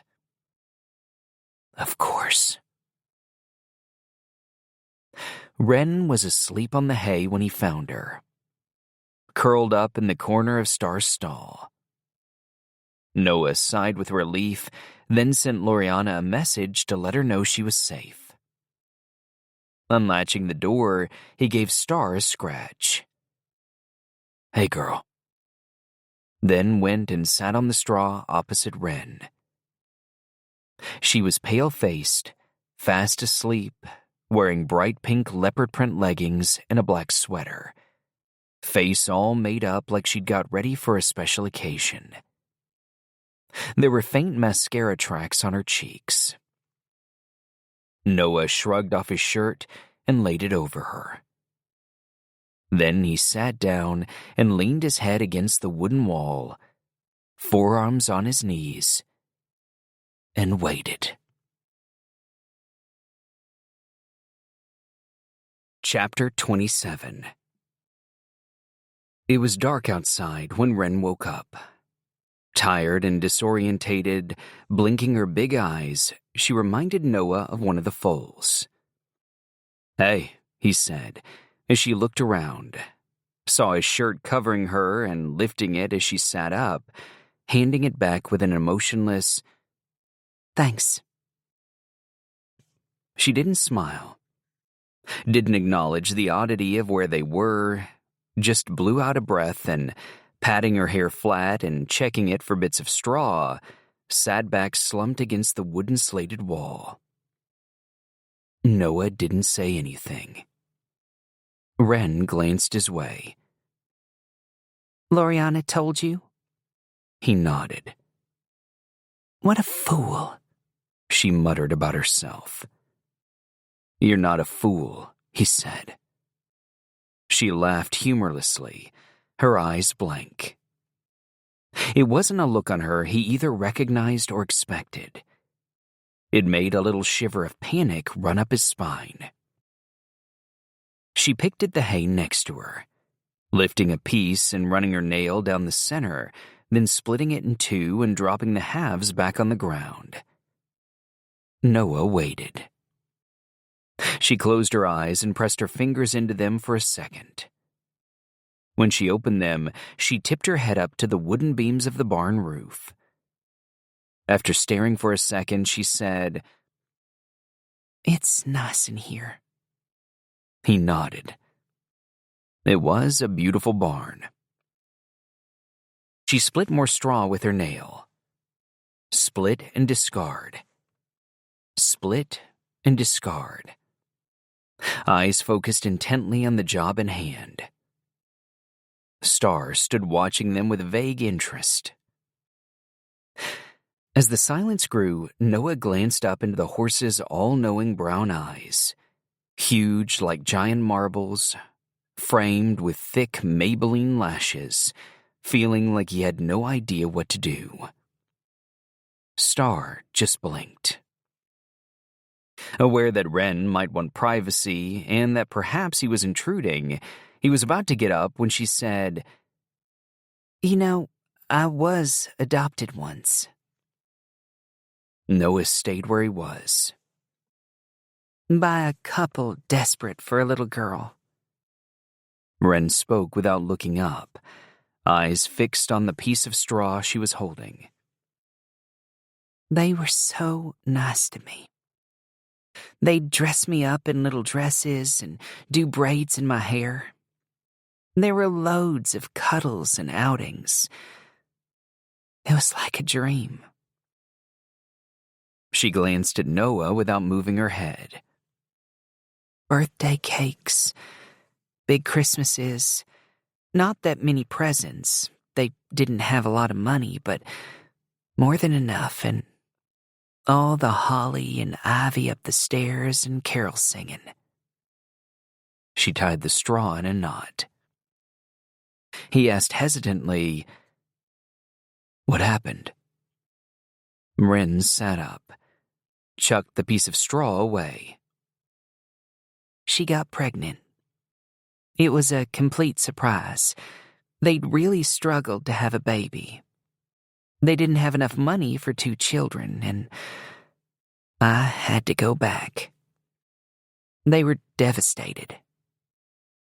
She lay her hands flat on the straw either side of her and rested her head dolefully against the wall. There were these agonizing apologies. And you know what I said when she was sobbing, telling me how sorry she was?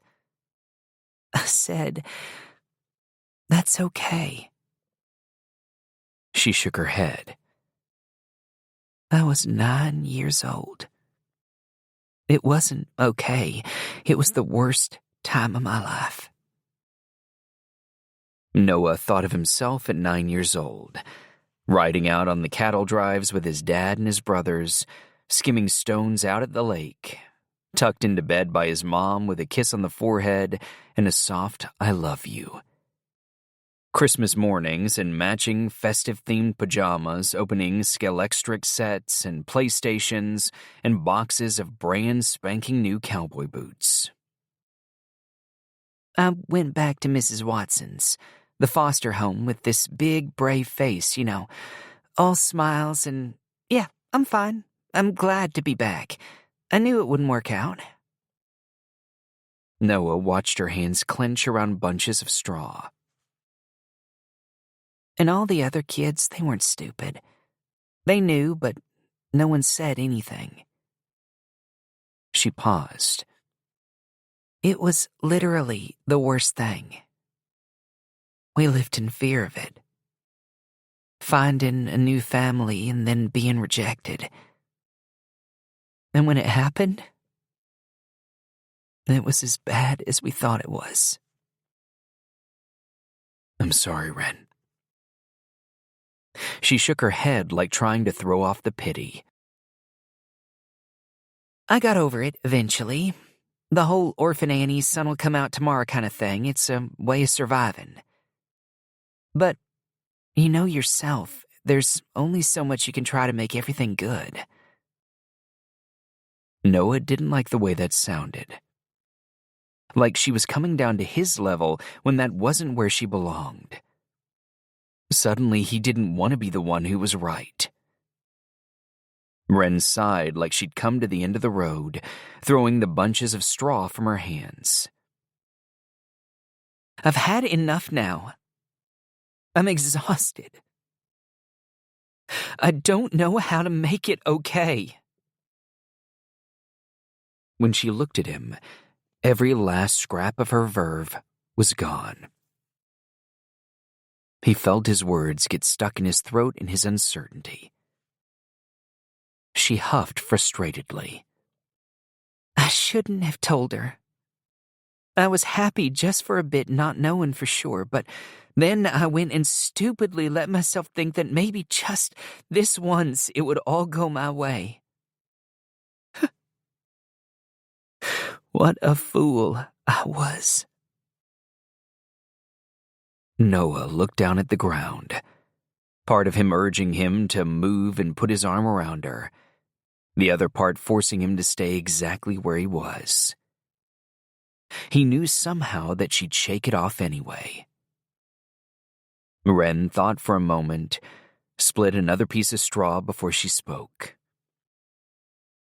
My friend Leanne would say, possibility lives around the corner. Hope gets you there. Who knows where she heard that from, but we all thought she was the oracle. Ren paused, bit down on her lip. What the heck happens when you don't have any hope? Noah blew out a slow breath. He was the worst person to answer that. Ren dropped her head down so that she was staring at the straw. Noah sat where he was, forearms draped over his knees, trying to make sense of it, aware of how fragile she was in comparison to how strong she had been. I don't know, Ren, he said tentatively, glancing up at Star and feeling the horse watching him, maybe in warning. Maybe now you know the truth. She didn't look up. Stayed focused instead on the piece of straw she'd picked up. I can't imagine how disappointing it was talking to Loriana. He swallowed. Tried to do this how she did it. Star snorted. He took it as a sign to continue. But there must be a bright side. He was out of his depth. He searched around in his head for a possible alternate view. Don't, Noah, she warned with a small shake of her head. Do you know how much energy it takes to find a bright side? How many lies you have to tell yourself every day? How much you have to ignore? when she looked at him this time, it nearly crushed his heart. Noah closed his eyes for a second, wishing there was someone more capable there in the horse barn to do this for him. His mom or Willow. The silence lingered, stretching on between them. He felt the longer he looked, the further away from her he got. She was right. Who was he to tell her to find the positive? But he had written himself off until she came along. He couldn't bear the idea of her stooping to his level, losing the bright, effervescent life force that made him roll his eyes, but he realized he quietly admired. He ran a hand frustratedly through his hair. "Ren, you've made me look at things differently. You're like..." He paused. "This is so corny, but to me, I think you're inspiring." She shook her head, chucked a bit of straw away, and, closing her eyes, tipped her head back against the wall. "I feel like you could survive anything," he said, the words hanging in the air, amplified by the silence. He saw then the tears glistening on her closed lashes. He wanted to reach over and wipe them away, touch the soft, blotched skin, but he didn't, because he knew he had nothing to offer her. He would never change enough. She needed better than him. The kind of love Ren deserved was too huge, too everything, required too much commitment and guarantee than he could ever give. She wiped her eyes with the heel of her hand. "You can go now, Noah." He sighed. Then, with a nod, he stood up and brushed the straw from his jeans. "I'm sorry, Ren," he said. "For what it's worth," he added, without really thinking, "someone would be lucky to love you." She glanced up, and for the first time he saw true vulnerability in her huge, dinner-plate eyes. He realized that all that other stuff, all the frank honesty that she doled out day to day, that was the front. This was the real thing. But it was too much for him to take, like looking at the sun. It was too powerful, too all-consuming, too bone-shatteringly terrifying. So instead of holding her gaze, he looked away. Exactly as he imagined. She knew he would. Chapter 28. A couple of days later, Noah rode out with his dad. The sun was high above Starlight Mountain, turning the lush pasture all around them every shade from lime to emerald green. "Ren okay?" Emmett asked as he hauled himself up into the saddle, arms still weak from his injury on the drive.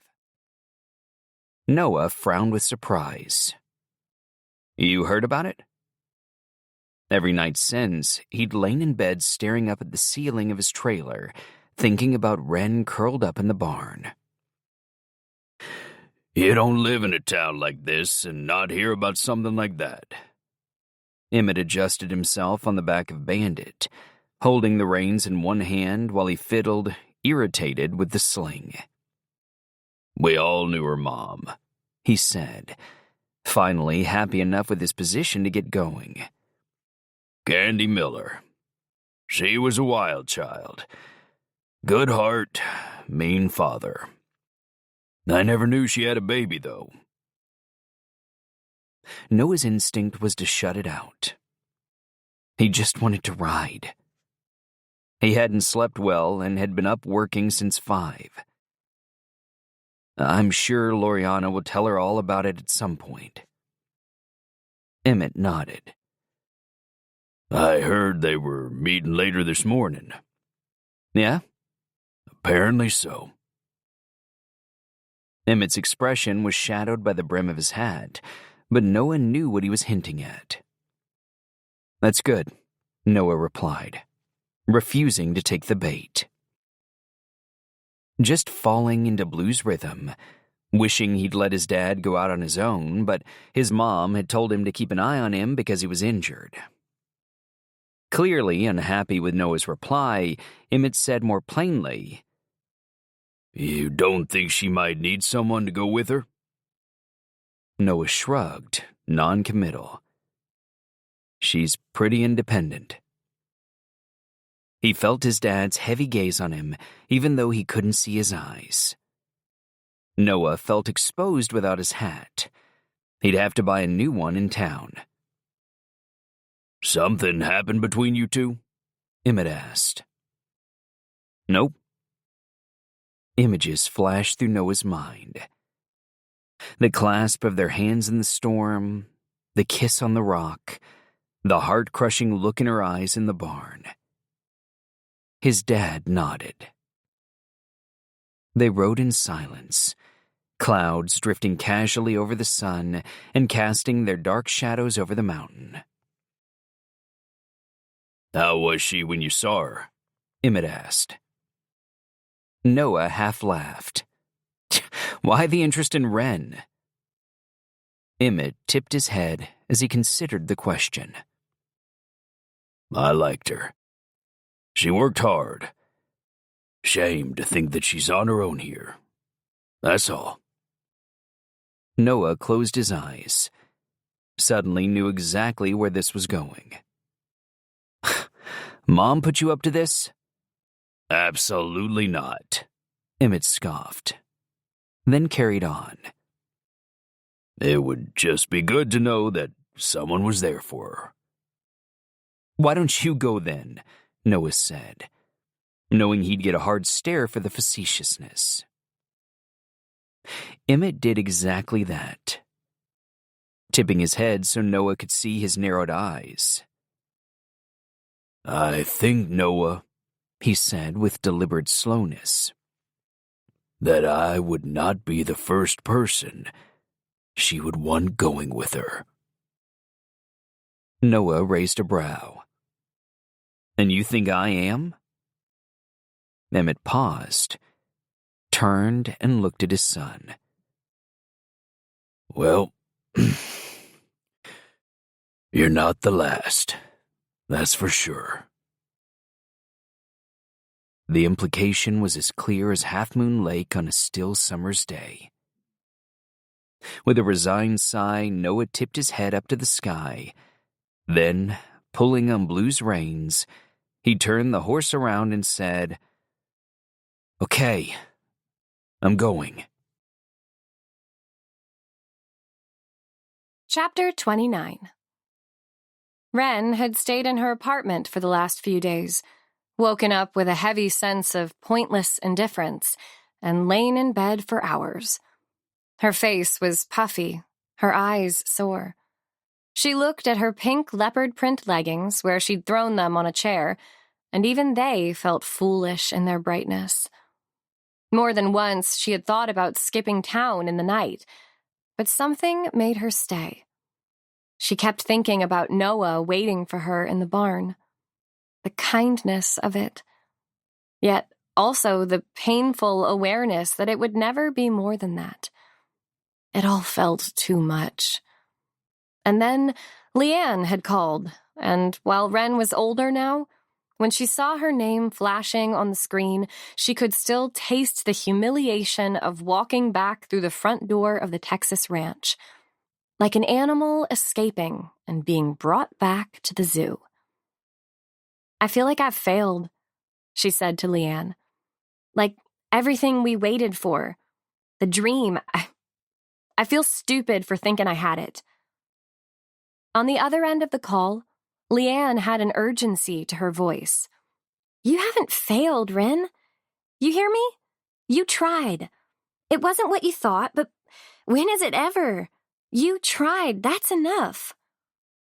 Wren had to swallow over a lump in her throat when she thought of Leanne standing behind the counter in the motel she owned, but really just 10 years old, curling up in Wren's bunk bed with her when she cried silently at night, saying, "One day it'll happen, I promise." She squeezed her eyes shut and said, "Never cry, never care." But rather than agreeing, Leanne groaned and said, "Man, I was an idiot." "They were words to live by," Wren said, shocked at her response. "No, Wren, they weren't." It made Wren think how much they all must have cared. All of them with the same delusional wish spurring them on, that one day someone would burst through the door and say, "That's my child, that one there," and whisk them away to happiness. "Wren," Leanne said softly, "dreams can change." Wren was silent. "Maybe you need to look at it another way," Leanne went on. "You have me. You have Billy. Our family just looks different to other people's. Go talk to this Loriana. Find out where you came from, but, Wren, it doesn't have to change where you're going." Wren was nodding, even though Leanne couldn't see her. "Are you listening to me?" "Yeah, I was nodding." Leanne laughed. "Maybe we're lucky, Wren. Maybe we get to build the family we want." Wren's mind flashed to Noah sitting waiting for her as she slept. "I know I'm lucky to have you," Leanne said. "Me too, with you. You go meet her, okay?" "Okay." Now it was the day of the meeting, and Wren had butterflies in her tummy. She couldn't eat, couldn't concentrate. She'd changed her clothes twice when the doorbell rang. She was pulling on a red sweater as she went down to answer it. Noah Carter was waiting on the sidewalk. The sight of him, in his threadbare t-shirt with the faded dates of some rodeo on the front, beaten-up jeans and his leather flight jacket, hair tucked behind his ears, eyes warily uncertain, made her heart pause momentarily. An unexpected flicker of what felt like relief washed over her. But to cover it, because she didn't want to feel that way, didn't want to rely on him and be grateful for the support, she said, "What are you doing here?" He shrugged a shoulder. "Thought you might want some company." Wren had to look away down the street, anywhere but Noah's doleful gaze. "How did you know when we were meeting?" "I asked Loriana." She nodded. Why did he have to be so nice to her? She didn't want him to be nice to her because she knew how easy it would be to like him too much. When he'd said that someone would be lucky to love her, it was impossible not to hear the missing words. Just not me. "I appreciate you coming, Noah," she said, "but I think it's something I should do on my own." He nodded. "That's no problem at all." Because he was Noah Carter, he didn't try to persuade her otherwise, and stupidly, she wasn't sure if she was grateful or not. She thanked him again for coming over as she walked to her car. But once inside, she turned the key in the ignition and nothing happened. The engine turned over a couple of times, but didn't catch. She saw Noah watching. She tried the engine again. Nothing.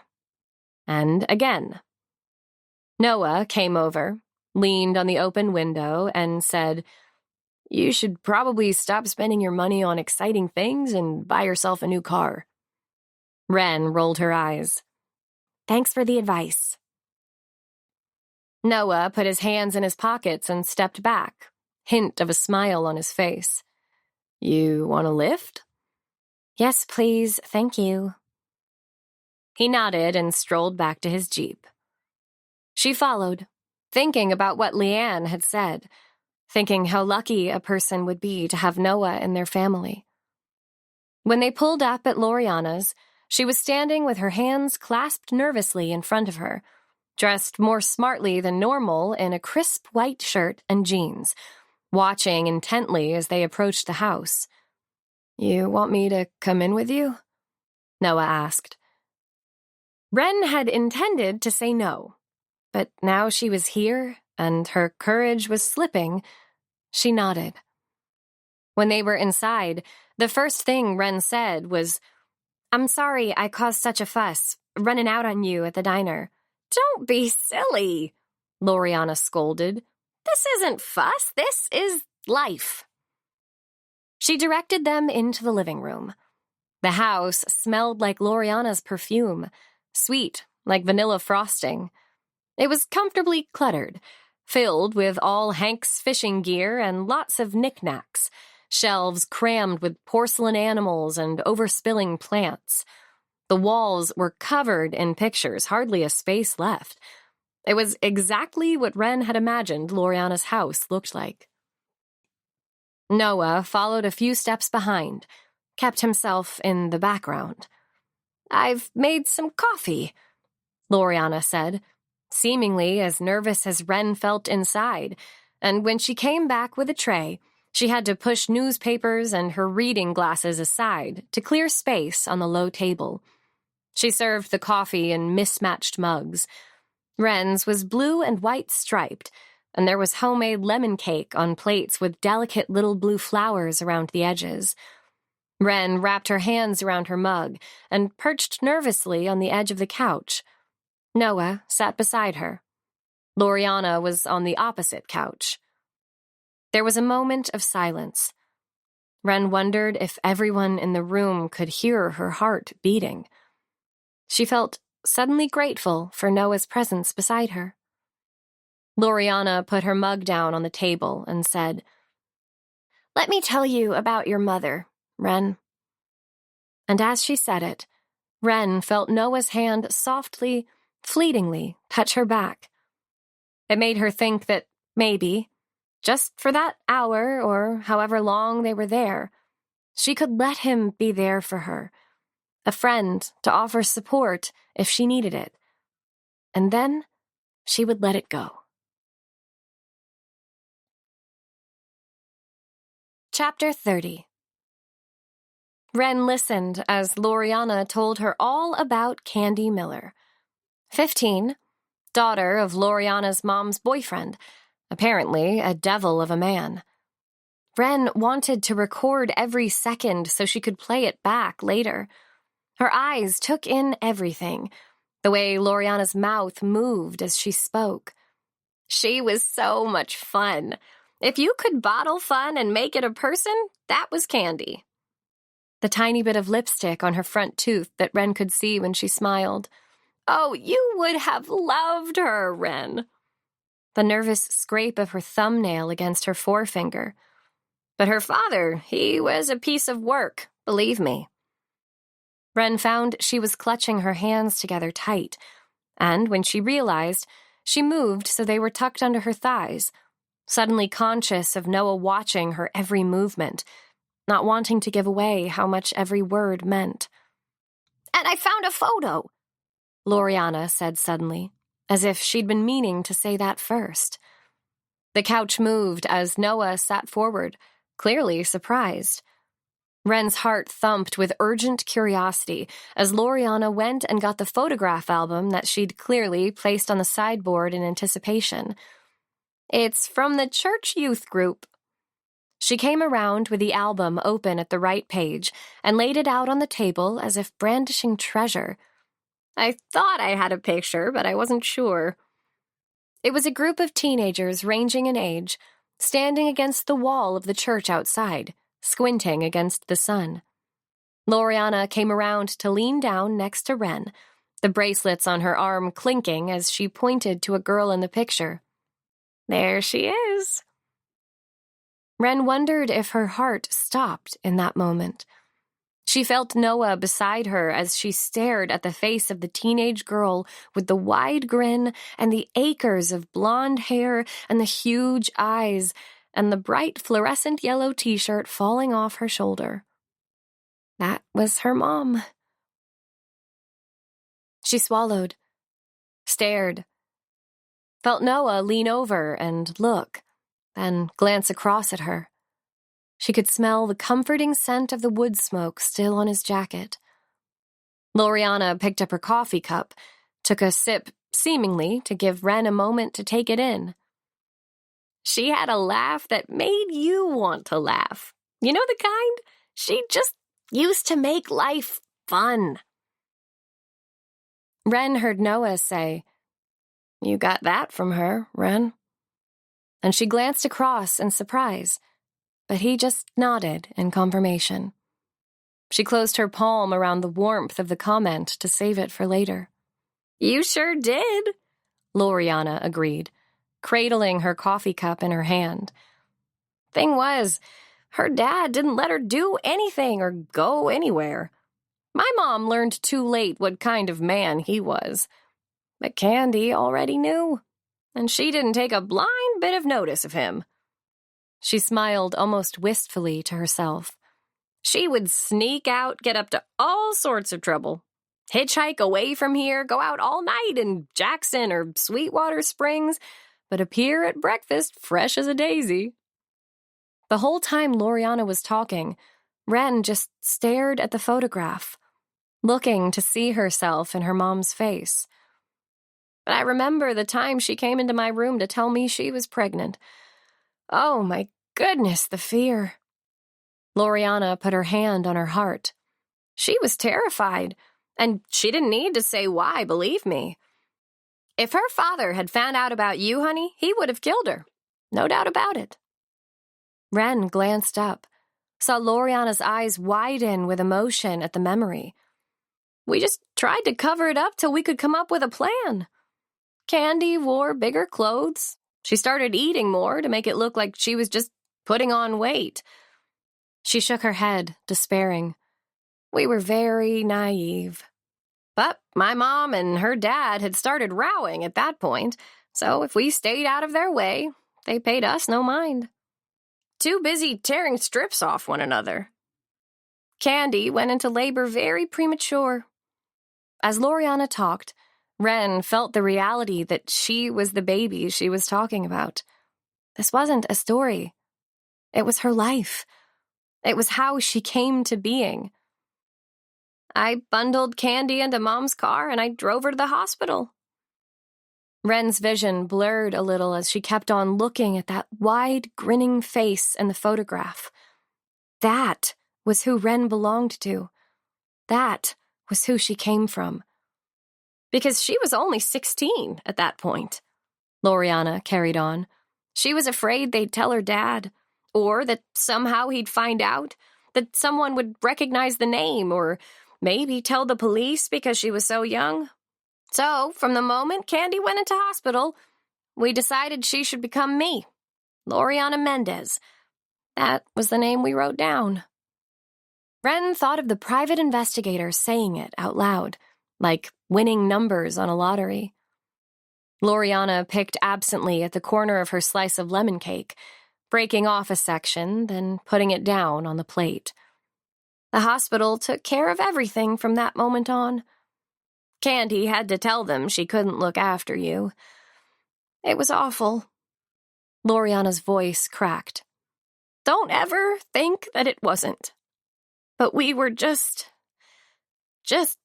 drowning in fear. Wren looked up at her, saw the glisten of tears in the older woman's eyes. You were a tiny, beautiful, perfect little baby, Loriana added sadly. She just couldn't keep you. Wren closed her eyes for a second. Inside, it felt like gaps in her heart were filling. She had a story. She came from somewhere. She stared once more at the smiling face in the photograph, the beautiful young girl with her big blonde hair and her big sparkling eyes. She had a person who was her own. Loriana went on to tell her how soon after that, Candy's dad's relationship with Loriana's mom broke down. Candy left town, and they lost touch. Loriana found out through the church that Candy had been hit by a car crossing the road in the dark. Sneaking out, Loriana liked to hope, on her way to having some fun. Loriana talked on while Noah ate lemon cake. Wren knew the answer before she asked the question, but still had to say, "Do you have any idea who my dad was?" Loriana shook her head. "No, I'm sorry, sweetheart." Noah winced, but this time, Wren shook her head. "It's okay. I knew it was a long shot." She'd have 1,000 more questions, but couldn't think of any more right then. It was enough just to have the picture and the story. "Thank you for talking to me, Loriana." "It was my pleasure, Wren," Loriana said as she walked her and Noah to the door. "I think Candy would have been very proud of how you turned out." Wren laughed, like the compliment was just politeness, but Loriana shook her head. "I'm serious. And—" She paused as if uncertain about what she was about to say. Wren glanced up. "If it's any consolation, I'd like to see myself as your aunt." Loriana looked suddenly nervous, like she'd put herself out there but had possibly been too forward and was now teetering on the brink of rejection. "I know it's not the same as a mother, and I'm not maybe the best person for the job, but your family." Wren thought of the family she was building around her. The new dream. That would mean a lot. I'd like that. "I'm so glad." Loriana smiled wide and doting. "Do you want to come back again tomorrow? I think I can find more photographs if you wanted to help me look up in the loft." Wren nodded, smiled. "Yes, thank you." And when Loriana went to hug her goodbye, her bracelets indenting against Wren's back, smelling of sweet cherry perfume and hairspray, her big earring pressing against Wren's cheek, Wren closed her eyes and knew that was what it felt like to be hugged by family. Chapter 31. It was late afternoon by the time Noah and Wren walked over to his Jeep. She sat in the front seat, the photograph of her mom clutched in her hand. Noah climbed in next to her and glanced across. He had found it difficult to take his eyes off her the whole time she'd been sitting on Loriana's couch. She'd listened so attentively, and when she saw the photograph of her mom, a look had come on her face that was hard to describe. The kind of look you'd have gazing at something so exquisite, so treasurable that you both want it and revere it at the same time. "You feeling better?" he asked.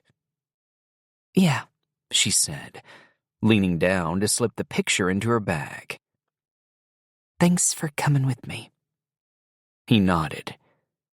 "Thanks for letting me." Wren looked knowingly at him. "I can't imagine you were in your element, Noah." He shrugged, trying to hold back a half smile. "Well, I mean, there were no tears, so that was okay." She smiled, settling back in her seat, looking out the window as Noah cruised the Jeep away down the road. He had found it difficult sitting beside her in the house, wanting to reach over and offer comfort while at the same time knowing not to get involved, not wanting to see her wide eyes as she listened or her hands clenched tight in her lap.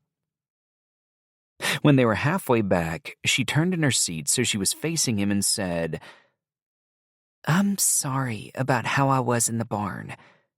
I was angry and it was unfair of me to take it out on you." Noah shook his head, keeping his eyes on the road. "It's fine. I'm sorry I couldn't be more help." "You helped, Noah."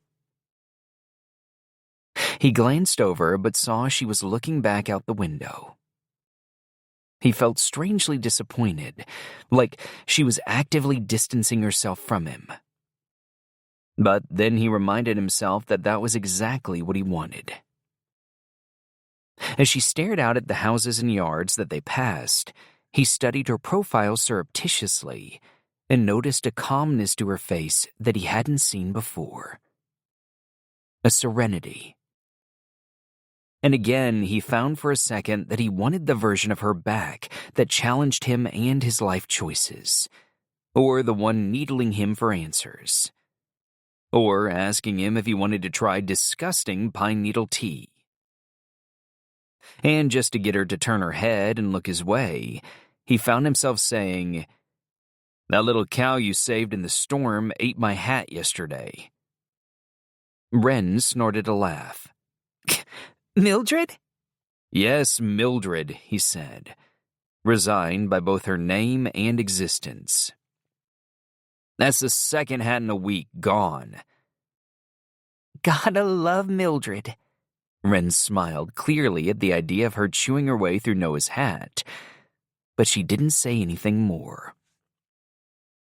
As he always did, Noah let the silence settle, but it felt less comfortable than usual. More silent, if that was possible. When they pulled up outside her apartment, Noah said, "So, what are you going to do now?" Carry on, she replied.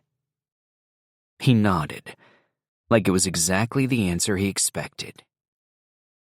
She opened the car door and climbed out. He got out too, came around and stood opposite her on the sidewalk. Thanks for the lift, she said. They looked at each other. The air seemed to get suddenly smaller, tighter around them. "You're welcome," he replied. But she didn't turn to go.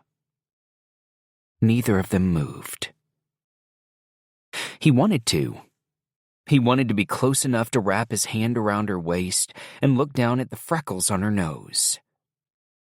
And without thinking, he found himself stepping forward, reaching up and tracing the line of her hair, sweeping it gently away from her eyes. He saw her lashes blink, let his thumb stroke her cheek, the soft, pale skin. Saw her lips part. Dipped his head. Then, before his eyes, he saw Livy. Saw his mom in the hospital. Saw his brother dead. Saw himself gasping for breath in a dressing room, in a nameless country, in a nameless stadium, terrified of his own emotions. He stopped where he was, rested his forehead against Wren's, as inside he struggled to get his breath. He saw the confusion in her eyes, the hurt. She stepped back, then smiled. The kind that she had done when he first met her, polite and friendly. Like she knew now the things she needed in life, and it wasn't anything he could give. Chapter 32. A few weeks passed where Noah got up every day at 5 and did all the work that he always did. Then, when the sun went down, he stopped working, had dinner, and went to bed. The only thing that changed in his life was that some days he would find a reason to get coffee in the diner. Some days it was Loriana serving, and she would pause as she filled his cup to tell him things about Wren, like her coming around for dinner at hers, or the stack of dusty photo albums they'd found in the corner of the attic. And he would listen and nod, and while normally he would want to be left in peace with his coffee, found himself asking the odd question back. But each time he went to the diner, he knew it was always Wren's coffee that he went for. When she saw him, she would smile and come up to his table in her uniform with all her necklaces and tightly tied apron and say, White, no sugar, and just pie? And if it was quiet, sometimes she'd slide in opposite him and have a slice herself. But Wren always had cherry or blueberry or peach, something different every time. Whereas Noah always had apple. That day, Wren was trying out the new kiwi pie, and when she offered him a forkful, Noah shook his head, thinking it looked disgusting but was too polite to say so. Somehow, however, Wren could tell exactly what he was thinking and laughed as she took the first bite. Noah, it's not going to kill you to try a new pie. Noah shuddered at the idea of bright, slimy green kiwi and said, "Ugh, it might. You never know." Which made Wren roll her eyes and take an even bigger mouthful just to show him how good it was. She was trying to chew while also laughing because she'd put too much in her mouth and Noah was shaking his head in despair, handing her a napkin, when he saw his mom and Willow walk into the diner. He caught the exact moment they saw him sitting in there with Wren, and the conspiratorial little look that passed between them. Immediately, all the humor went out of the situation, and he found himself turning away to look out the window while Wren covered her mouth with her hand and tried to finish her pie before Martha and Willow got to the table. His mom had quizzed him after the cattle drive about what had happened, but luckily the whole Loriana thing quickly took everyone's attention away from that. But it hadn't stopped Martha's concerned glances. Once or twice, she had cornered Noah when he came into the ranch house to find out what progress he'd made with where he intended to live. Had he thought about maybe building a house on the land? So he stopped going up there altogether, stayed in his trailer of an evening. And when she'd knocked on the door of his trailer, he'd pretended to be asleep. His mom started feeding the chickens earlier and earlier so she could catch him as he got up to work, so he just started getting up earlier to avoid her. He found it was entirely possible to live in such close proximity with her and manage to exist almost completely alone. Now, however, he was cornered like an animal. His mom and Willow were walking toward him. Why it had to be Willow of all people, catching him in the act of having pie with Wren. He could almost see her brain whirring. Willow reached the table first and said, "This is cozy."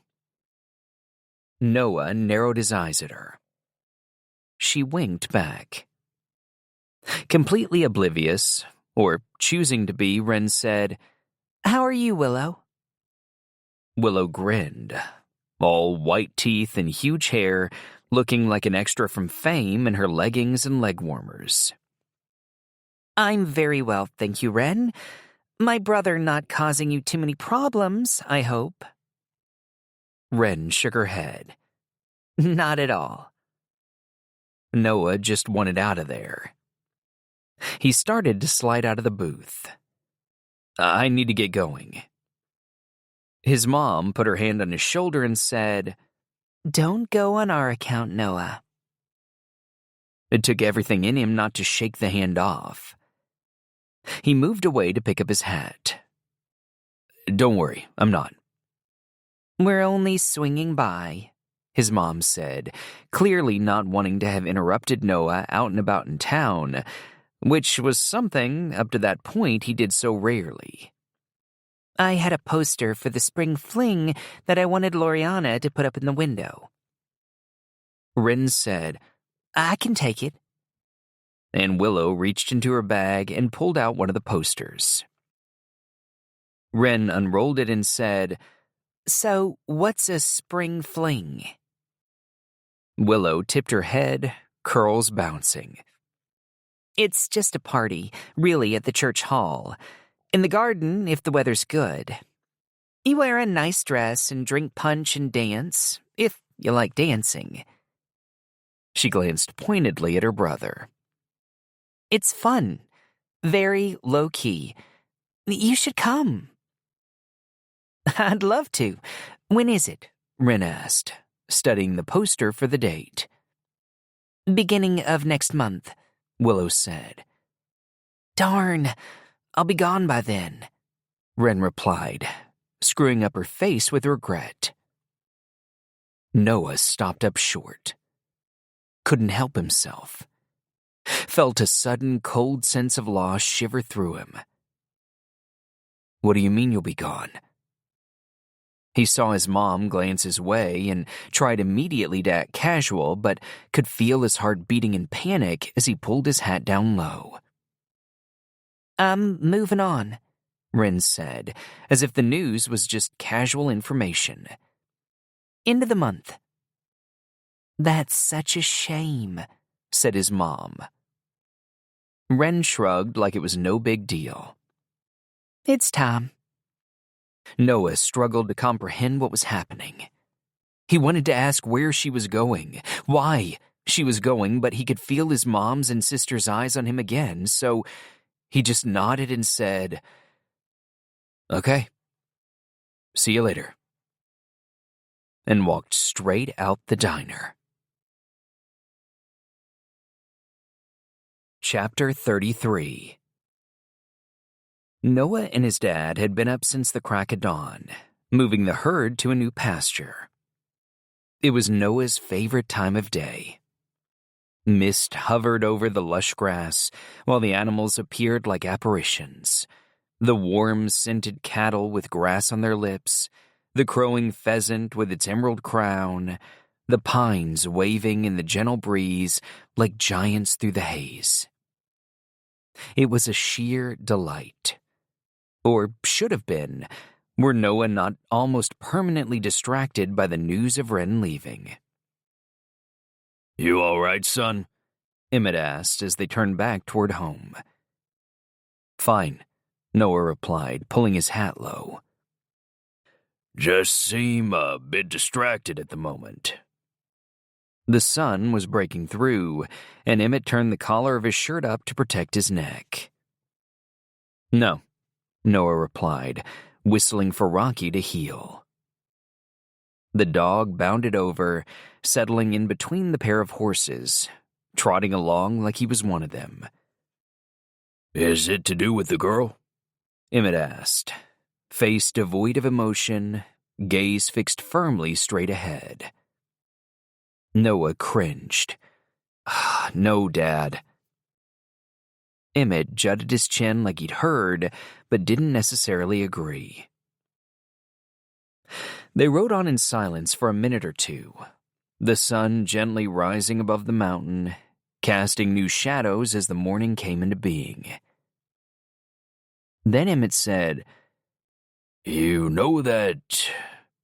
He sucked in a breath, the words not coming easy. That cattle drive, Noah.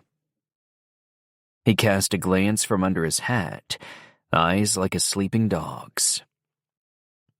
That was one of the best times I've had in years.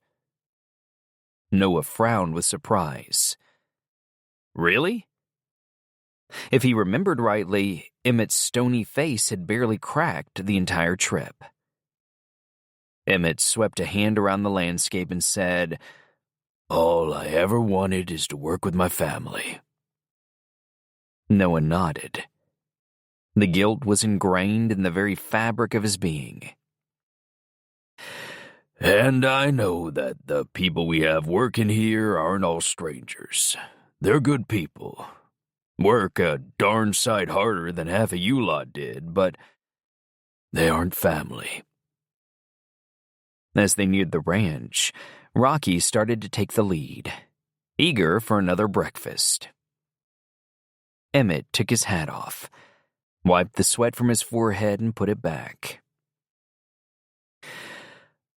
I'm never very good at saying all this stuff, but having you, Willow, Logan, Hank, who's as good as family to me, it was...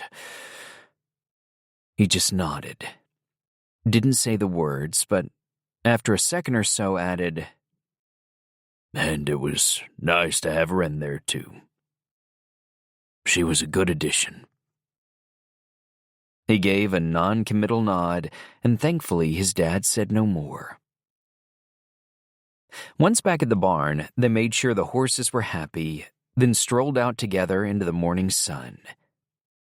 Noah grabbed a bottle of water and gulped down half of it as they walked in the direction of the house. Noah's trailer was on the way, and he was going to stop there and make himself some breakfast. One of the chickens was sitting on the top step. Before Noah could shoo the chicken away, Emmett said, "Wren okay now, is she?" Noah groaned silently, hand on the rusty banister that led up to the door. He knew his dad had more to say. "Better, I think." Emmett scratched the back of his neck. "Tough business." "Yeah." Noah went to take the rest of the steps. The chicken sitting in his way took no notice of him. "And, you and her?" Noah rolled his eyes. Emmett shrugged. "What can I say? I like the kid." "Don't get your hopes up." Noah turned, leaning up against the stair railing. "She's leaving at the end of the month. Doesn't want to hang around here." "Where's she going?" Emmett frowned at the news. Noah shrugged. "I think she wants to keep traveling." "I thought she liked it here." "She wants to see the world." Emmett tipped his head, brows drawn. "Girl who grew up in care, went from pillar to post, never had any consistency, doesn't want to settle down in one place?" Noah shook his head, mouth turned down. "No." Emmett narrowed his heavy, hooded eyes as he considered further. "Doesn't want a family around her, and community and stability?" Noah chewed the inside of his cheek. "Prefers to go off on her own, traveling around?" Noah nodded. It was Emmett's mouth that turned down now. "You surprise me," he said, then started to walk away across the yard. Noah stared at his dad's retreating back. "How come you're suddenly so insightful?" he called. Emmett turned, looked back over his shoulder. "Like I said, I like her." Chapter 34. A couple of evenings now, Wren had gone around to Loriana's for a drink after work, and they pored through photos to find ones of Candy, or sat on Loriana and Hank's front porch, and Loriana told her every story she could remember. Tonight, Hank was bowling, or watching other people bowl because of his hip and drinking beer, Loriana scoffed, as she searched for her purse and reapplied her lipstick. Anyways, I'm having pizza. I always have pizza on bowling nights. Wanna come? Wren did. So they locked up the diner and walked down Main Street together in their matching uniforms, Loriana with her purse tucked under her arm, the sun just dipping below the mountains, casting stripes along the sidewalk. They passed the theater, the doors propped open, ready for the evening show. Hank's supply shop closed for the night. As they walked, Loriana said, "I'm going to miss you when you go." Wren felt a shot of warmth at the comment. "I'm going to miss you too." "You'll come back and visit me?" Wren nodded. "Of course." They arrived at Gino's. "Me and my aunt," Wren kept reminding herself, on what was turning out to be a warm spring night. Loriana said, "We could take a table inside, but I normally just sit on the bench and eat because I like looking at the people." "Okay." Wren smiled. She liked the fact her aunt was someone who ate pizza on a bench rather than any formalities. Gino's was on a sidewalk intersection, benches out front and planters of red geraniums. From where they sat, they could see down the road opposite to the church, and next to it, the church hall and gardens. There were posters for the spring fling on all the lamp posts. They balanced the giant pizza box on the bench between them and tore out piping hot slices. Wren savored not only each mouthful, but each moment. This wasn't just sitting having pizza with Loriana. It was sitting having a meal with family. Loriana said, "I envy you, you know? Young and free. So much life ahead of you." "You're not old, Loriana." "I know, but you're only just beginning." "I feel like I began a long time ago," Wren replied, thinking of the photo of her mom that she carried in her bag. Loriana put her pizza slice down and, wiping her hands and mouth on a napkin, said, tone more serious than it had been, "I wanted to say, Wren, that I'm sorry we didn't take more care about what happened to you." Wren's gaze paused on the pizza box. "The hospital promised us you'd be well looked after, and we believed them.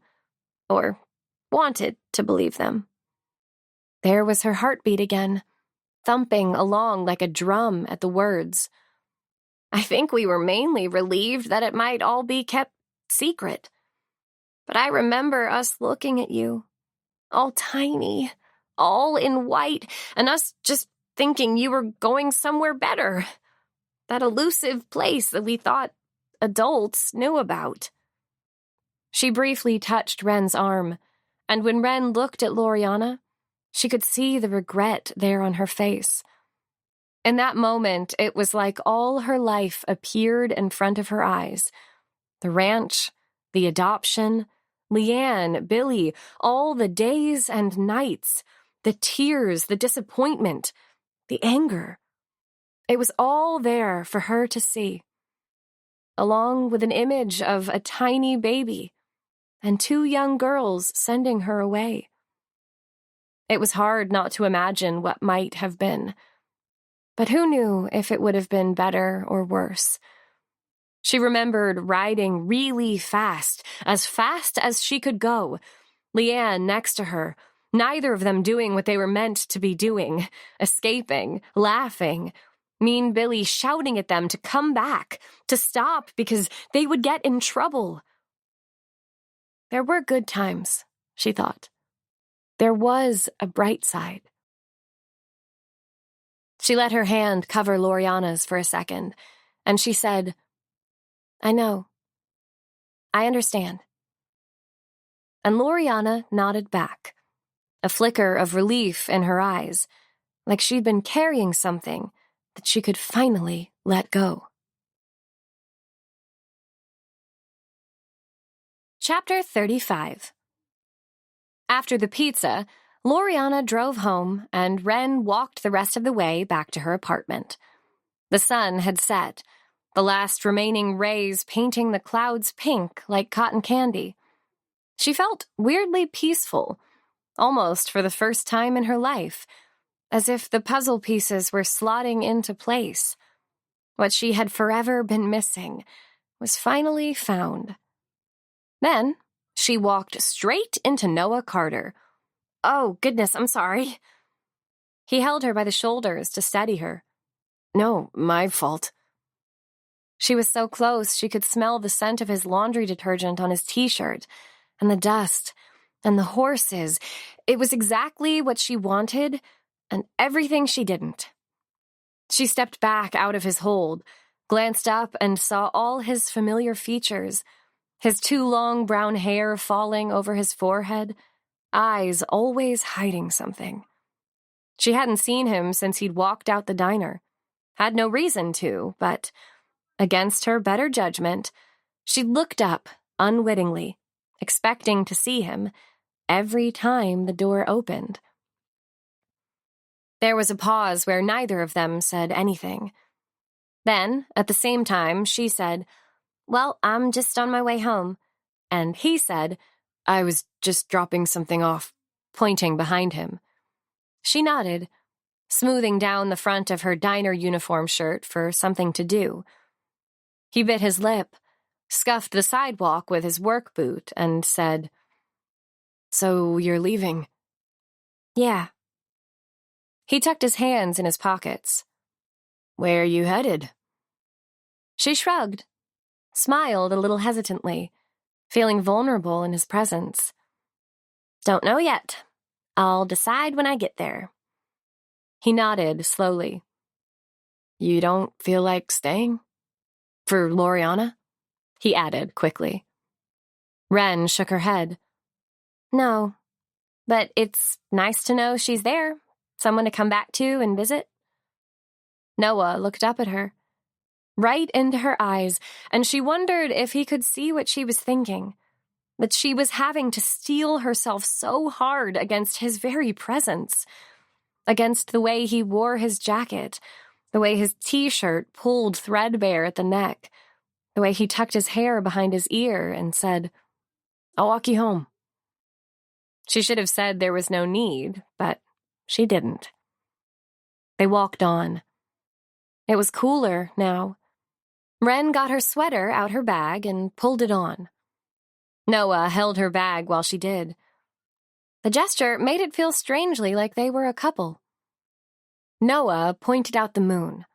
Framed by the mountain, it looked like a sunrise, just cresting the tallest peaks. Wren looked and then tipped her head further back to see the stars as they walked. "Big Dipper," she said, pointing. Noah closed his eyes and shook his head in despair. "Once again," he said, and, placing his hands on her upper arms, Noah turned her around and pointed up in a completely different direction. Wren laughed, because she had actually thought she got it right this time. Her skin tingled from where his hands had been. After more silence, Noah said, "You can visit me." She felt her heart tighten, smiled at the color speckling his cheeks. "I might look you up when I'm in town." His eyes creased with a smile. She said, "You could come visit me if you want." Noah laughed like it was a nice but crazy idea. "I've got the ranch." Wren sighed a smile.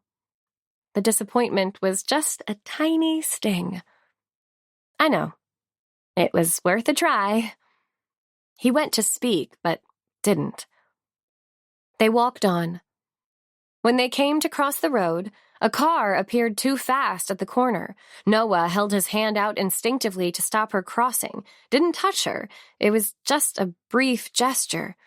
But she felt inside herself the sweetness of it. How Noah Carter it was. They walked in silence the rest of the way to her apartment. Wren lived down West Starlight Street, just off Main Street. She lived on the first floor, had a little balcony with room for a tiny table and one chair above Starlight Barbershop. When they got to her front door, there was another pause. Noah looked straight ahead down the road, scratching awkwardly at the back of his neck as if he had something he wanted to say but couldn't. In the window of the barbershop, there was a poster for the spring fling. She said, "You going to that?" Noah looked where she was pointing and said no, without even thinking about it. Of course he wasn't. She wrapped her arms around herself. "I am," she said. "Willow persuaded me to stay for it." "You should come." He made a face like he couldn't imagine anything worse. "Not my thing." She tipped her head. "It could be, though." He raised a brow as if it never would be. "Maybe if you tried something, you'd surprise yourself." She looked down at the sidewalk, then up at his hooded gray eyes. "Noah, there's so much life, so much possibility out there that you're missing." He raised a brow, said, "It's a spring fling, Wren." But she didn't laugh, didn't take her eyes off him, just looked at him for the first time with what felt like pity.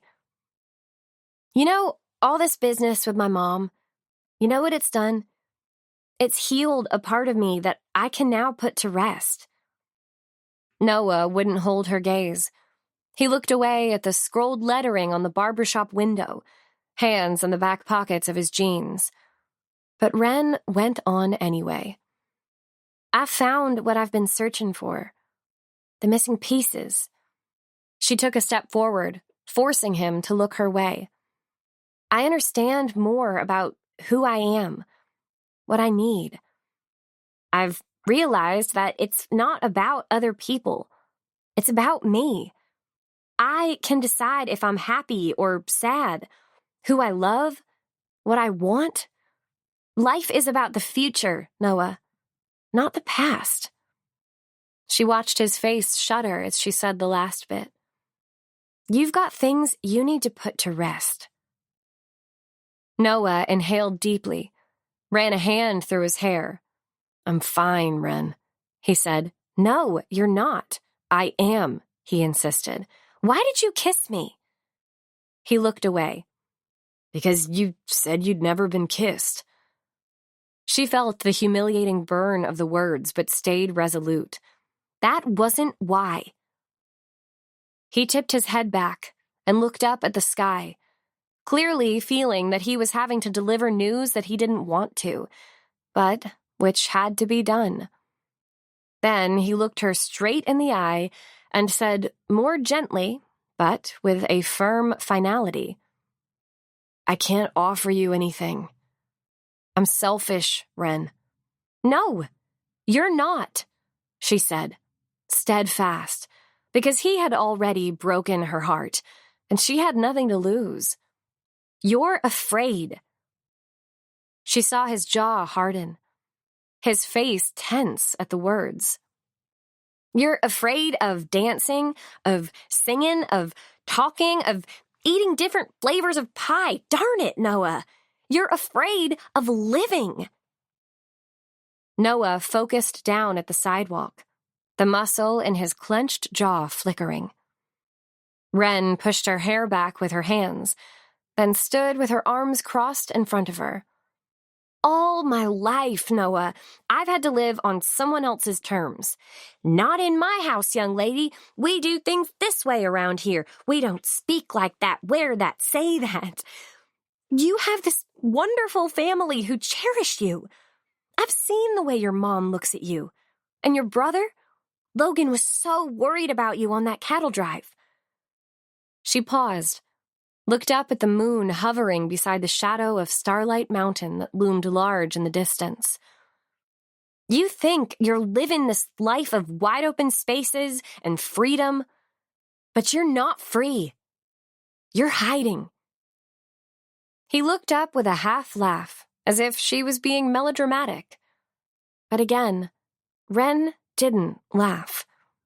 She just stared at him, seeing for the first time the proper fear behind his eyes, and knew in that moment she had lived too long searching for love, to be with someone who couldn't give it. Good luck, Noah, she said. Then she turned and, unlocking the door to her apartment, went inside without looking back. Chapter 36. Noah had never worked harder in his life. Sweat dripping from his brow, staining the rim of his new hat as he whacked in fence posts, fixed feed troughs, checked and rechecked the boundary fencing, all while the cows watched curiously, chewing with their slobbery mouths as he pushed himself to the point every day that he just fell into bed and didn't have to think.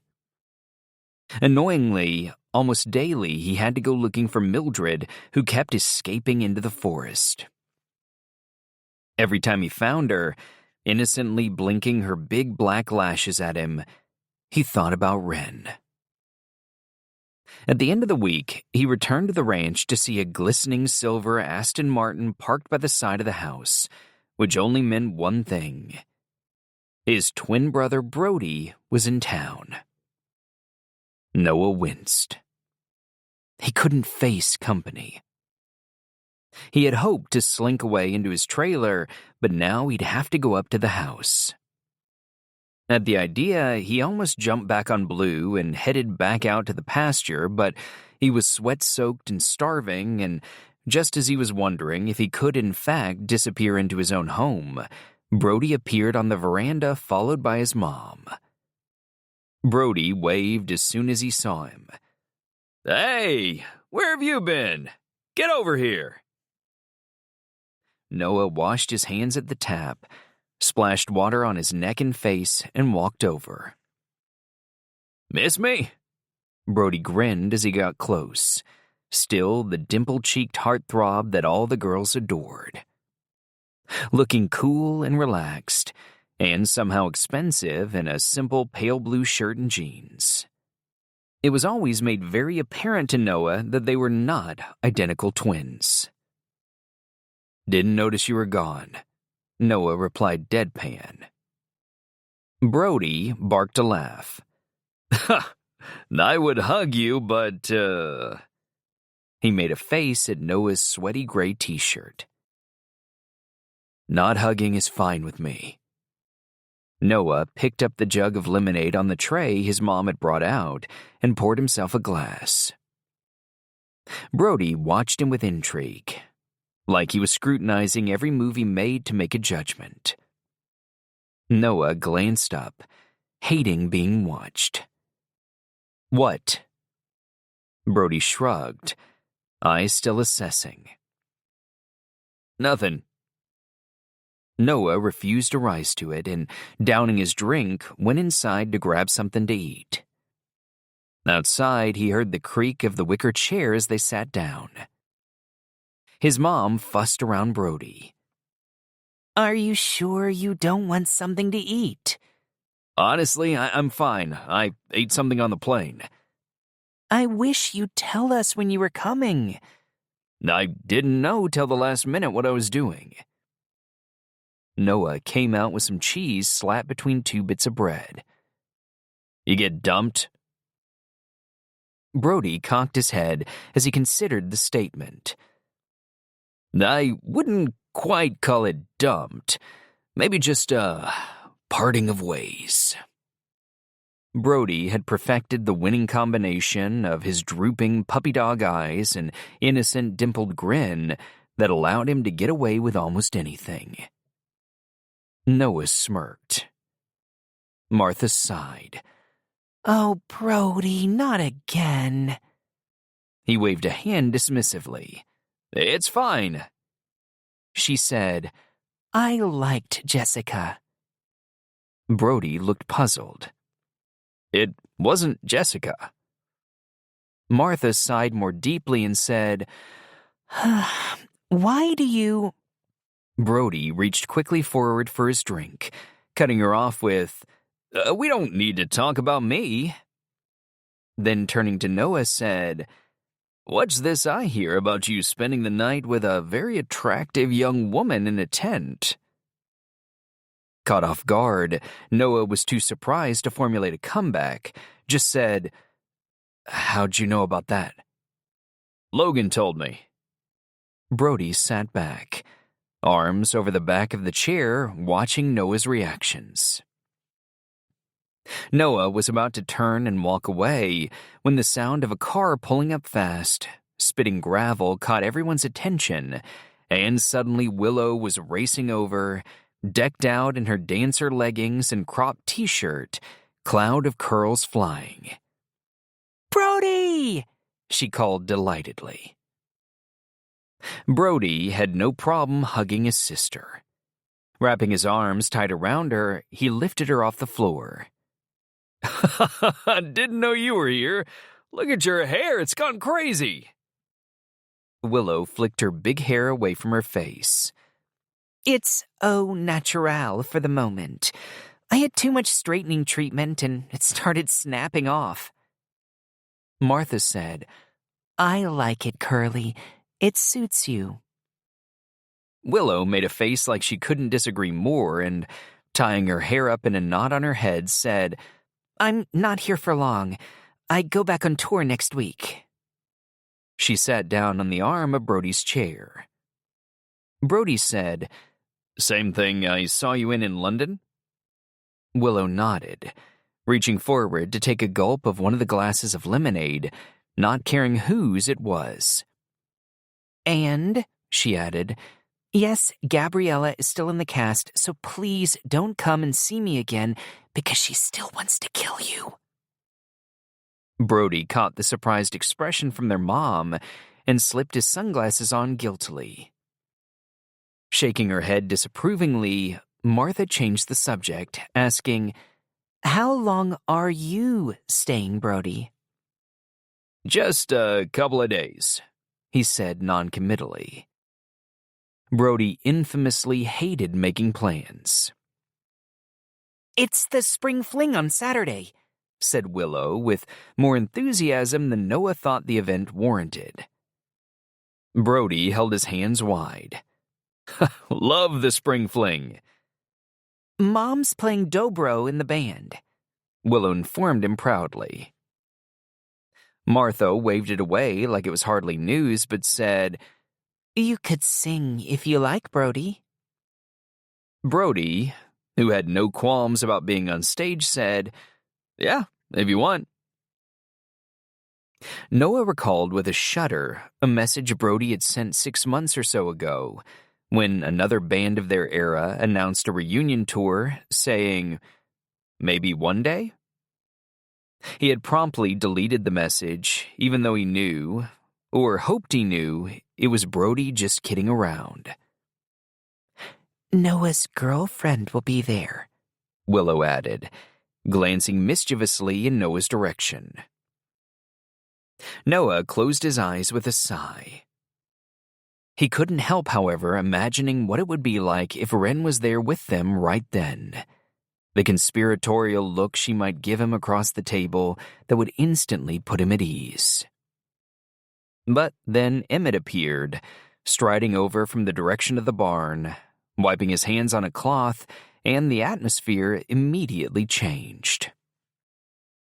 Noah watched Brody sit up straighter, was relieved with the change of focus, even if it meant Brody being in the spotlight of what was always his dad's disapproval.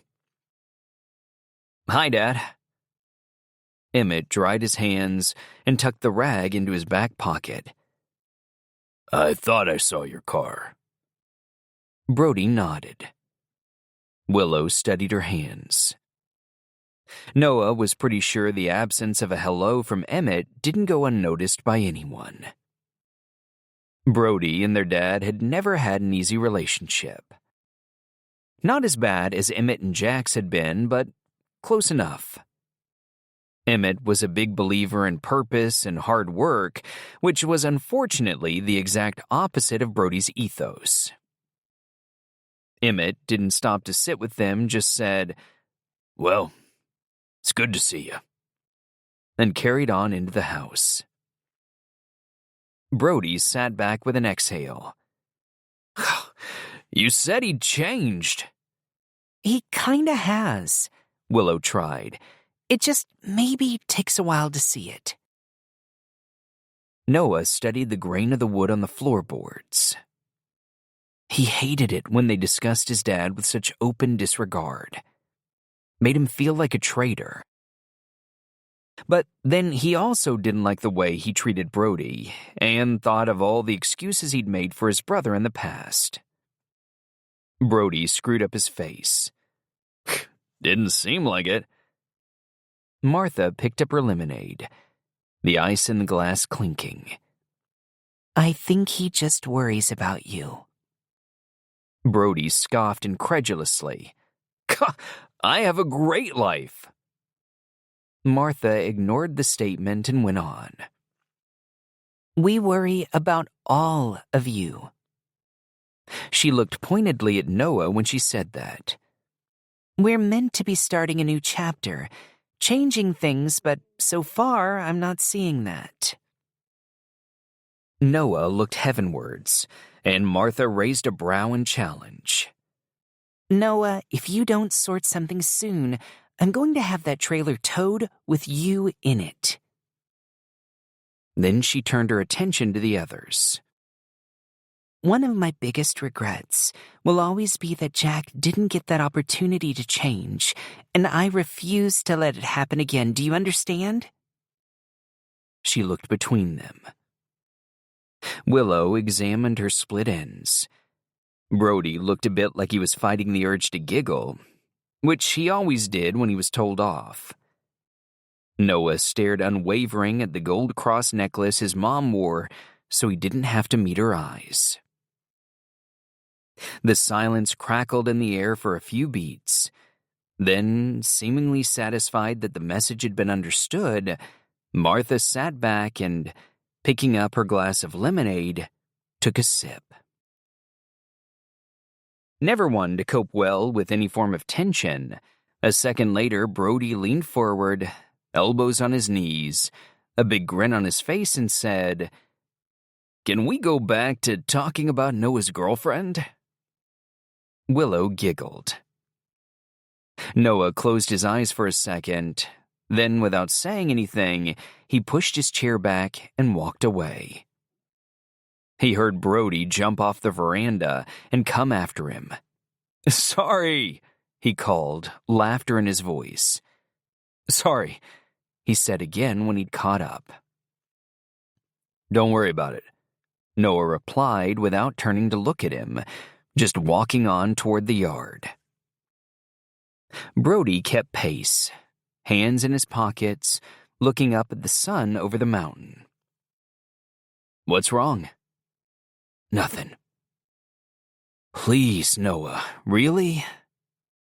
Brody sighed like he knew him better than that. "Honestly, I'm fine," Noah replied, heading in the direction of his trailer. "Yeah, right," Brody scoffed, slipping on his sunglasses. "Although if it's woman trouble, you are talking to the wrong person." He laughed, seemingly at his own chaotic love life, while also, Noah didn't doubt, well aware that he was completely the right person for the subject. As they approached the trailer, Brody bent down and picked up a basketball that lived relatively unused on the ground by the steps and chucked it at him. "Shoot some hoops?" Noah caught it on instinct and paused for a second as he stood there opposite his twin. Acknowledged with relief that he'd made no further attempt to persuade him into a chat. He thought of the band days when Brody would find him somewhere.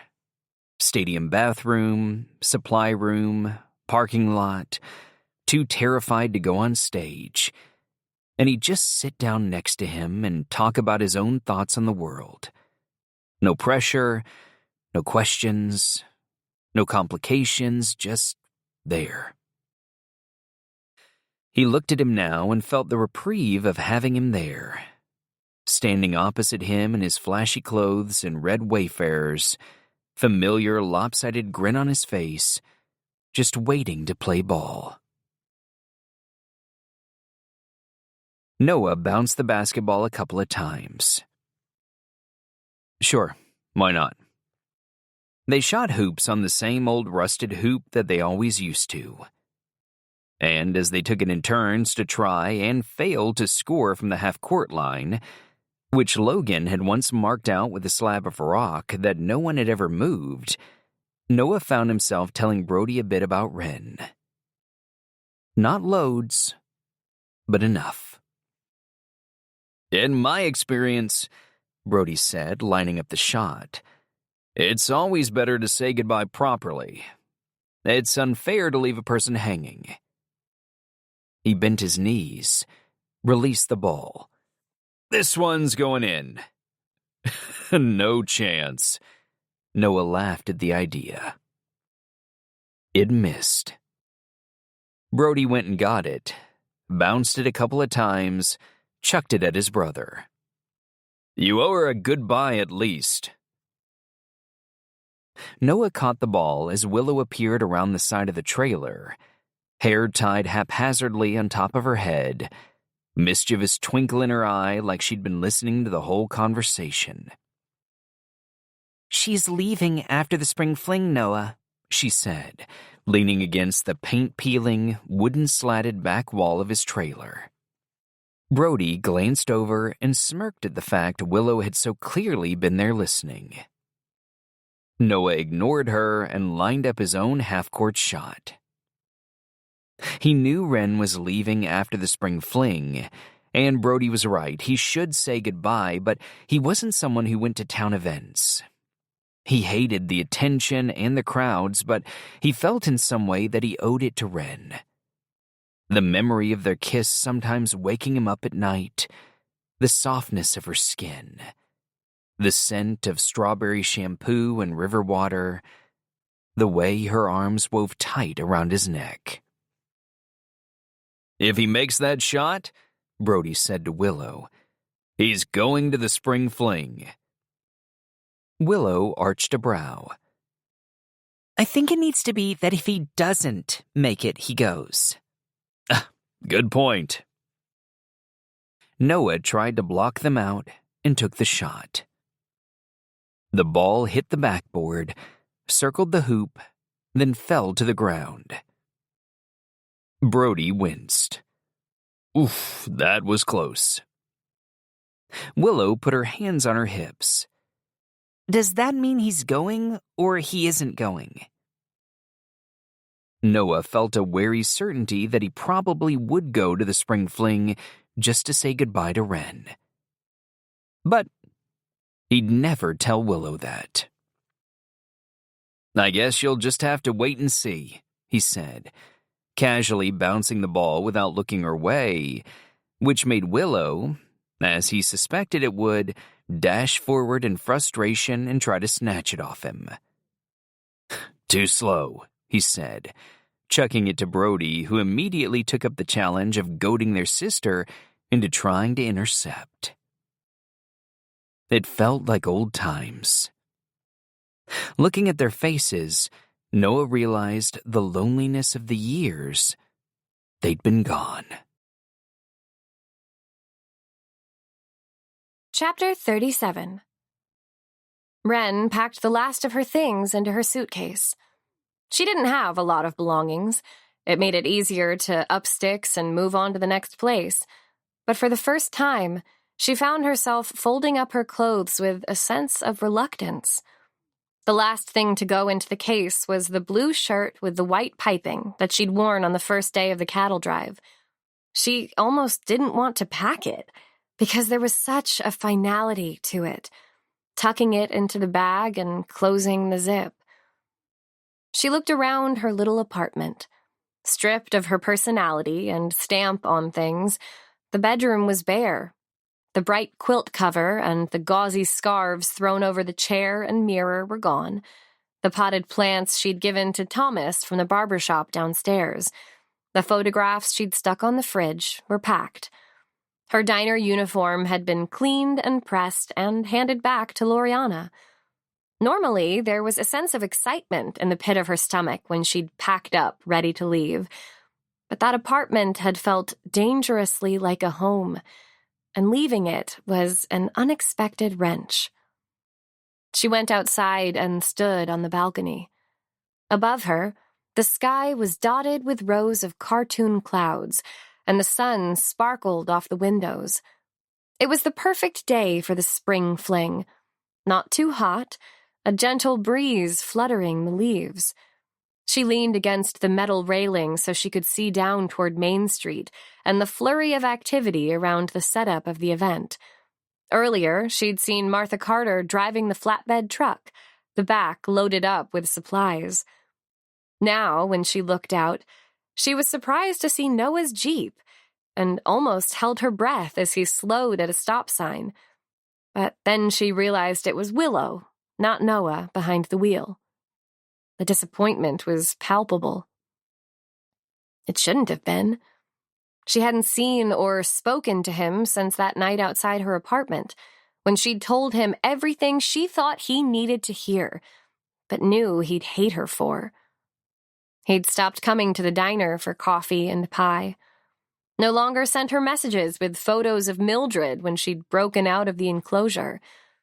And while Wren still looked every time someone passed the diner window in a black cowboy hat, or a car that looked like his Jeep drove past, she felt that she'd made her peace with the fact whatever had flickered between her and Noah had long since gone out. Theirs was a flame that wasn't meant to burn brightly. Chapter 38. Noah was the only one at the ranch. His mom had gone early to help set up the spring fling and had roped in Brody and Willow. Emmett had claimed there was too much work to do for him to help, but as the day drew on, and the absolutely necessary tasks grew scarcer, he'd got a call from Martha asking where he was and, unable to put it off any longer, had reluctantly gone and changed his clothes and driven over. "I'll see you there," Noah had called, having made up his mind that he would swing by just to say goodbye to Wren before she left. He'd got changed, put on a shirt for the first time in a while, had a shave, and was all ready. But when it came to it, he found he couldn't leave. He was sitting on the steps of his trailer, alone, all the others gone. Frozen. It was exactly like he was on tour again. Time suspended. His brain whirring 1,000 miles an hour. This, that, why, what if? He didn't want to go. He didn't want to see the people, face their stares. He didn't want to see the stage or his brother up there on it. But at the same time, he didn't care. So why couldn't he go? Why couldn't he move? Like Brody said, he owed Wren a goodbye. He forced himself to stand up from the step, but his head spun and he had to sit back down. He heard a car pull up in the yard. Looked up and saw his mom getting out of the old green pickup truck. She slammed the door, and when she saw him sitting there, walked over. She was all dressed up for the spring fling in a green dress with a leather belt and new boots. "Can you believe it?" she said, lifting her sunglasses and pushing them back on her head. "I forgot my guitar." Noah tried to pull himself together, but as she got closer, she said, "What's wrong?" "Nothing," he said too quickly. She paused, looked around for a second, then came and sat down on the step next to him. "Noah, I know when something's wrong. I can see it in your eyes." He leaned forward, rested his forehead on the heel of his hand. "Honestly," he said, "I'm fine. I just need a minute." She didn't go anywhere, just sat there next to him. He looked at her in her green dress and her fine jewelry and said, "You look nice." "Thanks." She smiled, then looking him up and down said, "So do you." He shook his head at the compliment. Martha turned and looked behind her into his trailer. "I see you've made a good start at clearing things out." Noah had to laugh. Nothing had been touched. She put her hands behind her and leaned back. "I always imagined you building a lovely little house somewhere on the land. Maybe getting Logan to help you, or your dad. That's why I want the trailer to go, Noah. Not because I want to run your life, but to improve it." Noah looked out across the yard, felt his breathing steady as she talked. A couple of the chickens, who loved Martha because she fed them, came over and pecked around the two of them. She caught one and picked it up onto her lap, stroking it like a cat. You might want to move into town, or even find you want to buy your own land, start your own ranch. She gave the chicken a scratch around the collar, which it loved. Your dad would kill me for saying it, but you don't have to stay here. Don't feel that obligation. I don't feel an obligation, Noah said, sitting up straighter, pushing his hair back with his hands. I just want to keep going as I am. Like this? She said, with gentle skepticism, gesturing to his current predicament. Pale and unsteady, forced to sit on the top step of his trailer. Noah closed his eyes, pressing his fingers against them. You can have more, Noah. You and your dad are so similar, but don't forget, he has much more than just the ranch. He has me, the house, you kids. It's a rich, full life. She paused, then added wryly, even if he doesn't choose to see it all the time. When Noah didn't answer, Martha lifted the chicken she'd been stroking carefully off her lap and placed it on the floor. Then said, Take a walk with me? Sure, Noah said, because he knew better than to argue with his mom. When they got to the grass, she slipped her shoes off and, holding them in her hand, led them in the direction of the paddock, circling the wooden fence when they got near, the mountains and the pine forests in the distance. Martha said, What are you afraid of, Noah? Because I don't think this is just about the trailer or going to the spring fling. Noah didn't answer. Focused instead on Blue and Big Mac, who were grazing happily on the lush grass of the paddock. Behind the horses, the sun hung above the mountain, and the once misty morning sky was now a clear swimming pool blue. Martha said, It's okay to be wary of loving someone again. Noah's insides clenched. He felt a prickle of fear, like he was standing on the edge of somewhere he didn't want to be. He beckoned for Blue to come over. It was a long time ago. Martha leaned against the fence next to him. I don't mean that you haven't moved on. Blue ambled up, and she brushed a fly from his nose. I mean, it takes a huge amount of courage to decide to put yourself through something again. He didn't want to hear it, but he couldn't not listen because it was his mom talking, and when she talked, they were all programmed to hear what she had to say. He felt suddenly the engulfing claustrophobia of emotion, like he had as a teenager when Martha was ill. When she'd smiled at them from her hospital bed as they told her they were auditioning for the band. Noah just wanting to flee from that room back to the safety of the barn or the land, unable almost to look at her because it was just too awful. And then, there he was again, back in the hospital, but the next time he was 19 and wrung out, ill-equipped to cope with his dying girlfriend. The warm air seemed to press down on him.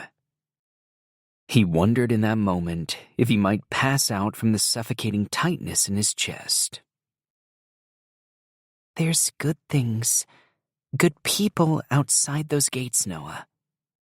Outside Autumn Falls. Martha stood, so her shoulder touched his ever so slightly. Noah closed his eyes.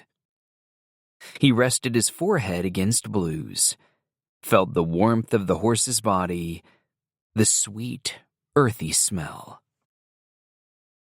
Then he turned his head so he was looking at his mom and said, I just don't know if I can go through all that again. She looked back at him with a soft smile in her eyes and said, I know. That's what you've got to decide. Chapter 39. The spring fling was held in the garden of the church hall. There were colorful paper lanterns and festoon lights, and bunting swathed out from a leggy larch tree in the center of the lawn like a circus tent. There was a refreshment stand with the infamous punch, and a stage where the Autumn Falls Band were playing, led by John Luke, Bella's stepfather, on guitar, Hank on banjo, Jacob, the new pastor, on the keyboard.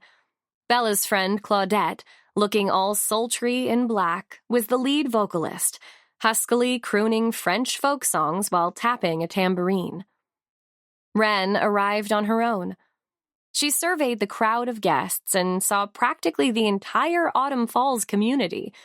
She spotted Bella and Willow standing by the punch bowl, watching Martha on stage. Willow looked whimsically bohemian in a floaty floral dress, while Bella was all clean lines in a cream tunic and gold sandals. Wren tended not to wear pretty dresses if she could help it, not since being dressed up like a doll for visits to potential families. She had on a pink short-sleeved corduroy jumpsuit with a wide leather belt and red open-toe heels. She wore the collar upturned and a million gold necklaces. She'd tied her hair up, overlong bangs swept to one side. When Willow saw her, she waved her excitedly over. "Wren, you look incredible! Love this!" She ran her hand down the velvety sleeve of the jumpsuit. "Thanks," she replied, but before she could repay the compliment, the man next to Willow turned, and Wren was literally dazzled into taking a step back. She had never seen someone quite so attractive. Scruffy blonde hair, dimples like buttons on a Chesterfield, upturned eyes heavy like they'd just woken up. He was breathtaking. "Wren, this is Brody." "Hi." She almost laughed. No hope of playing it cool. Brody held out a hand. "Hello yourself." Willow kicked him. "This is Wren? Put that smile away." Brody cocked his head in fascination. "This is Wren." Wren frowned. "What does that mean?" "Nothing." He grinned innocently, teeth as straight and white as she had ever seen. "Ignore him." Willow waved a hand dismissively. Brody slipped his sunglasses on. Red Wayfarers, totally incongruous with his cream chinos and pale blue linen shirt, and turned away to watch the band, still with that playful smirk on his face. Wren found herself blushing, knowing it was something to do with Noah. Logan and Bella came over, holding glasses of punch for everyone.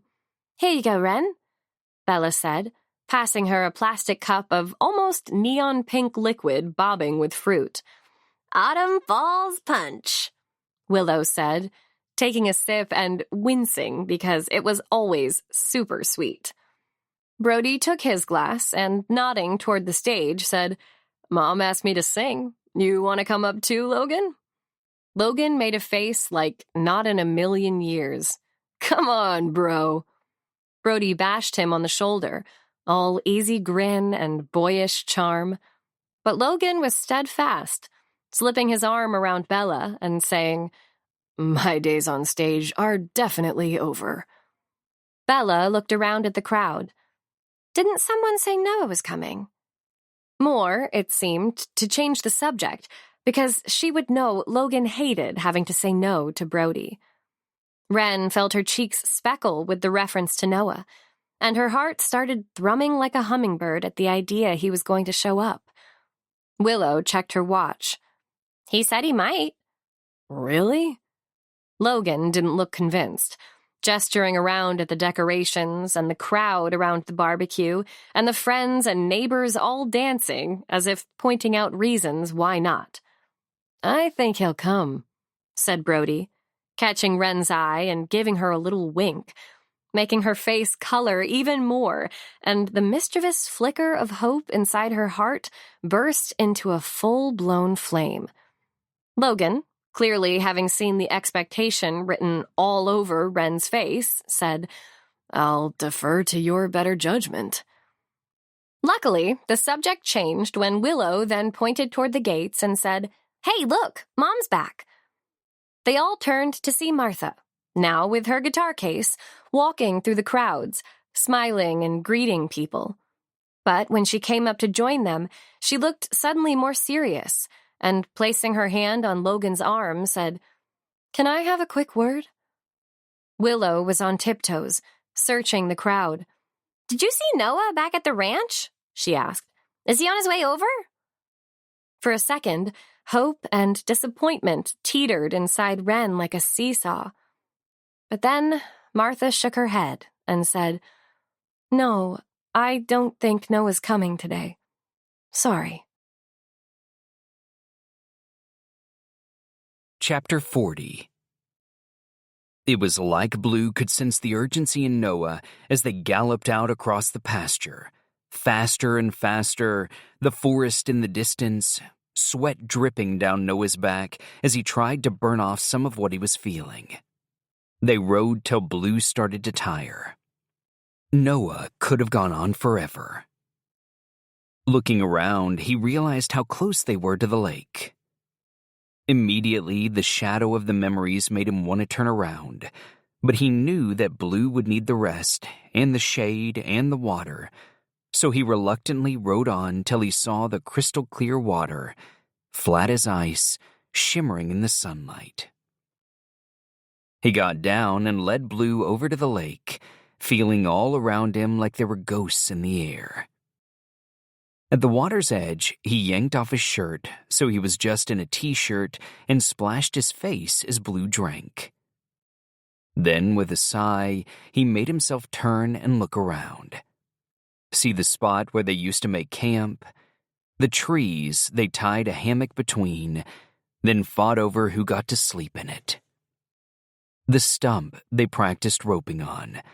Noah, always the best, never a wasted throw. He saw the old canoe pulled up on the bank, falling apart now and covered in lichen and dirt. Thought about taking it in turns to paddle out, seeing how many of them could sit on it at a time and not capsize. He closed his eyes when he smiled without meaning to. Then, as he started to walk, he saw on one of the tallest pines the initials N and L carved into the trunk. He felt a shiver of cold surprise in his blood. Walked the rest of the way until he was close enough to reach out and trace the letters. He remembered carving them with his new pocket knife. And he saw Livy standing there laughing because it was harder to do than he thought it would be. And he saw himself grinning and handing her the knife and saying, "You do it," and her doing it really well, really neat. When he thought about her laughing, he saw her at school giggling about something with her friends. He saw himself kicking a soccer ball. He saw her waiting at the bus stop for him. He saw them side by side on the swings when they were far too old for playgrounds. He saw their youth and their vitality. So young. He leaned his forehead against the rough bark of the tree and remembered studying the fine hairs on the back of her neck in church when she sat in front of him, mesmerized. He'd buy her a Coke and a quarter-pounder with cheese, but without pickles, when he had any cash. Ride with her out to the mountains when she was fit and strong, and her eyes shone. Suddenly, he pulled his fist back and slammed it hard into the tree. Then he did it again. The bark splitting his skin, and again, blood pouring from his knuckles. Then he kicked and he shouted, and then he rested his head against the trunk again, and he realized he was crying. But he wasn't crying for Livy. He had mourned her life, their life. Right in that moment, it was his youth he was mourning. A time when he'd had everyone he loved around him. Precious moments he'd taken for granted. Seeing Livy bite her lip in concentration as she dug into the bark with the knife, or his brother Jack smile as he tipped the canoe so they all fell in. He wanted to reach back in time and gather it all close. Noah had never again been that person who carved initials in the tree or paddled out on the lake or fought over a hammock. He had gone off with the band and come home someone different. Someone afraid, closed, broken. Someone filled with such anger and regret, so much frustration that all he could do was bury it deep inside himself. He hung his head and felt his shoulders shake with the silent sobs. Covered his eyes with his bleeding hands. Couldn't have stopped even if he wanted to, overtaken by the sad futility of it all. And then suddenly he heard the beat of horses' hooves and turned to see Logan jumping down off his beautiful, dappled gray mare, Misty, concern etched on his features as he strode over. Without saying anything, he clapped Noah into a solid, brotherly hug. It was exactly the kind of hug that he knew Logan would do. Firm and reassuring. And as Noah struggled to catch his breath, feeling like his guts had been ripped out from crying for the first time in years, he found himself eternally grateful for the strong, comforting presence of his older brother. He heard Logan's voice say, "It's okay." Noah moved back, wiping his face first with his hand, then with the hem of his t-shirt. "I know you said you don't blame us, but Noah..." Logan shook his head. "It wasn't just that we persuaded you back so you weren't there for Livy. It was all the way through. We should have seen how much you were struggling instead of pushing you on stage in front of thousands of people when you hated it so much you were sick as a dog. We let you down. We were all just out for ourselves and you got lost in that." "That's not true." Noah tried to get rid of the blood on the backs of his hands by rubbing them against his jeans. He saw Logan notice, and his eyes narrowed slightly. Then he saw him glance at the tree and see the carved initials. He put his hand in his pocket and handed Noah a handkerchief. Monogrammed as expected. "You think you've broken anything?" "Don't think so." Noah wrapped the cloth around his knuckles. "You weren't out for yourself, Logan. And Ethan, Brody, and Jack, they loved it. You stayed for them just as much as I did." Logan felt wrung out. He rubbed his face with his hands, trying to get himself back to normal. Then he looked out at the lake and said, "I don't blame you. I wanted to blame you. I wanted to blame all of you, but I don't. I can't." He could feel the pain pulsing through the back of his hand. "I went and I stayed because I liked being with you all more than I liked being without you. I didn't want to be back here on my own. I had Livy, but we were young and we talked about settling down, but..." He looked across at Logan with a sigh. "We were kids. I wanted to be where you all were even if I hated it." Noah could feel the press of tears again. Just thinking of himself at 15 in the band, trying so hard to look like he was enjoying himself while feeling like he was in the wrong skin. Unable to escape day after day until he was just living, numb, with only the fear of what was to come and the emptiness.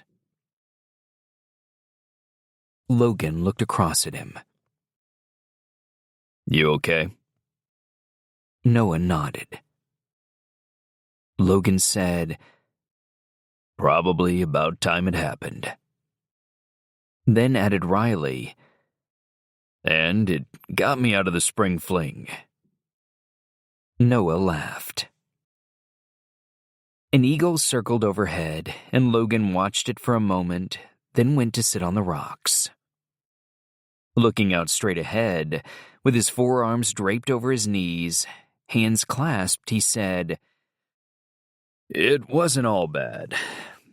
Sometimes I have to remind myself that there were good times. Noah sat down next to him, watching the waves lapping at the shoreline. Logan went on. You remember that time Brody's costume got caught on that trap door under the stage?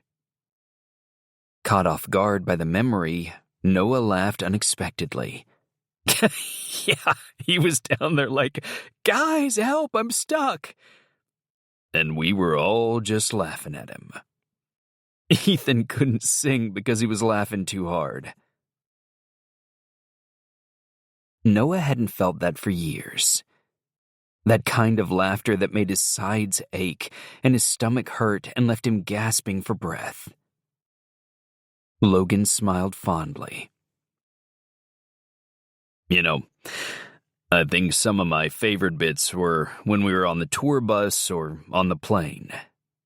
Just hanging out, knowing there were hours ahead of us till we got there. Noah rolled his head so he could look sidelong at his brother. That's what Wren said on the cattle drive, about the time spent doing nothing being the best. Logan considered it, then said, It was less cold on the tour bus. Noah laughed. There was a pause, then Logan added, I know I complained about the cold, but I had one of the best and most memorable times in a long time on that cattle drive. Noah wondered what it was about that drive that everyone loved so much. For him, it was just another day. But then he looked out at the glistening water and made himself recall those few days. What popped into his head weren't just the big events, but Logan grinning as he pulled on his puffer jacket, Willow doing her stretches directing the cooking, Hank strumming the banjo, Emmett's broad back gently rolling side to side as he led the tour, and Wren on Star, laughing in her gaucho hat as she tried to keep the wayward little Mildred in check. He stretched out his legs in front of him. Maybe it was one of the best and he'd just taken it for granted. Maybe he needed to start differentiating better between good and bad, or just day-to-day and great. To realize for a while there that his life had become considerably better than average. Definitely his day-to-day had less spark since the drive. Since Wren wasn't there every morning when he opened his eyes. Noah pushed his hair behind his ears, and as he did, he felt the sting of the cuts on his hands. Leaning back against the rocks, he glanced at his brother and said, It's been real lonely without you all. Feeling his voice catch unexpectedly, he looked away. He felt his brother's eyes on him. I know, Logan replied, and Noah had to focus down at the water again, feeling the tightness in his chest once more. But this time, he swallowed the feeling away, breathing in deeply and letting it go. They sat side by side saying nothing. Time just given over to gazing out at the lake, the pines reflecting on the water, and the ripples made by the fish beneath the surface. Noah said, "I'm sorry you have those dreams about Jack." Logan stood up with a sigh and walked to the edge of the lake. "I go to his grave sometimes," he said. "Try and focus on the good times." The dappled sunlight through the pines danced and flickered on the ground around them. "I'm angry with him for so many things," Logan carried on. "Mostly for the way he treated Bella." Noah was furious with him for that too. That Jack had mistreated Bella during his time married to her was something he wasn't sure he'd ever be able to forgive him for. "But too much anger and it'll eat you up, so I make myself think of the fun we had. You know, like being here," Logan gestured to the lake. "or playing polo, or climbing out the window at night and going into Jackson when Dad didn't know." He glanced back at Noah with a sad smile in his eyes.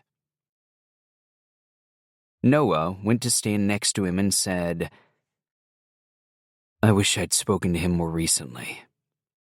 I regret the fact that we didn't really know each other." He paused.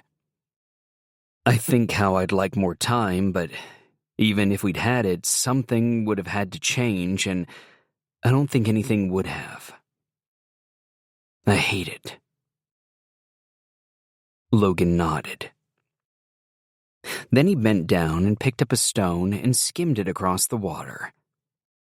They watched it bounce almost to the center. "I could happily go back to the times we were here camping. Just for 5 minutes.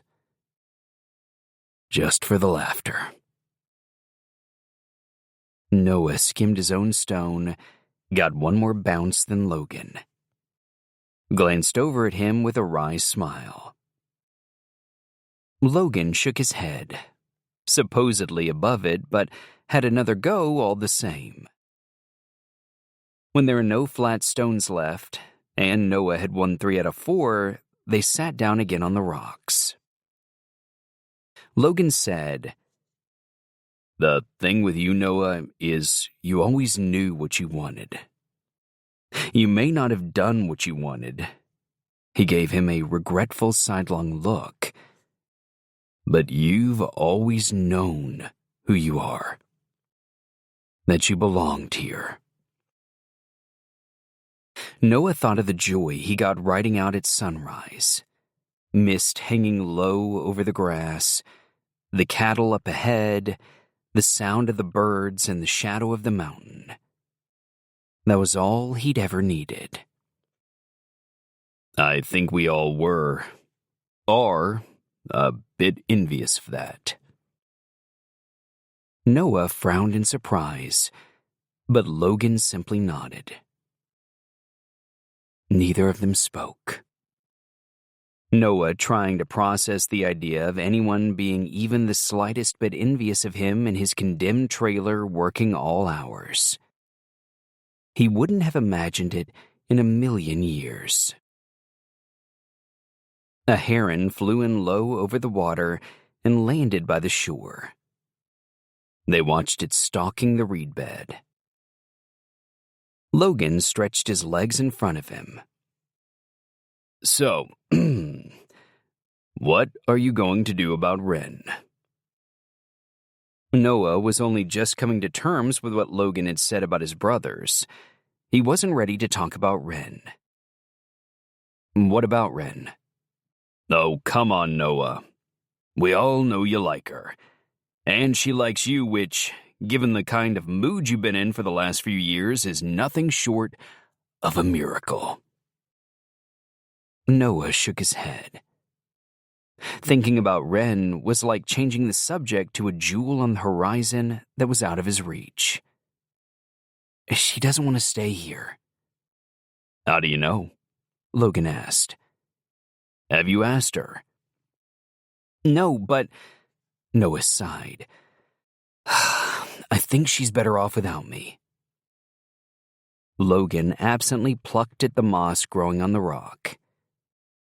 Didn't look like that to me when she found out you weren't going to be at the spring fling. Noah swallowed, imagining the idea of someone being hopeful that he might arrive someplace. It gave him a feeling of utter, unimaginable terror, and yet, at the same time, the idea lit his insides the same as having something exciting on the horizon to think about. A fish jumped in the distance.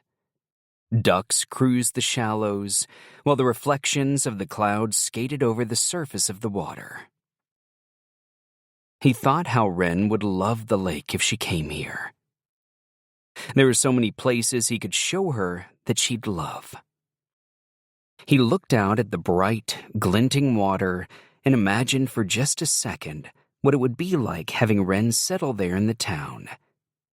Messaging her to go for a drink, maybe her coming to ride on the ranch, maybe even one day living in the house he built on the land. Maybe he could build it right on the lakeside. He felt a flutter inside that reminded him of how she'd looked when she talked about Christmas lights. He suddenly understood the hopeful power of a dream. He pictured seeing her every day, riding with her, showing her all the places he loved, and finding new ones. It was like he'd opened a door in his mind to let possibility in, and suddenly he was seeing all kinds of things. He thought of going away, to California, or Hawaii, or even Italy with Wren. Did being in any of those places dim that excited feeling he got inside at the idea of her being in Autumn Falls? A little. More than a little, but if he put Wren in the picture with him on a red double-decker bus touring London or looking up at the Eiffel Tower in Paris, it felt maybe like transplanting the good feeling of here, there. But then there was always the other side of it. He turned his head so he was looking at Logan and said, truthfully, trustingly, "Honestly, I'm terrified." Logan sat back on his elbows, looking out at the heron as it spread its wings wide, the tips of its feathers skimming the surface of the water as it flew away. I guess you've got to decide if it's worth it, he said, the bird disappearing off above the trees. Everything's a trade-off. In my experience, one day with Bella is better than every single day I spend without her. He turned his head so he was looking his brother in the eye. Whatever happens next, I'd take that one day, and if I get another, I'm a lucky man. There was a pause as Noah listened. Then he raised a brow and said, "That gonna be your wedding speech?" Logan barked a laugh. Pretty good, huh? Maybe I'll ask her first. Chapter 41. Noah rode Blue through the forest, out onto Main Street and up to the Church Hall Gardens. Logan on Misty beside him. He wasn't dressed for the spring fling. His t-shirt was dirty and bloody, his knuckles splitting where they'd cut, but he didn't have time to go and get changed. He could hear the music before he rounded the corner. Pulled Blue up short when he saw his brother Brody up on stage, sharing the mic with Bella's friend Claudette. The sight of him with a big grin on his face, loving it, loving the attention and the fun and the crowd, made Noah's muscles tighten in retaliation. Made him want to tug the reins and ride fast away, but he felt like he knew himself better now. Logan was right. He did know what he wanted, and no one could take that away anymore. He was older and wiser. He saw Brody pick up a spare guitar, go stand by his mom, let Claudette take the chorus without him. He was a born performer. As he and Logan watched from a distance, Noah found himself smiling. Realized he could watch objectively without the creeping fear. Logan swung himself down from the saddle and said, "You coming?" Noah hung his head for a second, breathing in the scent of his horse and the leather of the saddle and the lake water on his t-shirt. He thought of Wren hugging that little cow. How comforting it was to have the feeling of home. Then he jumped down. They tied the horses up in the churchyard next door and walked through the gates of the church hall gardens. The first time Noah had been to an Autumn Falls event since he was a teenager. There was a buzzing in his head that he tried to ignore. He saw the familiar punch stand and the bunting and Hank Murphy manning the barbecue. Nothing had changed. Up on stage, he saw the moment Brody saw him and the surprise in his eyes. Then he saw him nudge their mom to look who it was. When Martha saw him, he saw in her eyes the worry about the state of him. He looked down at himself and saw the blood smears and the dirt. But then he looked up, and when he caught her worried eye, he tipped his chin up with a nod and a half smile, and saw her take a breath in response, her shoulders drop and her expression softening. Noah looked over at Loriana, who was wearing her huge silver earrings and a lilac pantsuit.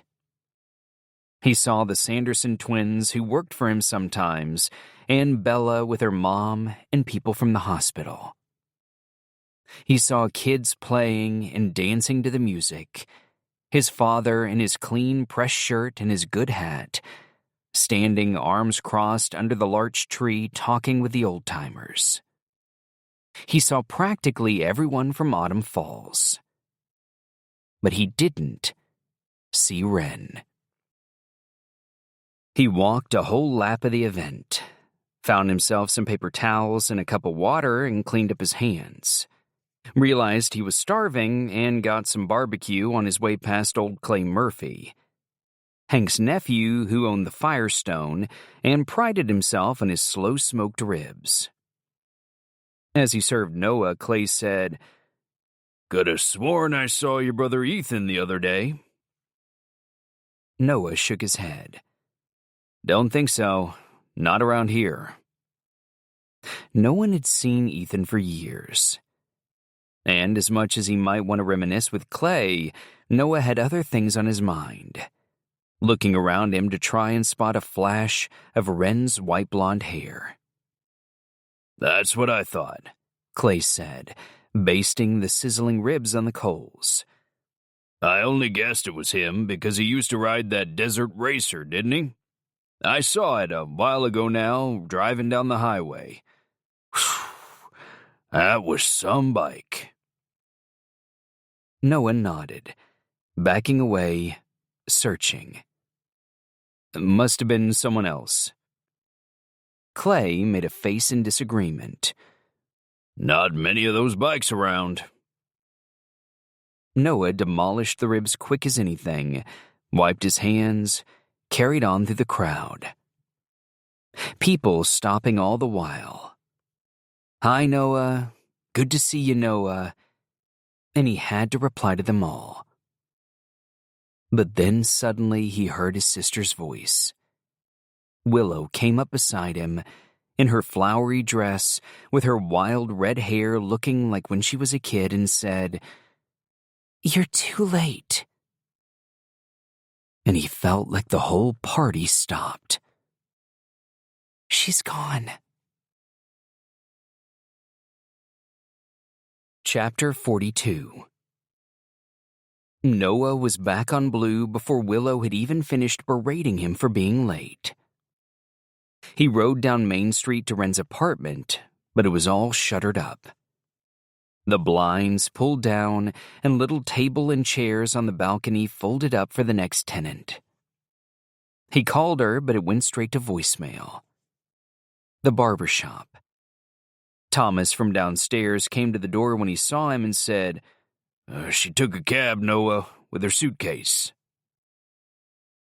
Noah's shoulders dropped in disappointment, but he just said thanks to Thomas, who told him to come and get a haircut soon, and jumping back on Blue with less energy this time, rode back to the Silver Sky Ranch. It had never felt so far away. He cut through the pine forest, heard the waterfall in the distance, the crash of the water. Wondered if Wren had seen that yet. Even veered closer just to check she wasn't there. He realized he was thinking like her. Stopping the cab to see the actual autumn falls before she left was the kind of thing she'd do. But she wasn't there. She wasn't in the horse barn curled up in Star's stall either. He left Blue grazing happily on the lush grass of the paddock and walked back to his trailer. His hands hurt now the adrenaline had worn off. When he turned the corner, he half hoped that Wren might be sitting there waiting for him on the trailer's stoop. But it was only the white chicken warming herself in the sunshine. When he looked at the trailer now, he couldn't believe he still lived there. He thought about Willow standing with her hands on her hips, looking at it and saying, "It's literally just a bed and a bathroom and clothes. There's not even a picture on the wall. It's like you're a teenager, Noah." Maybe that's where he'd got stuck all those years ago. Now, when he looked at it, he saw the peeling white paint, the moss growing around the windows, the rust, and he realized he actually wanted something more grown-up to show for himself. He stepped over the chicken and went inside. He had a shower, changed into a clean t-shirt and jeans, slicked his wet hair back, then sitting at the fold-down veneer table, got the first aid kit out from under the sink, and bandaged up his hands. When that was all done, he picked up his phone and called Loriana.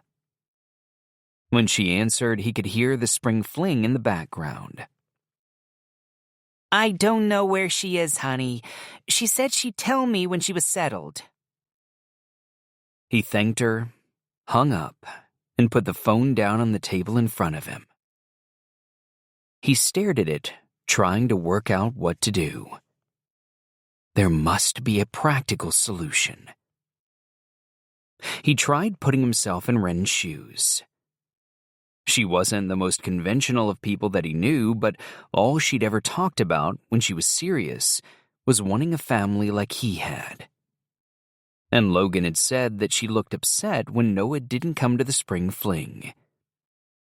And his dad had said, "Girl who grew up in care, doesn't want a family around her and community and stability."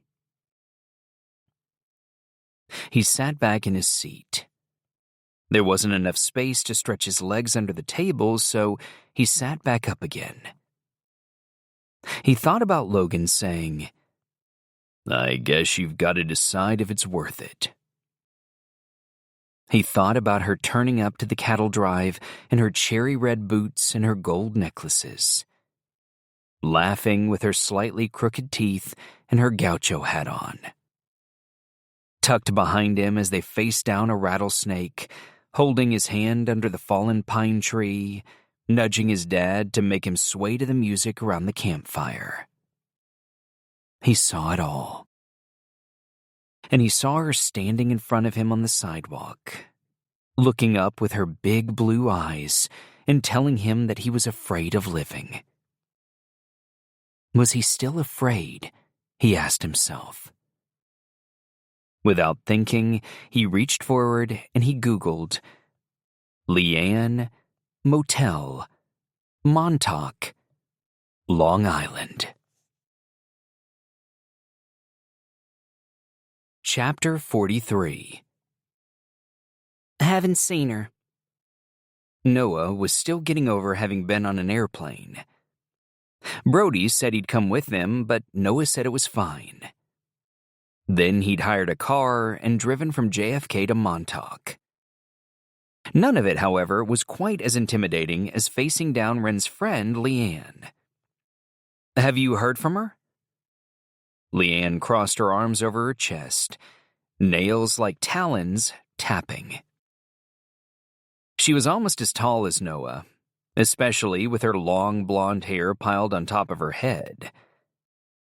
She was beautiful. Exquisitely so and terrifying. Beneath thick, blunt bangs, she had eyes like a sparrowhawk. I told you, I haven't seen her and I haven't heard from her, and even if I had, I don't think I'd tell you. She leaned a hip against the counter of her motel, chin raised like she was defending her territory. Noah nodded in understanding. "May I ask, before I leave, if you know where I might find someone called Mean Billy?" Leanne snorted a laugh. I do, she said, hawk eyes narrowing. And once again, I don't think I want to tell you. Noah waited a beat to see if she might change her mind, then pulled his cap back on low and said, "I appreciate your time." Once outside the motel, Noah didn't know what to do next. He felt foolish for even trying. Now he was stuck in Montauk with no plan. He walked down to the beach, sat on the sand for a bit, looking out to sea. It had been a long time since he'd seen the horizon like that. Sky pale as mist, meeting endless, deep, dark navy. Clouds wisping through the sky. He thought then that maybe he'd missed more than he'd thought he had. There was a world out there waiting for him. Didn't mean he had to give up on home. Taking a deep breath of sea air, he stood up and took a walk into the center of town, past gift shops and restaurants until he came to the diner. He took a seat and looked at the menu, and when the waitress came over, he ordered coffee, white, no sugar. Then he got his phone out and started the painstaking needle-in-a-haystack search for Billy, lawyer, grew up Texas. Other diners came and went. Noah drank his coffee. The waitress took the order of the table behind him. What can I get ya? And that's when he heard her. Just coffee, thanks. His whole body froze. Black? White. He could hear his heart so loud in his ears, he worried he wouldn't be able to hear. You want anything else? Yeah, she said with a laugh in her voice. I'll have a slice of pie. Raspberry. You want cream or ice cream with that? Just pie. Thanks. Noah sat hardly able to move. He watched the waitress walk away with the order. He dared not turn for fear that his brain was playing tricks on him, but he just couldn't help himself. He looked, and there she was, and it was like Christmas morning as a kid. She was sitting cool as anything, wearing all her necklaces and her hair swept to one side, shirt tied at the waist, elbows on the table, just waiting. When their eyes met, she raised a brow in challenge, and Noah felt himself unable to hold in a smile. He tipped his head in acknowledgement of her and said, "Mind if I join you?" She shrugged a shoulder. If you want. Noah picked up his mug from the table and his cap off the booth seat and went around to sit opposite Wren. He could barely take his eyes off her, like he'd been handed treasure. His brain not quite able to believe what he was seeing. Leanne said you weren't here. Leanne lied, Wren replied, eyes unreadable. we're very protective of each other. I'm glad, he said, thinking how he'd never tell a soul where Willow was if she didn't want to be found. The pie and the coffee came. She pushed it into the center of the table and said, You want to try it? Noah picked up the fork. She said, It's raspberry. I know. He took a bite, and it wasn't as bad as he thought it might be. Nice, he said. Makes a change from apple. She raised a brow again. Looked like she might be holding in a smile. Noah said, I'm sorry I didn't get to the spring fling in time. Her eyes widened in surprise. You went? I did. She sat back in her seat, fingers toying with her fork as she waited for what he was going to say next. You know what you said about me being afraid and hiding. She looked up at him seriously then, eyes assessing under thick black lashes. No more quirked brows and hidden smiles. You were right, he said, feeling the urge to glance down at the table, but he didn't. He kept looking right at her, those eyes pale as a wolf's, watching wide and wary. I was, and I am, but it's getting better.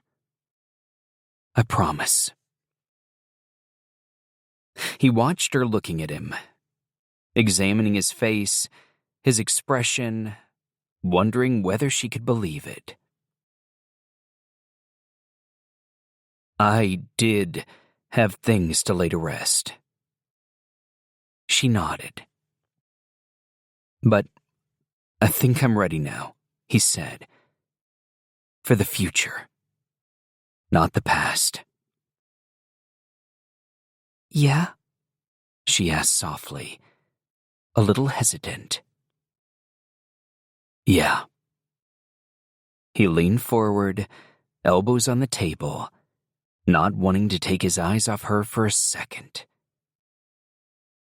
I found what I've been looking for. Chapter 44. And there was Noah. Gray marl t-shirt, jeans, boots, hair washed. No hat.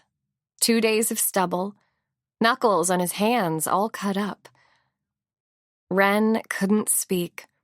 Her heart felt lodged in her throat, but she couldn't stop her lips pulling into a smile. You came all this way to tell me that? Noah nodded. Then he said, almost like the words wouldn't stay in his mouth a moment longer, I'd go anywhere you wanted me to go, as long as you were there too. Wren felt her bottom lip tremble. Noah looked at her with unwavering sincerity in his hooded gray eyes. You would? He nodded. Yes. She felt every muscle in her face pulling into a smile. Really? Really. For me? For you. He paused, then added, but also for me. She feared for a second that she might cry. I'm gonna build a house in Autumn Falls. There's a lake right on the far side of the ranch. It's really beautiful there. I think you'd like it a lot. Wren nodded, couldn't quite allow herself to get her hopes up, but her fingers were trembling when she pushed her hair out of her eyes. I was hoping maybe one day you might want to live in it with me. We don't have to, it's just an idea. She bit her lip to hold in the smile bubbling up inside her. Living together? That's some forward thinking, Noah. Noah took a forkful of raspberry pie, washed it down with some ice water, then said very seriously, "It might take me a while, Ren, but I'm the kind of person who, when I know what it is I want, I know." He looked so sure, so absolutely certain that she wanted to take her heart and hand it to him there and then for safekeeping. "I'm a pretty all-or-nothing guy," he added. "So I'm realizing," she laughed. Then he paused and said more consideringly, "I just want to be with you." Then he smiled, his doleful eyes creasing. Her heart lurched. We might not be compatible. Noah tipped his head as he thought for a moment. Ren bit down on a smile.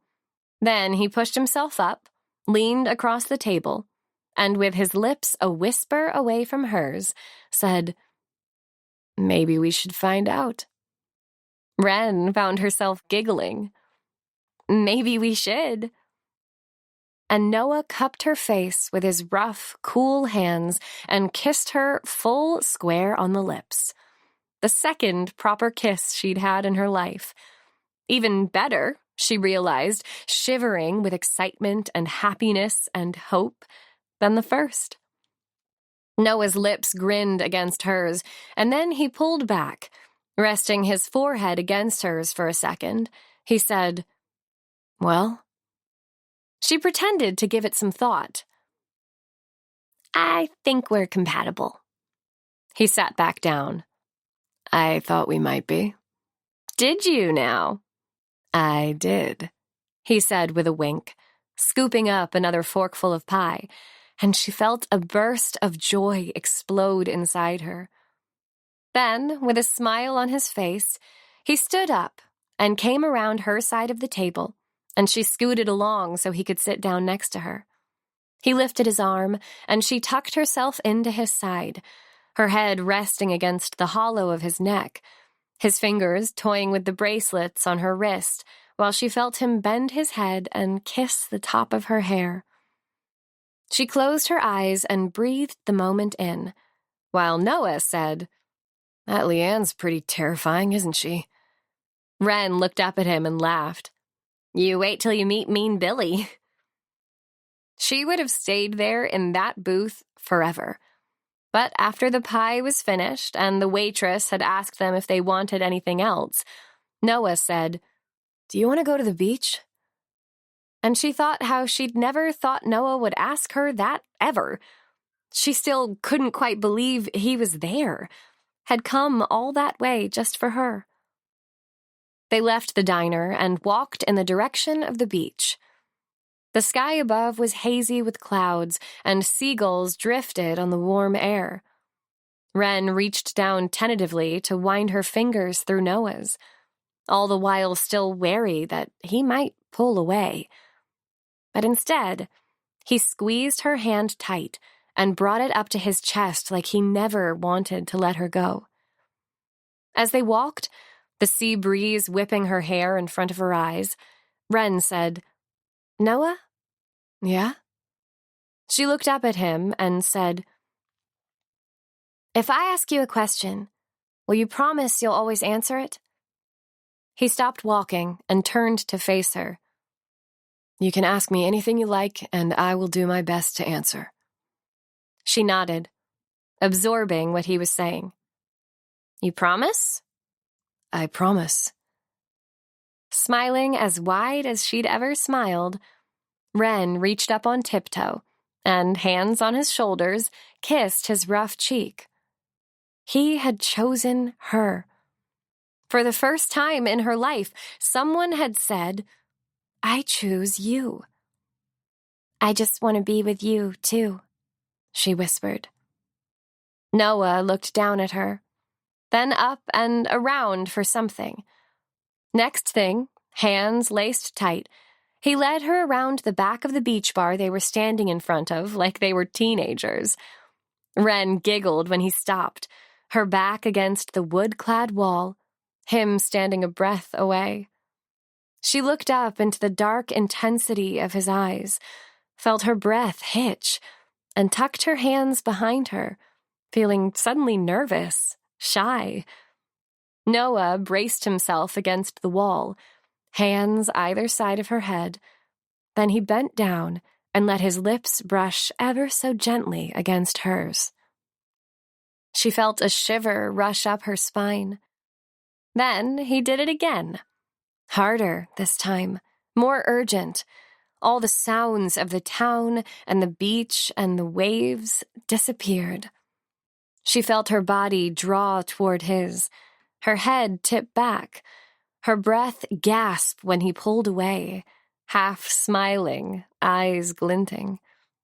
She bit her bottom lip, shy again, but smiling now. His hands moved from the wall to her waist, and no messing this time, he pulled her in towards him, fingers splayed on her back, thumb stroking her ribs, and dipped his head. And when their lips met, she let her arms snake around his neck, pulling him tighter, closer, but couldn't get close enough. She never wanted to let him go. Their warm bodies pressed together. Her fingers curled into his hair, her other hand on his cheek, the hard press of his mouth against hers, so perfect, so exactly what she was waiting all those years for, that she almost forgot to breathe. This was it. This was the kiss. And she could have stayed in that moment a lifetime.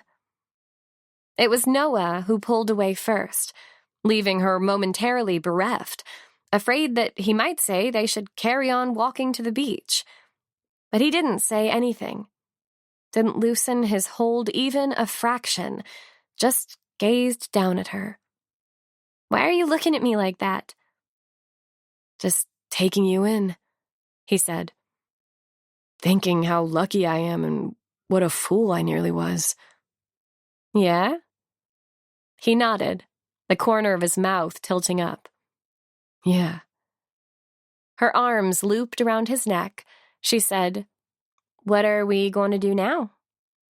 He glanced right and left, but settled back on her and said, "I'm having a pretty good time doing exactly what I'm doing." She grinned, went up on tiptoes, and, drawing his head down to hers, kissed him long and slow, like they had all the time in the world. The waves hitting the sand in the distance, the cry of the gulls above them. Then she rested her cheek against the soft fabric of his t-shirt, her arms still wound around his neck, and stayed there, listening to the beat of his heart, her body pressed close against the hard planes of his chest, her fingers in his hair, his arms casually possessive around her waist. "Anywhere you want to go?" he asked. She bit her lip, thinking for a second. Then she pulled away just enough to be able to look up at him and say, "Well, I know a nice little apartment above a barber shop. It's not cheap, but it's got a view of the mountain if you lean right off the balcony." She watched the smile spread over his face and added, "Problem is, it's right over the other side of the country." His eyes sparkled as he said, "You want a lift?" Standing up on tiptoes again, she smiled against his lips and said, "I would like that very much." Bonus chapter.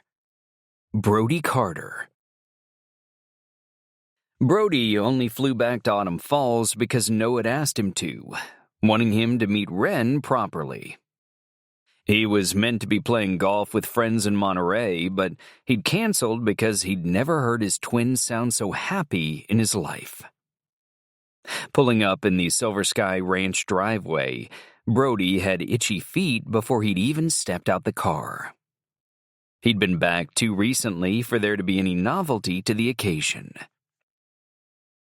He was doing it for Noah, he kept telling himself. As he walked toward the house, slipping his sunglasses on to hide his hungover eyes, he tried to avoid looking out at the mountain that always reminded him of his dad, dark and immobile, judging his every move. Jumping the veranda steps, Brody paused at the side door to the kitchen as he saw what looked to be quite the family scene. They were all peering over blueprints on the table. Emmett, Noah, Logan, and Wren. Brody knew that work was beginning on Noah's new house, and they all seemed to be on board.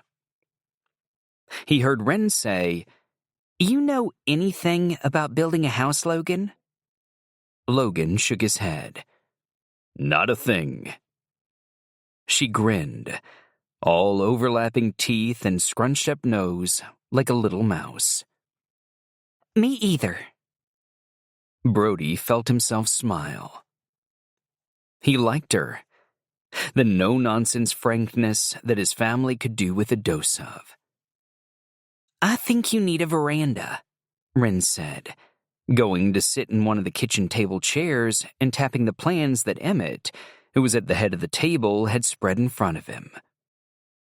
Noah had pulled up a chair next to her, but Brody could tell he was struggling to concentrate. He watched his brother's eyes as they kept straying toward Wren. Her hands when she picked up her coffee, her mouth when she drank it. That made him smirk. The idea that Noah was anything less than 100% focused on the work he was doing. Logan went to sit at the other end of the table, Bella next to him while Martha was busy at the kitchen counter. Rocky slept under the table. Brody wondered why he wasn't going inside, making his presence known. Wondered why he was just watching like a stranger from the doorway. Wren said, "I love a veranda." Noah tapped the plans. "Okay, let's add that." Then to Logan, "Put wood for the veranda on the list." Logan picked up his pencil and said, "Wraparound?" Noah looked at Wren, who nodded. "Definitely wraparound."